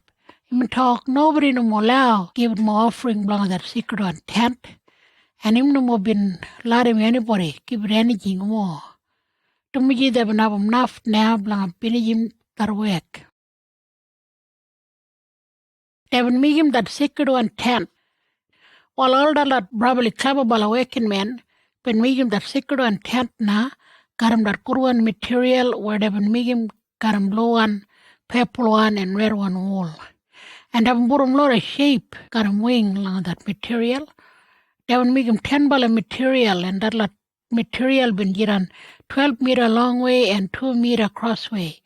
And Devon join them up 5 bala misal and that lot najalot 5 bala misal too. Devon migim 100 round one hole karam blue one material. And Devon buru 50 lang that long one side part lang one bala big one material. And that naja 50 same way lang that naja one big one material.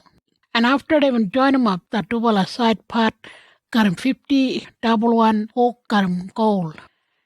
After na that lot working men bin migim that kalako lang government that kuruan material jalang that tent. Devon migim that kalako garam 11 bala material where Devon migim karam nanogot hair. That lot material bin jiran 13 meter long way and 2 meter crossway. And Devon join them up 5 bala misal and that lot najalot 6 bala misal do. Devon migim 100 round one hole lang that kalako and Devon burum 50 lang that long one side part lang one bala big one kalako. And that naja 50 same way lang that naja one big one kalako. And after Devon join them up that dubala side part karam 50 double one hook karam copper. After another lot working men bin migim naja dubala kalako. One bala karam that sheep skin where Devon migim rare one and that naja one karam skin from that jugong. That sheep skin kalako bin jiran right over on top way lang that tent. And that jugong skin kalako bin jiran on top lang that sheep skin kalako.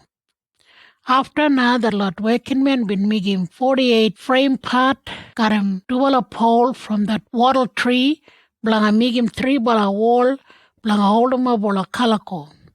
All that lot frame part bin jiran 4 meter long way and 0.66 meter sideway. And that lot frame part bin all album dubala arm part blanga join them up myself. Devon migim 20 frame part blanga jandap blanga that south side and 20 blanga jandap blanga that north side and 6 bala blanga jandap blanga songoran side and dubala frame part blanga jandap blanga that dubala corner and that dubala frame part blanga corner bin join up from bottom right up blanga top. Devon migim 96 silver one plate blanga hold them up that lot pole blanga that lot frame part. After another lot working men bin migim 15 pole from that wattle tree blanga jiran crossway blanga that lot 3 bala wall. Devon migim 5 bala blanga south side and 5 bala blanga north side and 5 bala blanga sangoran side. That lot 3 bala main one pole bin jiran langa middle langa that lot 3 bala wall. And the lot 3 bala pole bin go right through blanga hold them up that frame part. Devon cover them up that lot pole karam gold.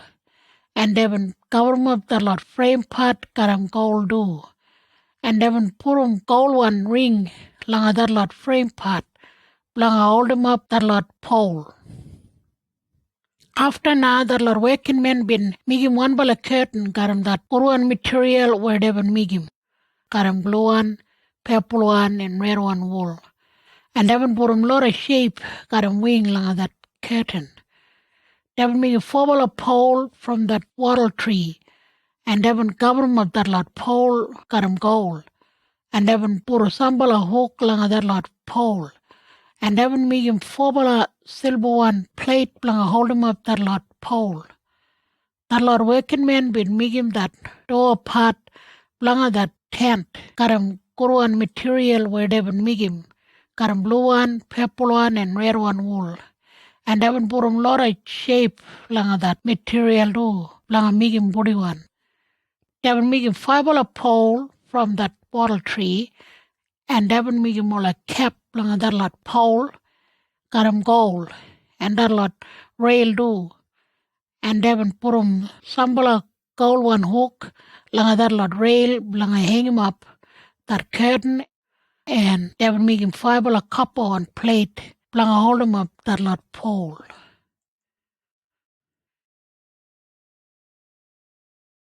Exodus chapter 37. David make him that secret one box. That working man named Bezalel been making that secret one box, got him that wood from that wattle tree. That box been set on 1.1 meter long way and 0.66 meters crossway and 0.66 meter up and down. And he been cover him up that box inside and outside, got him good one gold. And he been put him gold one band right around along at that box too. He been make him $4 gold one ring, and he been put him that lot $4 ring along at that lot $4 leg part along that box. He been put him $2 ring this side and $2 another side. And he been make him $2 long one pole from that wattle tree, and he been cover him up that $2 pole got him gold. And he been put him that $2 pole along at that lot $4 ring along got him up that box. He been put him $1 pole this side and $1 another side. After now, Bezalel been make him that lid along at that box got him good one gold. That lid been set on 1.1 meter long way and 0.66 meter crossway. And he been making $2 gold one shape, got him wing. He been make him $2 got him that same one gold where he been make him that lid. And he been put him $2 two side along that lid. And $2 been stand up binji gija looking at that lid. And that wing blanga $2 been cover him up that lid. That table blanga offering. After now, Bezalel been make him that table blanga offering, got him that wood from that wattle tree. The table been set on 0.9 meter long way and 0.45 meter crossway and 0.66 meter up and down. And he been put him good one gold on top along that table. And he been put him gold one band right around along that table. And he been join him up little one gold one side along that table. And he been put him gold one band right around along that side too. He been make him $4 gold one ring along got him up that table. And he been put him that lot $4 ring cooled up along top along that lot $4 corner where that lot leg sit on. And he been make him $2 long one pole from that wattle tree along got him up that table. And he been cover him up that $2 pole got him gold. He been make him plate and a cup and jug and dish along use him along that table along that wine offering. All that lot thing he been make him got him good one gold. That pole belong a lamp. After now, Bezalel been make him that pole belong a lamp, got him good one gold. He been make him that pole and everything along that pole got him $1 good one gold. He been join him up $6 arm along that middle part. $3 arm been sit on one side and $3 another side. And that lot $6 arm been up $3 shape, just like that pretty flower belong that tree called him almond tree.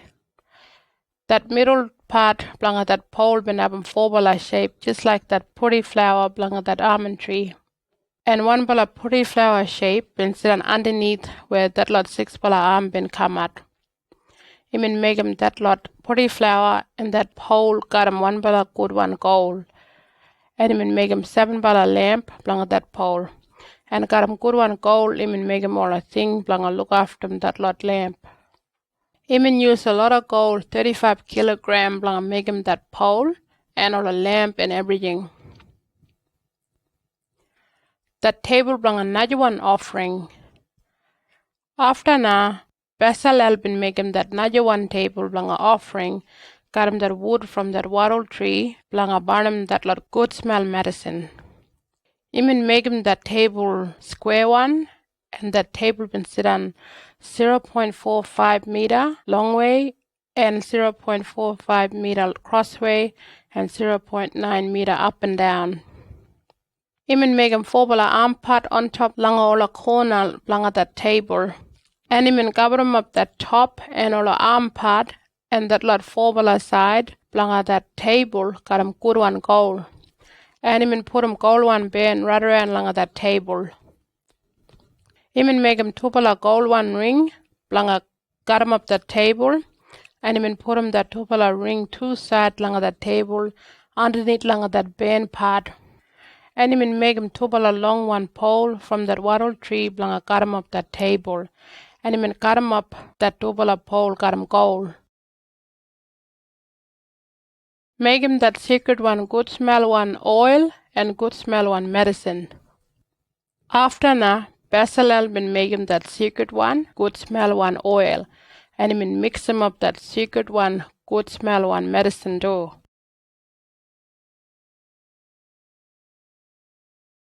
Exodus chapter 38. Naja one table blanga offering. After na, Bezalel been make him that square one table blanga offering got him that wood from that wattle tree blanga barnum bat animal. The table been sit on 2.2 meter long way and 2.2 meter cross way and 1.3 meter up and down. Imin make him 4 bala arm part on top langa ola corner langa that table, and imin cover him up that table, and that lot arm part got him copper. Imin make ola copper one dish langa get him ola ashes where they burn him that fat from that beef. And him make him a copper one shovel and plate, blanga clean him that fireplace. And him make him a copper one hook and dish, blanga that beef and blood. And him make a copper one plate, got him lot of gap where that fire got a sit on top. And him put him that plate, got him a gap there halfway inside blanga that table. Him make a 4 bala copper one ring, and him put him that lot ring on top langa that lot 4 bala corner blanga that table. And him make him 2 bala pole from that wattle tree, and him cover him up 2 bala got him copper. And him put him 2 bala langa that lot ring 2 side langa that table blanga got him up that table. Him make him that table got him wood, and him leave him that table empty one inside. After na, Bezalel been make him that copper one dish got him copper one bottom part, blanga make him stand up. Him make him that dish got him all a mirror from that lot girl who been all day work college up langa that door langa that secret one tent where Yahweh that trouble of God been all day sit on. After na, Bezalel been make him that paddock got him good one calico, blanga sit on right around langa that secret one tent. That calico been sit on 44 meter crossway langa that south side. And him been hang him up that calico langa 20 copper one pole, got him lot of hook and silver one rail. And that lot big one copper one pole been stand up on top langa 20 copper one plate. Same way like again him in dum langa that north side too. Langa that Sanguran side, that calico been sit on 22 meter long way, got him 10 bala rail on top langa 10 bala plate. That paddock langa that sunrise side been sit on 22 meter too.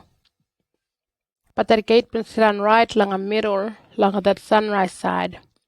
And that calico been sit on 6.6 meter crossway, 2 side langa that gate got him 3 bala pole on top langa 3 bala plate.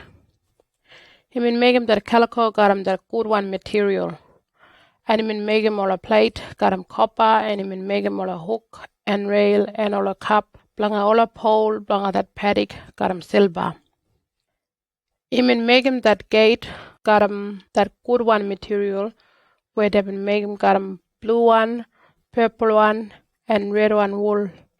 And him in put a lot of shape, blanga that material, blanga make him pretty one.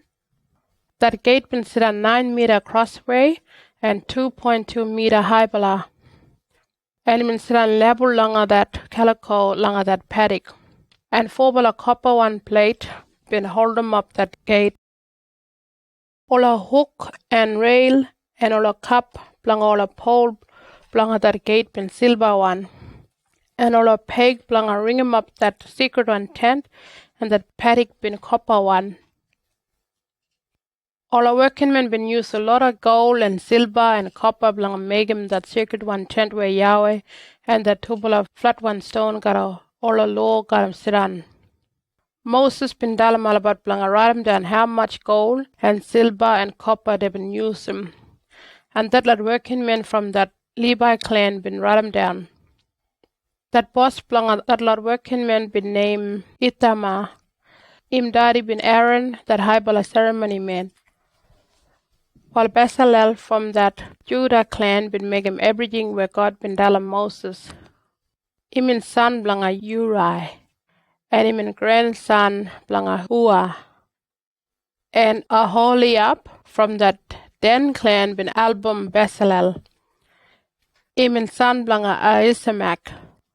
And him and probably Klebabala blanga Karambat stone and dumbat all kind shape. And mendumbat anything garam all kind material and wool. While they been use a lot of gold. 1,000 kilogram blanga make him that secret one tent blanga Yahweh. And they've been using a lot of silver too. 3,430 kilogram. They've been getting that silver from all a man where they've been all pay that right one price when Moses been count them up all about. That number blanga that lot man who been around 20-year-old and over been 603,550. They've been using 3,400 kilogram silver, blanga make him that lot plate, blanga that secret one tent and that curtain. They've been make him every plate got him 34 kilogram silver, and Bezalel been using 30 kilogram silver, blanga make him all a hook and rail and all a cup, blanga all a big one pole. All a people been give it 2,425 kilogram copper, blanga Yahweh. And that lot working men been using that copper, blanga make him all a plate, blanga that doorway, blanga that secret one tent. And they've been using that copper, blanga make him that table, blanga offering, got him that plate, got him all a gap, and all anything where they use him, blanga burn him that animal offering. And they've been using that copper, blanga make him all a plate, blanga that gate, and paddock, and all a peg, blanga that tent and paddock.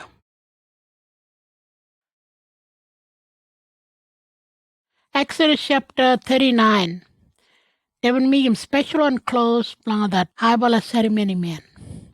After now, the Lord working men been mend him up, that Lord probably blue one clothes, blanga that Lord ceremony man got him blue one, purple one, and red one wool.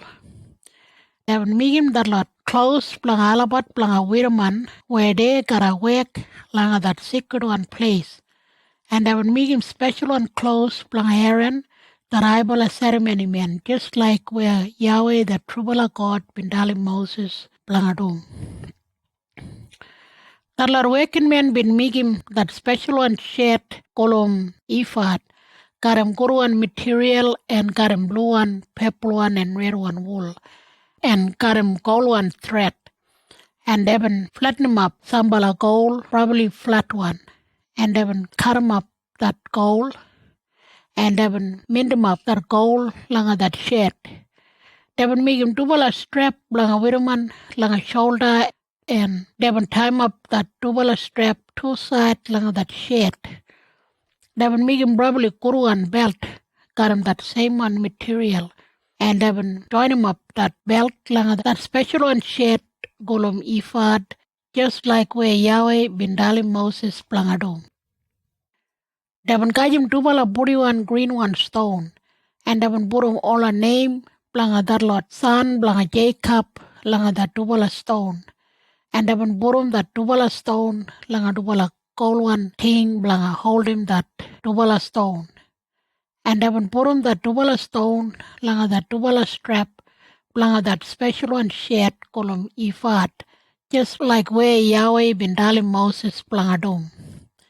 That double stone been given blanga make him all the Israel people, all the jing about that Lord son, blanga that all men.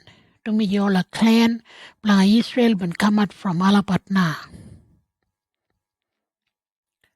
They been make him that special one necklace column breastplate.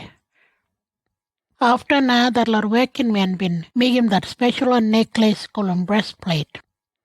They been make him that necklace, got him that same kind material or they would make him that special one shed call him ifad. And they would burum that same kind puri one shape langa that material do. They would make him that necklace square one, and they would double him up him, and him and get on 0.22 meter long way and 0.22 meter crossway. They would put him 12 bala puri bala stone langa that necklace, and that lot stone been given langa 4 bala line. Langa that first one line, 1 bala probably red one, and 1 bala probably yellow one, and 1 bala green one stone been given. Langa that second one line, 1 bala purple one, and 1 bala blue one, and 1 bala probably green one stone been given. Langa the number 3 one line, 1 bala golden one, yellow one, and 1 bala blue one, got them all kind of bala stripe one color, and 1 bala probably purple one stone been given. Langa the last one line, 1 bala stripey one green one, and 1 bala stripey one yellow one, and 1 bala green one stone been given. Devon burum that lot stone langa gold one thing, blanga hold him up that lot stone. And langa that lot 12 bala stone, Devon burum that lot 12 bala name, blanga that lot 12 bala son, blanga Jacob. 1 bala stone been given blanga every clan blanga that lot Israel people. Devon make him 2 bala chain just like little one rope, got him probably kuruan gold.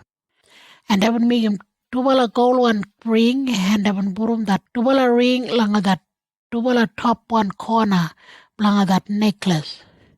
And Devon time up that 2 bala chain langa that 2 bala gold one ring. And Devon time up that 2 bala chain do langa that 2 bala gold one thing langa that 2 bala strap langa that special one shirt kolum ifad. Devon make him 2 bala gold one ring, and Devon burum that 2 bala ring underneath langa that 2 bala bottom one corner langa that necklace. And Devon make him naja 2 bala gold one ring. And Devon burum that 2 bala ring langa that special one shirt luran langa that 2 bala strap kulijap langa that belt. And Devon time up that necklace langa that shirt got him blue one rope langa make him that necklace. Jiran flat one, just like where Yahweh been telling Moses plangadum. After another working man been make him that long one coat, got him probably blue one wool. Planga that ceremony man, planga widoman, got him that special one shirt called me fat. They would make him whole, planga him head, and they would mint him up that hole where him can't break up. And they would make him sambala round one shape just like that fruit daga kolum pomegranate. They would make him that lot shape, got him that kuruan material, and got him blue one, purple one, and red one wool. And they would make him sambala bell, got him that kuruan gold. And they would put him that lot shape and bell round langa that bottom langa that coat, just like where Yahweh been telling Moses plangadum. After now, the lot working men been make him that lot shirt, blanga Aaron and him 4 bala son got him that kuruan material. And they would make him that round one hat, and that lot najalot hat, and that lot short one trousers. And they would make him that belt, got him that probably kuruan material. And got him that blue one, purple one, and red one wool. And they would put him all kind shape langa that belt, just like where Yahweh been telling Moses plangadum. They would make him that secret one headband, got him kuruan gold, and they would write him down that word langa that headband do. That word been talked diyan langa Yahweh. And they would time up that headband langa that round one hat, got him blue one rope, just like where Yahweh been telling Moses plangadum. Devon binit tumbat that work. Pamba na that lot working men been finished making but that second one tent, and all that lot anything just like where Yahweh been telling Moses plangadum. And Devon bring him up all that lot anything like Moses. Devon bring him up that secret one tent, got him all a hook and pole and frame part and plate and everything, bring him up that tent. And they will bring him up that calico, got him that red one sheep skin, and that another one calico, got him dugong skin. And they will bring him up that secret one box, got him lit, and double a pole and curtain. Blanga charm of that box where they got a put him that double a flat one stone, got him all a law. And they will bring him up that table, blanga offering, got him double a pole, and all a special one damper and all a another lot anything blanga that table. And they will bring him up that lot $7 lamp and all a oil and anything blanga that lot lamp and that $1 gold one pole blanga hold him up that lot lamp. And they will bring him up that good smell one medicine and gold one table blanga offering. Got him $2 pole where they gotta burn him that medicine. And they will bring him up that curtain blanga that doorway blanga that tent. And they will bring him up that another one table blanga offering. Got him copper one plate blanga burn him all animal blanga offering. And they will bring him up that $2 pole and all another lot anything blanga that table. And they will bring him up that copper one dish, got him copper one bottom part blanga make him jand up. And they will bring him up that calico and all a pole and plate blanga make him that paddock blanga that tent. And they will bring him up that curtain blanga that gate blanga that paddock. And they will bring him up all a peg and rope blanga that tent and that paddock. And they will bring him up all a probably put on clothes blanga that lot ceremony man blanga with him when they gotta work blanga that secret one place. That lot working man been doing everything what him Yahweh been telling Moses blanga do. And they been dig him blanga Moses all that lot thing what they been make him blanga that ceremony place and all that lot secret one clothes blanga Aaron that I ceremony man. And that lot another lot clothes blanga him for bala son. And Moses been check up all that lot thing what they been doing but and him look about been doing everything right way just like where Yahweh been telling him blanga doom. And him been talk good pala way blanga that lot working man blanga daran.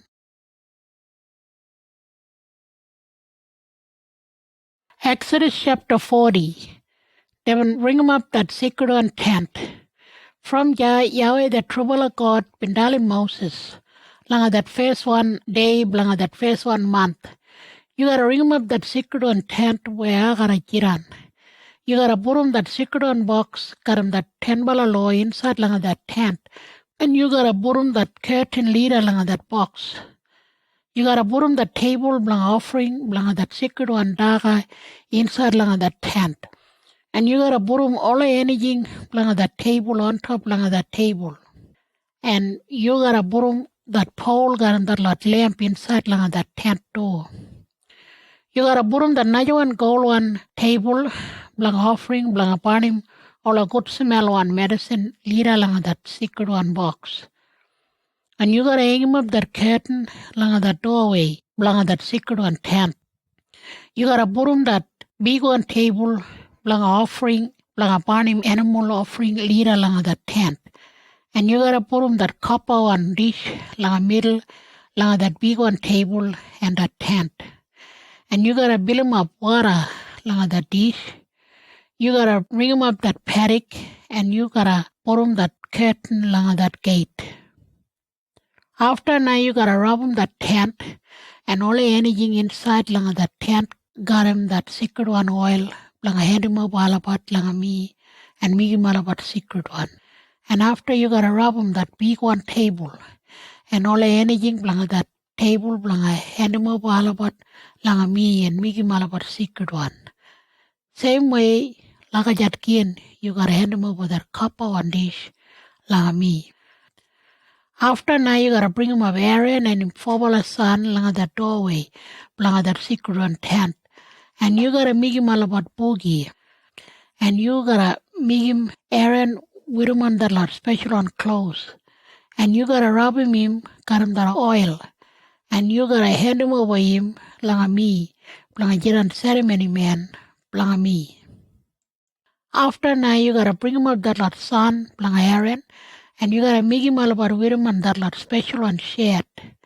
And you gotta rub him all about got him that oil, same way like you can rub him all about dairy. And you gotta make him all about jiran ceremony man, blang me. And when you rub him all about lagajat, they gotta jiran ceremony man olikijawan. And nobody can jiran ceremony man.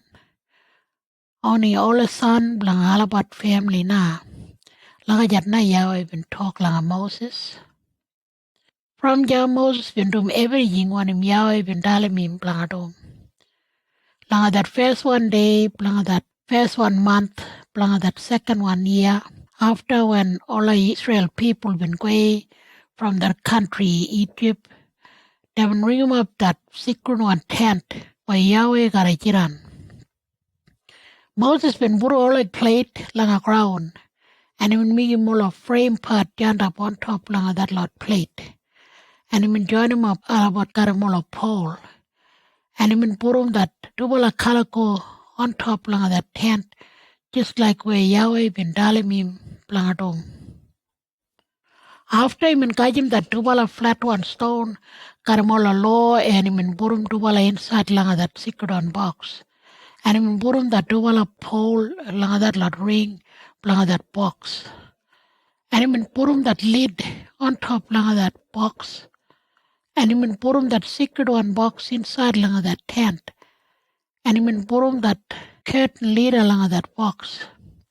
He been blend him that box, got him that curtain, just like where Yahweh been dalim him langa dom. After him been put him that one table langa offering north side, inside langa that tent. But outside from that curtain, and him been put him that lot damp offering on top langa that table, just like where Yahweh been dalim him langa dom. After him been put him that pole, got him that lot lamp inside langa that secret one tent. Him been put him that pole south side langa that tent, another side from that table. And Jana, leader langa Yahweh, him light him that lot lamp, just like where Yahweh been dalim him langa dom. After him been put him that another one gold one table, langa offering inside langa that tent, leader langa that curtain. And him been burn him that put smell on medicine, just like where Yahweh been dalim him langa dom. After him been hang him up that curtain langa that doorway, langa that secret one tent, and him been put him that big one table, langa offering, langa burn him animal offering, leader langa that tent. And him been burn him up that animal offering and that seed daga offering langa that table, just like where Yahweh been dalim him langa dom. After him been put him that copper one dish langa middle, langa that big one table and that secret one tent. And him been build him a water langa that dish. And every time when Moses and Aaron and that lot four son langa Aaron been all day queen langa that secret one tent or go langa that big one table, they been all day wash him all about binga and foot langa that dish, just like where Yahweh been dalim Moses langa dom. After him been ring him up that paddock right around langa that tent and that table langa offering. And him been hang him up that curtain langa that gate langa that paddock, and him been pity him that work na. Cloud been cover him up that secret one tent. After another cloud been cover him up that secret one tent, and that probably shining one light langa Yahweh been get on inside langa that tent. That light been probably bright one, and him no more been lighting Moses queen langa that tent. When that cloud been all day jiran langa that tent, that lot Israel people been all day jiran jado. And when that cloud been all day away from that tent, all the Israel people been all day shift him out of our camp. Well, all the time when that lot Israel people been jiran langa that bush country, they been all day look that cloud langa Yahweh. Been all day cover him up that secret one tent daytime, and that fire langa him been all day burn on top langa that tent night. Pinit na.